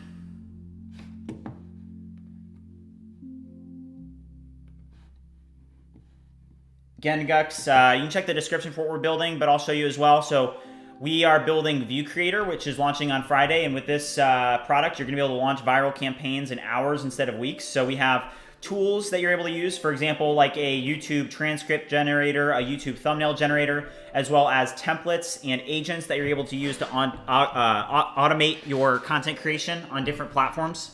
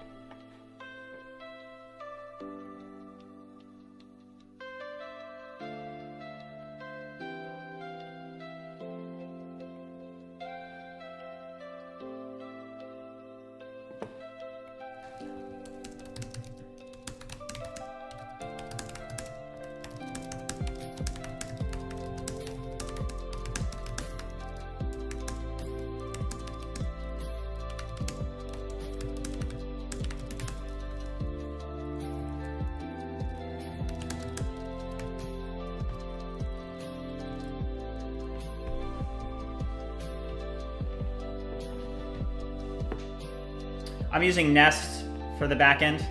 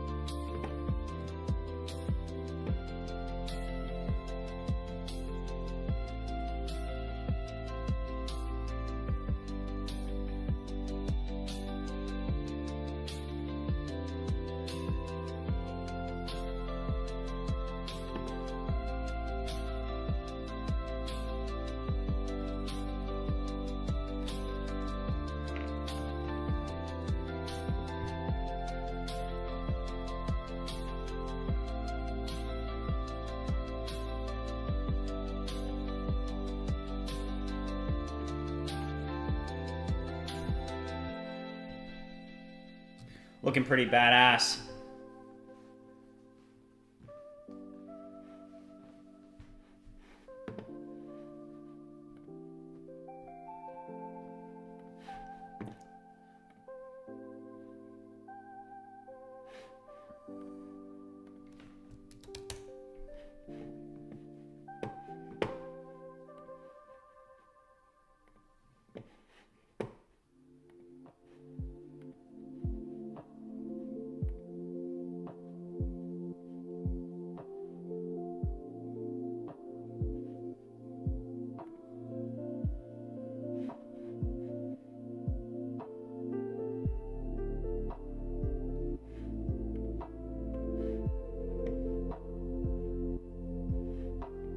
All right, so apparently Cursor does now have codecs, and it's way faster than using the CLI. So let's pull up Cursor here.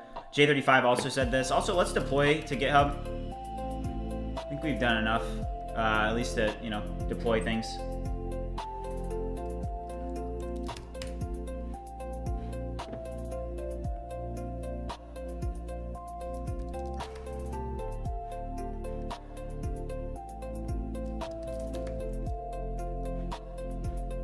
All right, let me find codecs here.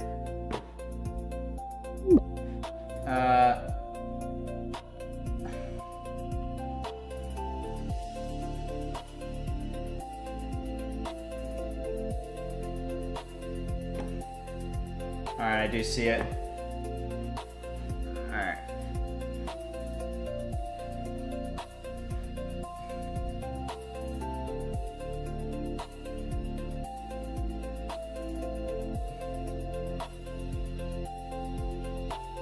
All right, GPT-5 codecs enabled in Cursor. Just gonna add this in here. We've got a lot going on the screen, but I hope you guys are tracking.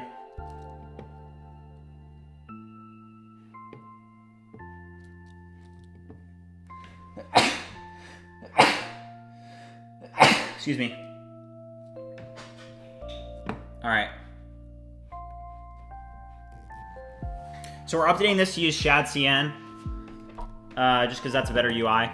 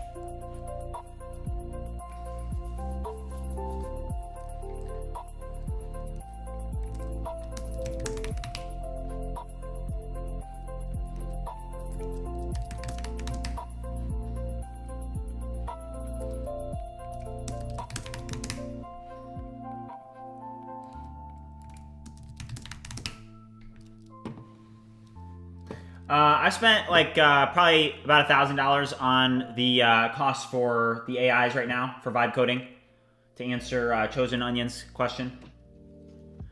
Also, if you guys are watching and haven't already liked and subscribed, make sure you do so. We're launching View Creator this Friday, and then on Saturday and Sunday we're going to be grinding pretty hard. It's going to be awesome.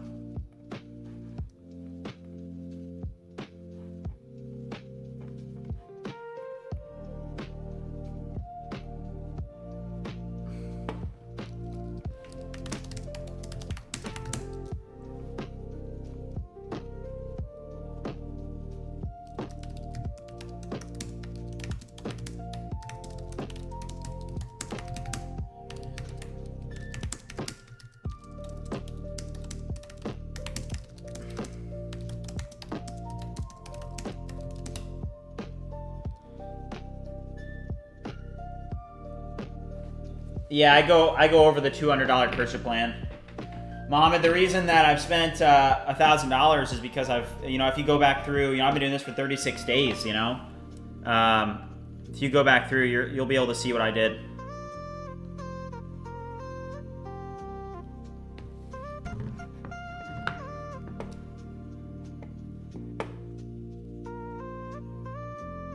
Oh, awesome. So by running that command, you're able to see how much you use codecs.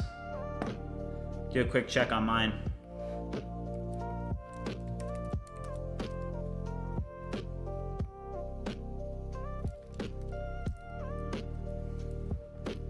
All right, so here's mine. So $23. So, I do have the $200 plan, so, might be overkill, depending on what this does, but thanks, J35, yeah. Yeah, $1,000 is nothing compared to what a team of developers would have taken to build this. That's so true.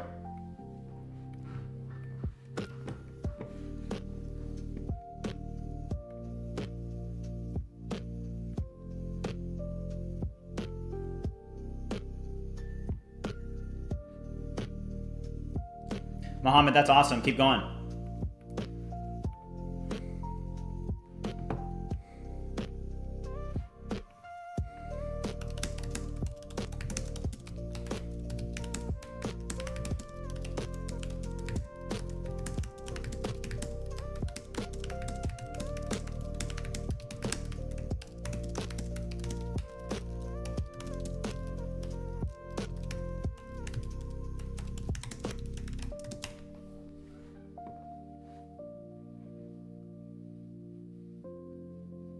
Yeah, J35, I should.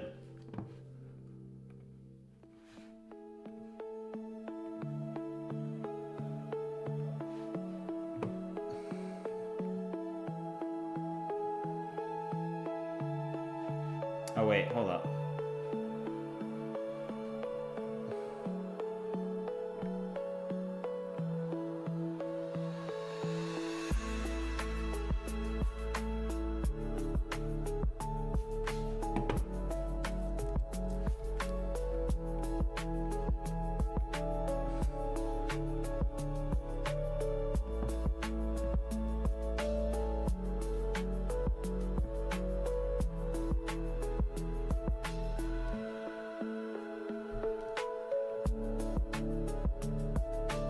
I mean $1,000 on the project as a whole, like including AWS expenses and everything.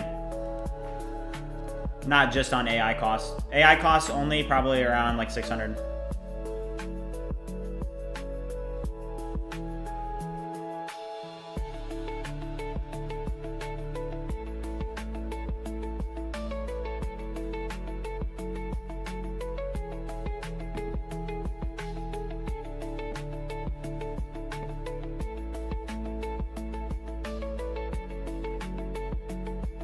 With the View Creator app, what I'm trying to do is I'm trying to allow people to create social media content with AI and essentially have one hub where they can invent, create, build, and deploy social media content from one hub using AI instead of having to manage all these other platforms. So right now it's going to be very early on in the process, but eventually we're going to be able to integrate with all these different platforms, so where you can literally be inside the platform and you can create and then deploy content to all your social media platforms. So it's gonna be pretty cool.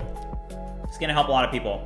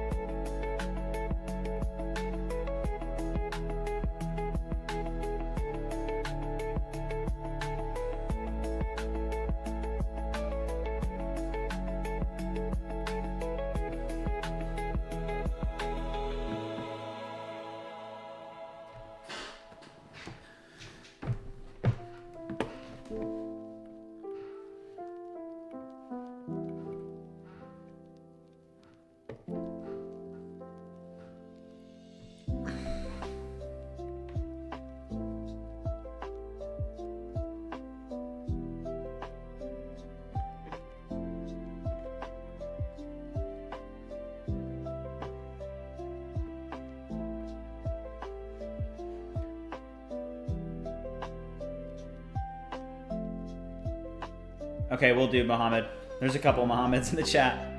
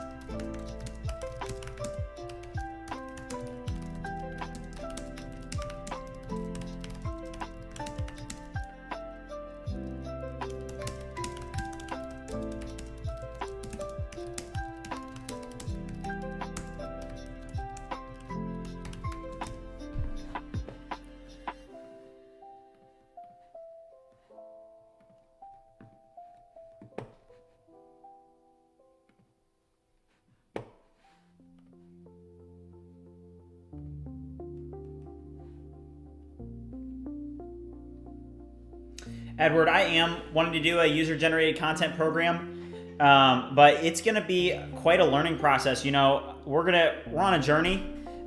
Here is the initial plan for ad spend. So we're going to get started with, here's our Excel file here.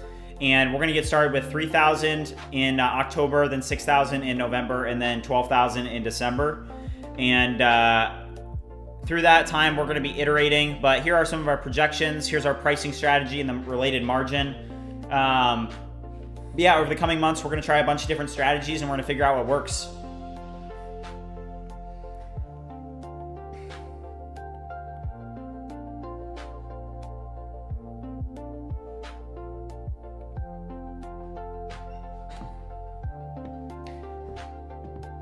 Yeah, if you're a video editor, I'm hiring a video editor right now, so feel free to join Discord and send me a DM. I answer all my Discord DMs, so if you want to get into contact with me, you can join the Discord and DM me there.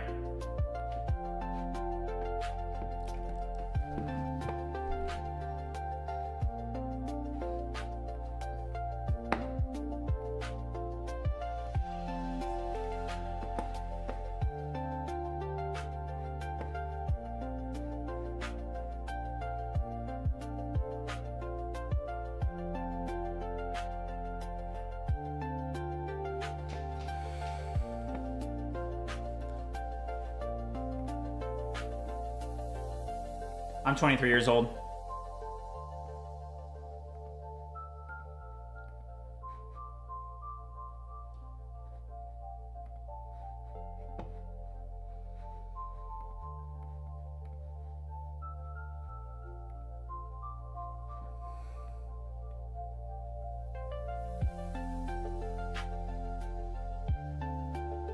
Mohammed, that's awesome. Keep going. Don't give up.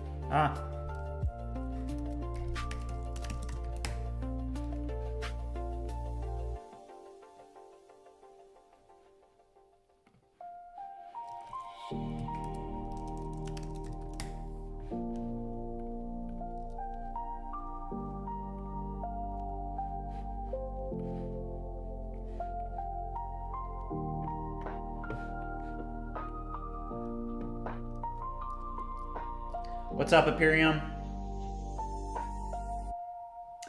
Charno asked how much is left to go and how do you track your work and bugs? Yeah, so we're launching on Friday, and so there's not much left to go. We just start working on like some of the website stuff, and then we'll polish up the tools and whatnot. But yeah, we're getting in position to be able to launch on Friday. And then for work and bugs, I actually need you guys to sign up for the basically for the service once it launches on Friday. And then through a Trello board, early adopters, and the Discord, we're going to find a bunch of bugs, fix things, build new tools, and we're going to scale the project.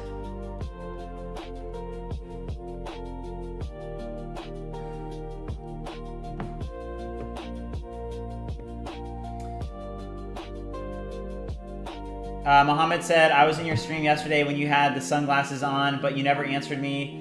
Do you know what my next movie was last night while I was working after I saw you? What was it? What was it? What like a movie that you watched? Cryptic Rocket said, how long have you been coding? I've been coding since I was a teenager. Aperium, thank you for the super chat. He said, I love to see streams like this. Thank you. Let's go.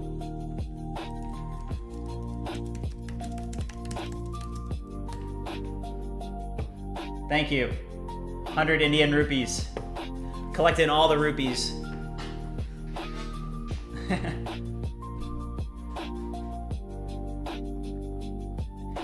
David, I do not think that AI has become like the .com bubble. I think that people are actually, it's changing the way that people work. And it's going to change the way that our economy works.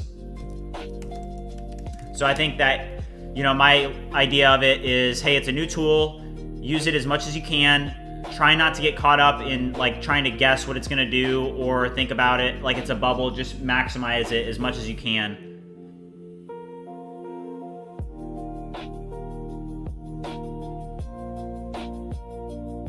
Maurice asked, how did you come up with the idea for the service? I came up with this idea because I actually wanted to use tools like this, so I knew that there was a need for it because doing a lot of the content creation that I've done with BridgeMind, I've kind of seen some of the things that work. Like, for example, changing a singular word in a title will actually get it like 3 times, I'm not even kidding, 300% more views. So, for example, if you go on my YouTube channel and you see the video that I did on GPT-5 Codex, because I used that keyword in my title and I knew that it was a trending popular keyword, it gave me like 300% more of the average views that I get. I think even more, maybe like 450%. So basically, like, for example, that's why we built the YouTube title generator, because what it's going to do is right now it's in beta, so it's not amazing, but we're going to make it even better to where you can actually hook it up with a keyword and trend finder using Google Trends. So it's gonna be pretty cool.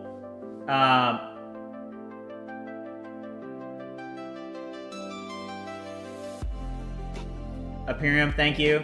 Aperium, join the Discord. That's where we kind of like everybody can share their apps and what they're working on. And there's a lot of people in the Discord in our community that are essentially for that reason, to help you know, test apps and try things out and be early adopters for these projects. So feel free to join the Discord. And thanks again for the super chat. All right, that tool is not live yet. All right, something else that I saw was there was like an AI chats down here, and I want to update ours to look like this. This one looked really good.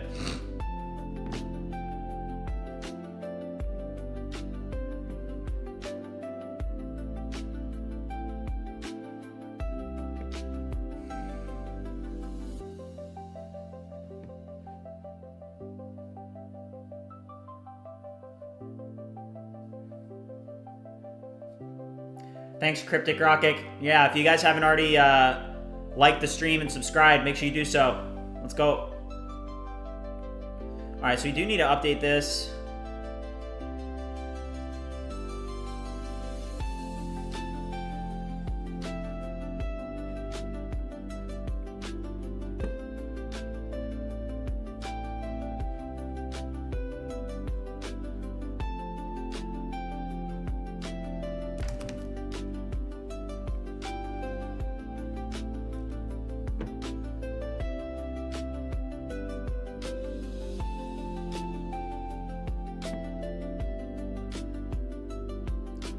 Second row last looks good. Yeah, this one looks decent.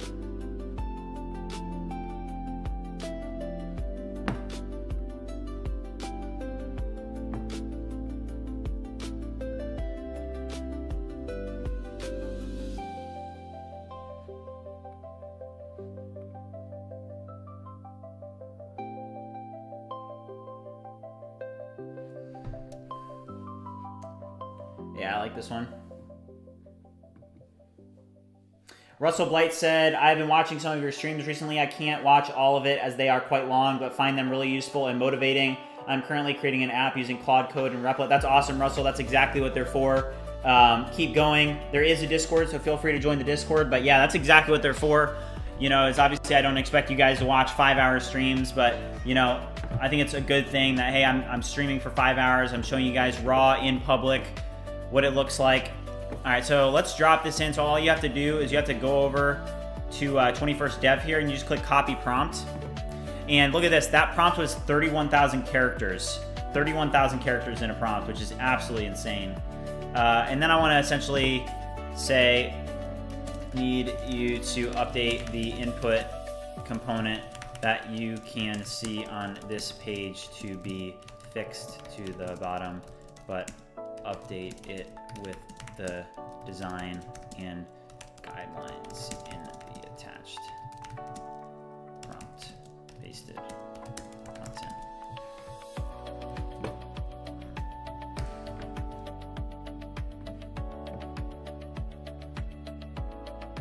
All right, so we got a couple working for us right now.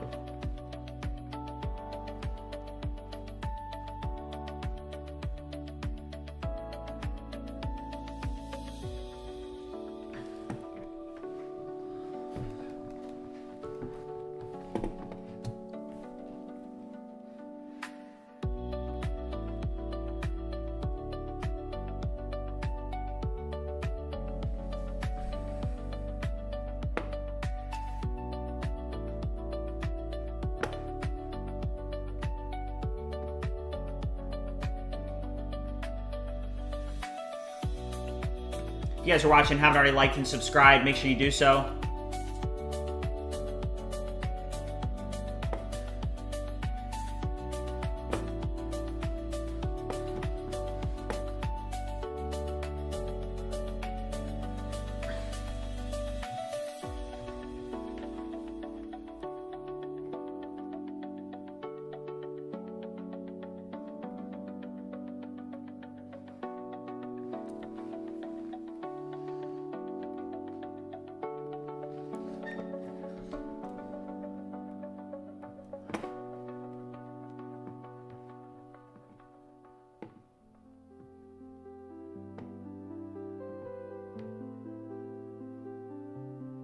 Thanks, Russell.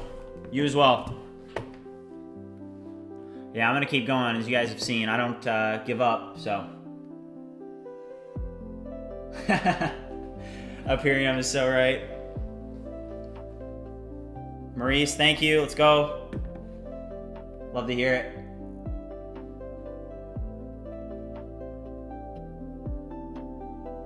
Yeah, Hayden does not make you cool. Actually makes you the opposite of cool. You want to spread positive energy and be supportive of other people's ideas, because if it's somebody's idea, then I think it's a good idea, because that's what's coming out of their person. And if you don't try ideas, you don't try anything, if you don't have an optimistic view on things, then you're never going to be able to do anything.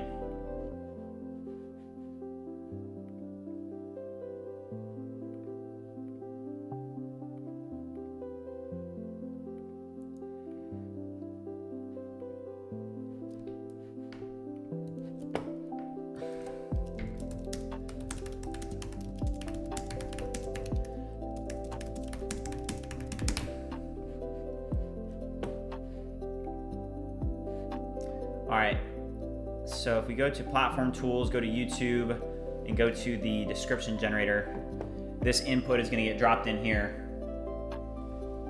Mohammed said, I have 7 years of full stack experience across multiple frameworks and raw coding, including core PHP and Laravel. Since adopting AI coding agents, my profit margin jumped to 90% without developers. Yeah, that's insane. Wow, that's awesome. Thanks for sharing.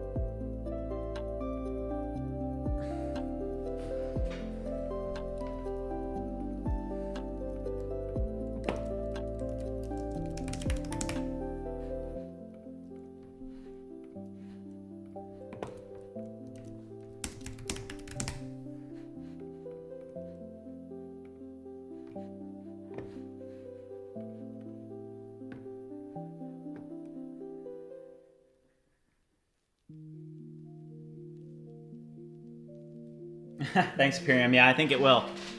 Yeah, the channel would probably be like if I actually can accomplish that, it probably will go viral, is what I think.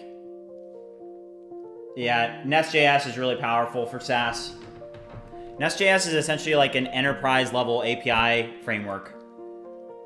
Like, for example, modern Node.js frameworks for APIs are like Express is one. Isn't Fast API one? Fastly. But yeah, my experience with Nest is that it gives you a really good module scalable architecture.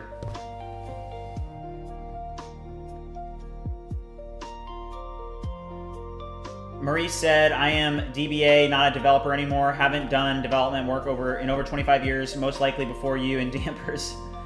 And this dev work is very interesting. Yeah, it's completely changed. You know, I have been doing this since ChatGPT came out. So obviously the tools have gotten a lot better, but I've been vibe coding since literally like ChatGPT 3.5, using ChatGPT and copying and pasting code into ChatGPT. And now the tools are completely different. Now the models are way smarter, and you can just see how the technology is evolving.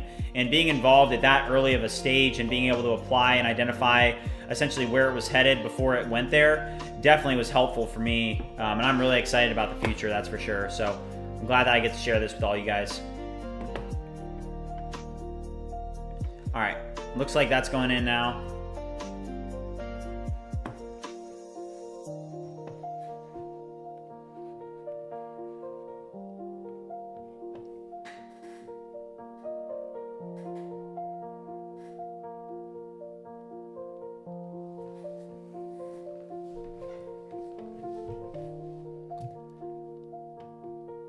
If you guys are watching, haven't already liked and subscribed and turned on post notifications, make sure you do so.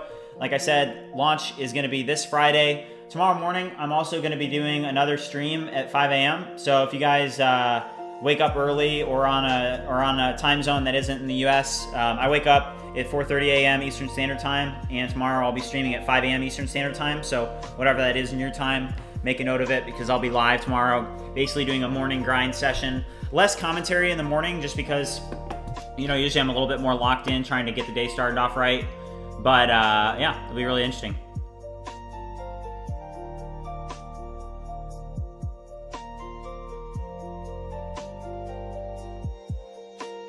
Whoa, what just happened?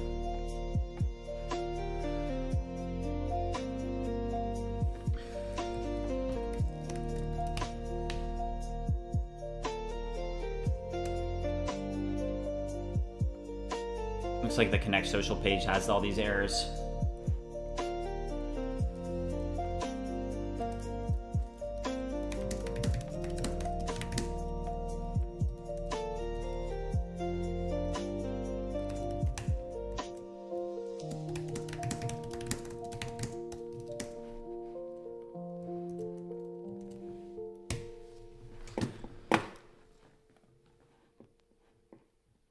David asked, when do you take rest? Well, right now, lately, the best way to explain it is that I don't really care about much apart from getting this to work and achieving my goals. So I don't really care about sleep. You know, I try and stay regimented and do a lot of exercising and eating healthy to make sure that I live a balanced lifestyle. But right now I'm all in on View Creator in life, and there's not really anything that's going to pull me off of that trajectory. Is that, just so you guys know, between us, I am 100% all in on what we're doing here. 100% all in. So, very excited to see how this turns out. DM said, yo, good luck on the 1 mil. Thank you. Yeah, J35, we're grinding, man. David said, I meant in the day. Yeah, so usually, you know, I wake up early, and that's my time to drink some coffee and get some stuff done in the morning. So I like to wake up early, like I said, 4:30. I do some coding in the morning, and then I also do a lot of reading and writing. So this morning I was essentially doing I just spent a lot of time in thought and reflection and thinking about what I wanted to accomplish today. And I spent some time reading some books. Yeah, then I pretty much just started getting into work. I ate healthy. I had some eggs and smoothie. Aperium, happy to see you back here. Mohammed said you generate a working project in a single prompt with base 44. Oh yeah, I saw that the developer with base 44 made like I think 80 million. Yeah, and he vibe coded it.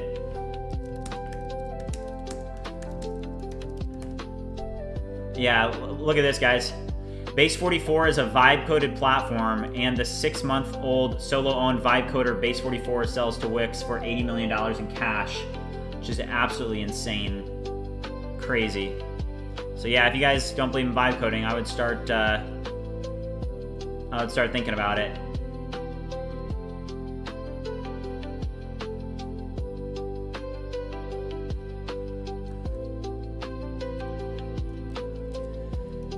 Alright, how's this doing? Is this in yet? Now we have errors here. We'll fix those. It's alright.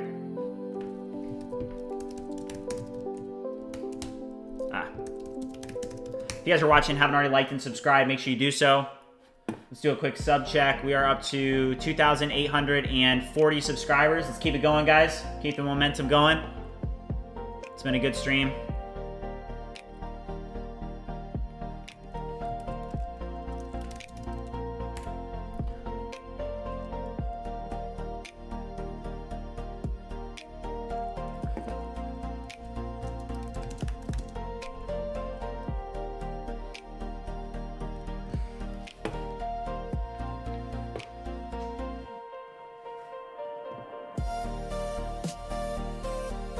Maurice thinks that was cheap.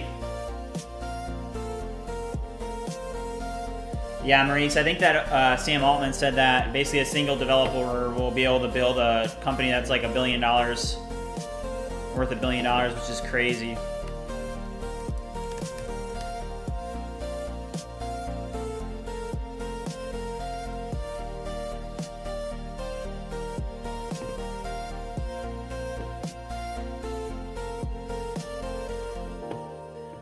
Yad, welcome to the stream.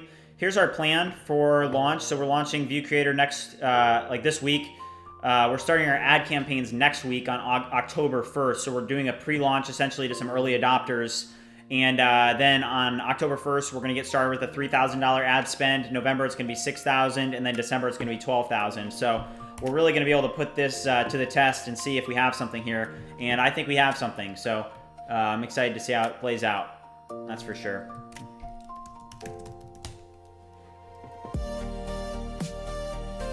If you guys are watching, we're building View Creator, which is a platform where you're able to launch viral campaigns in hours instead of weeks. So basically, here's the dashboard, and in the dashboard I have different tools like a YouTube thumbnail generator, a YouTube transcript generator, a YouTube title generator, a YouTube description generator, and I also have agents that I'm able to build. So here, for example, I created a motivational slideshow creator, and it has multi-steps to be able to create an actual post. Templates, very similar. You kind of create a template. Looks like we need to fix this. Hold up. Let's get this fixed.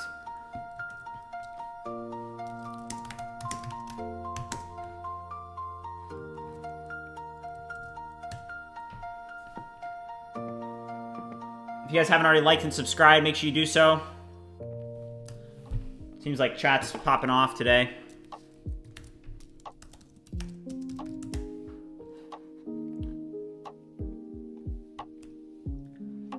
Corfy said this is cool. Thanks, Corfy. Eduardo says some of the errors make me realize I'm a faster dev than AI for most of them. Yeah, some of the errors, yeah, I feel like AI, a little bit of a weakness is debugging. Not terrible, but some errors are, it's like you forgot to like, you know, import this package at the top. Like obviously that's easier. Sometimes just go in there and add it yourself. But then other things that are more complex are sometimes better. So it just depends. Okay, so let's see if that now, if we go to platform tools, YouTube, let's see if that works. It does not. Let's drop this in.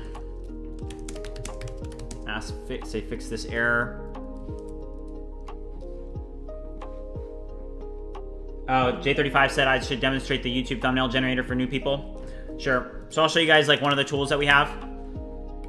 So let's go into this page here, and we're gonna launch the thumbnail generator. So with this, right now we're updating this input, so I don't know what's gonna happen here. Maybe some updates that cause some refresh errors, but so for example, as a creator, you have different thumbnails, right? So I just downloaded this image, and I'm gonna drop it in as reference. I'm gonna say create a thumbnail for day 300, revenue is 200,000.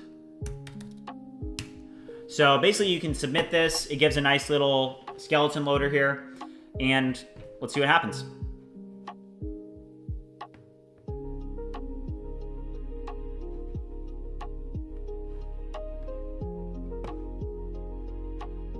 All right, so you can see it generated 3 here to choose from. This one looks good. So goal $1 million, day 300, revenue is 200,000. So this basically totally cuts out the middleman, like somebody that would need to generate this content for you, or for example, Canva, if you had to use Canva. So pretty cool tool there, very useful. I use this for my thumbnails.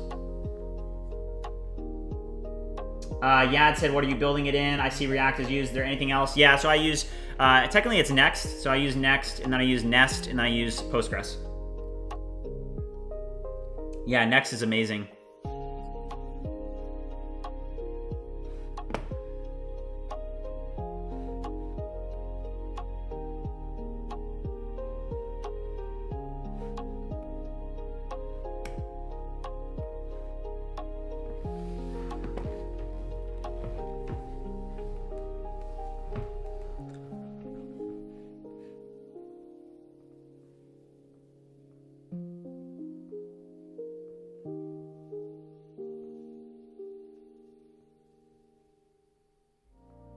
See you, Russell.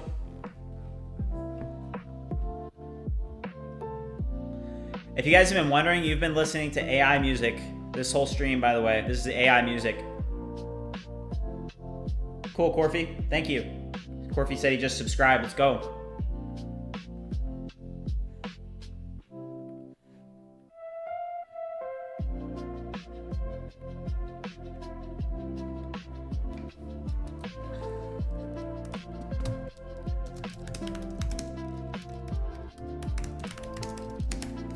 Eduardo said, where's the dark mode? My eyes hurt. Yeah, we can turn on dark mode.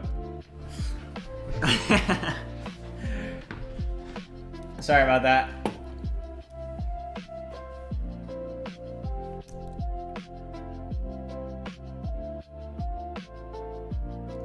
J35, so I did not use FAL. I was testing out 11 Labs yesterday, and their music generation model is really good, so. Maurice, do you mean the music?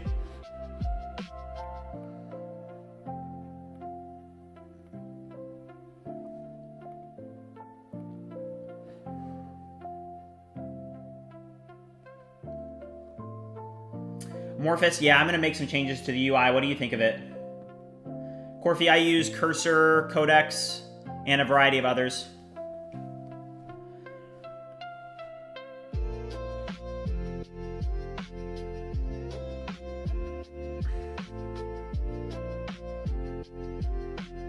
All right, I'm gonna use the restroom real quick, guys. I'll be right back. Like and subscribe if you haven't.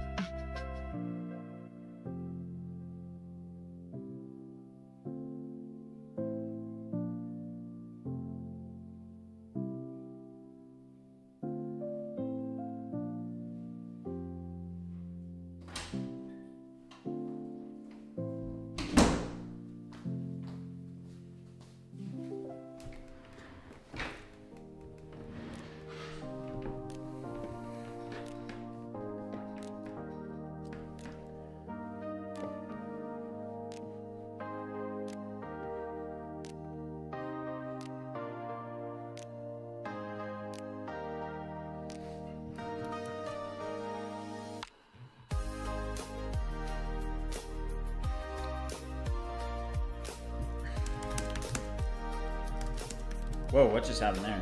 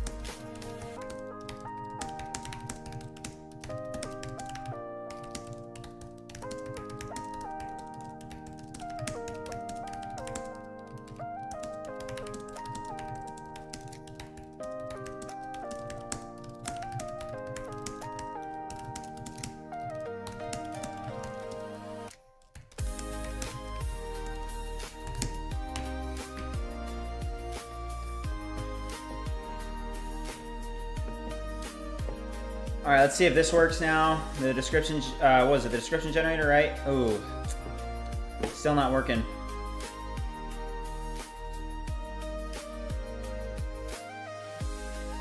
All right, I feel like this is an easy cursor fix though.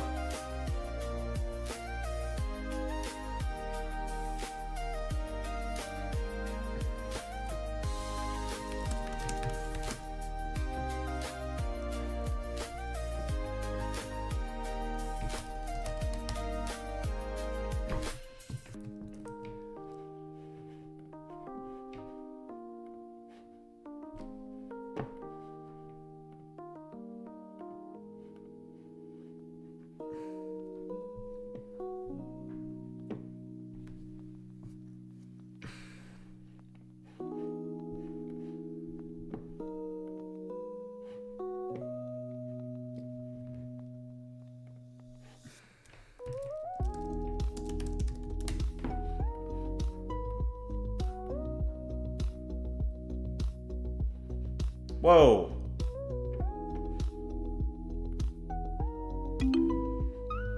We got some problems.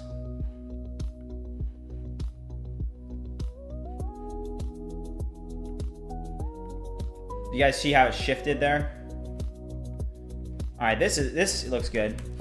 Nice. You guys see the input down here? That's our input that we've been working on. That's awesome. That looks great. What caused this to shift though?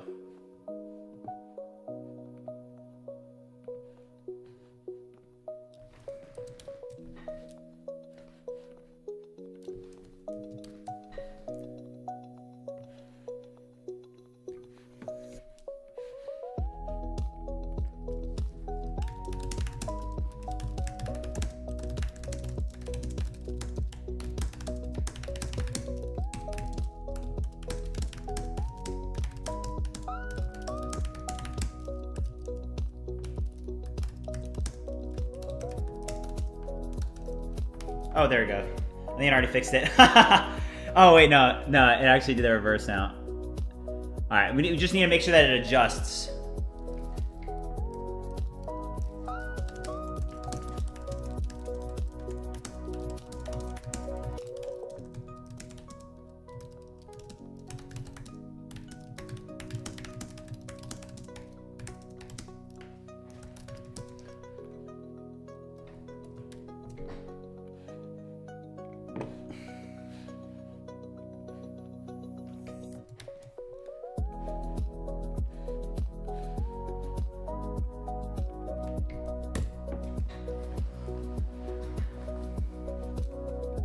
If you guys are watching and haven't already liked and subscribed, make sure you do so. Been going for close to 5 hours here. Let's see, where are we at? How long has been the stream been? We are at 4 hours and 47 minutes. Let's go. And as I said, I'm gonna be streaming at 5 a.m. tomorrow morning, so we're gonna be going crazy. Let's get it.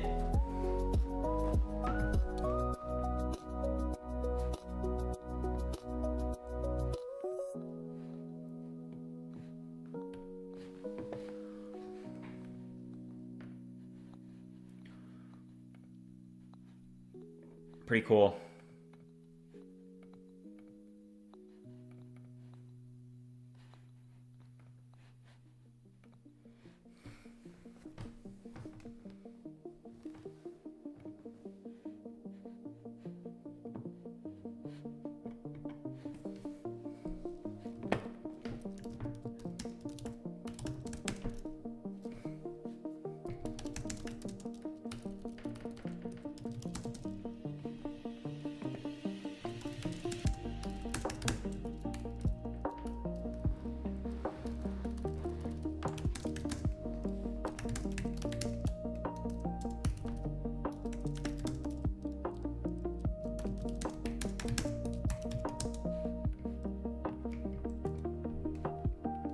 Thanks, J35.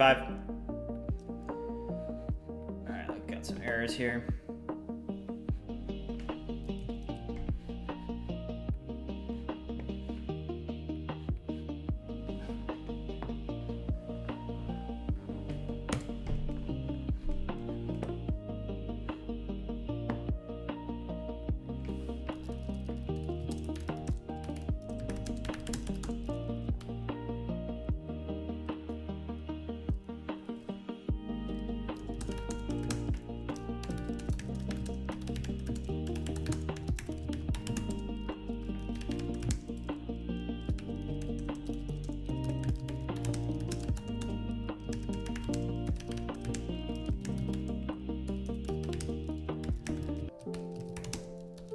Clement just asked, what are we building? So I'll show you guys here in a second. Right now I'm working through a couple errors right now with Codex, but we're working on, I'll just go to the actual website, viewcreator.ai. We're working on a platform called ViewCreator where you're able to create viral social media content in seconds. We have a ton of updates on our end that we're gonna be deploying here soon. We're launching on Friday. So we're kind of polishing up the website for launch, working on some errors, some bug, getting things looked and ready to go. But yeah, you're able to have access to tools like a YouTube transcript generator, a YouTube description generator, a title generator, all sorts of stuff. Also templates. You're able to use reusable AI content templates. So for example, if you have a specific type of AI content or social media content that you want to generate with AI, and be able to put in input variables, have the AI process it, and then generate the content. That's what templates are for. And then with agents, you're able to automate your content creation with AI agents. So it's pretty cool. But yeah, if you're new to the stream, haven't already liked and subscribed, make sure you do so. Friday is launch day, so gonna have a lot going on. It's gonna be awesome.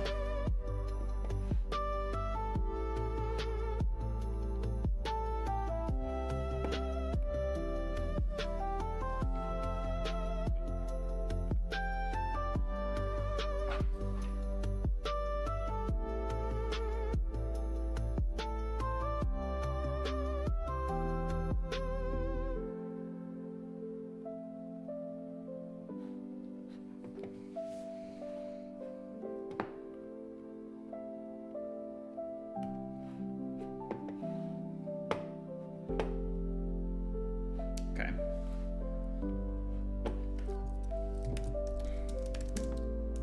So Codex missed on that one. That's all right though.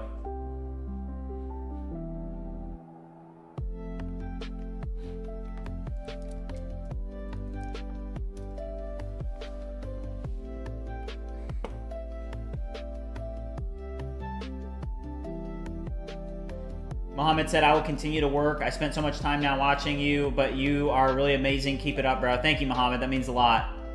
I actually don't have LinkedIn. Yeah, I don't do that whole LinkedIn thing, guys. Not really looking for a job here. Maybe you guys could get a job from me. Who knows? I am going to be hiring coders here soon once we get revenue off the ground, so...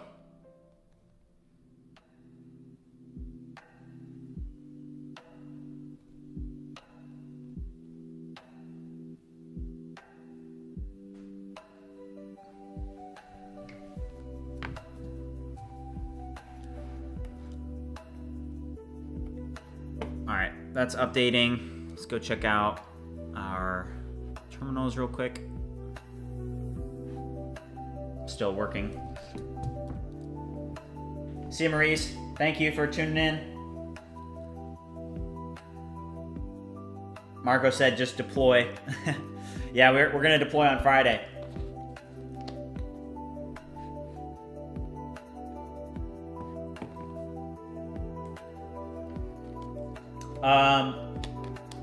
You can join the Discord. Abhishek, you can join the Discord, and I respond to all my DMs. So.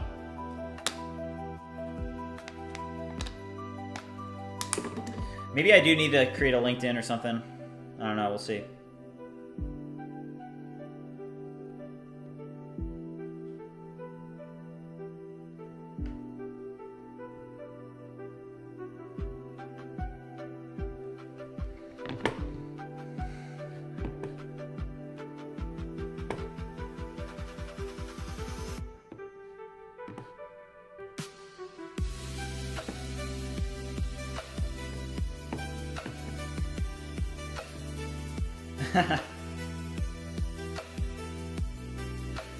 Yeah, it's it debugs. Let's ship it, yeah.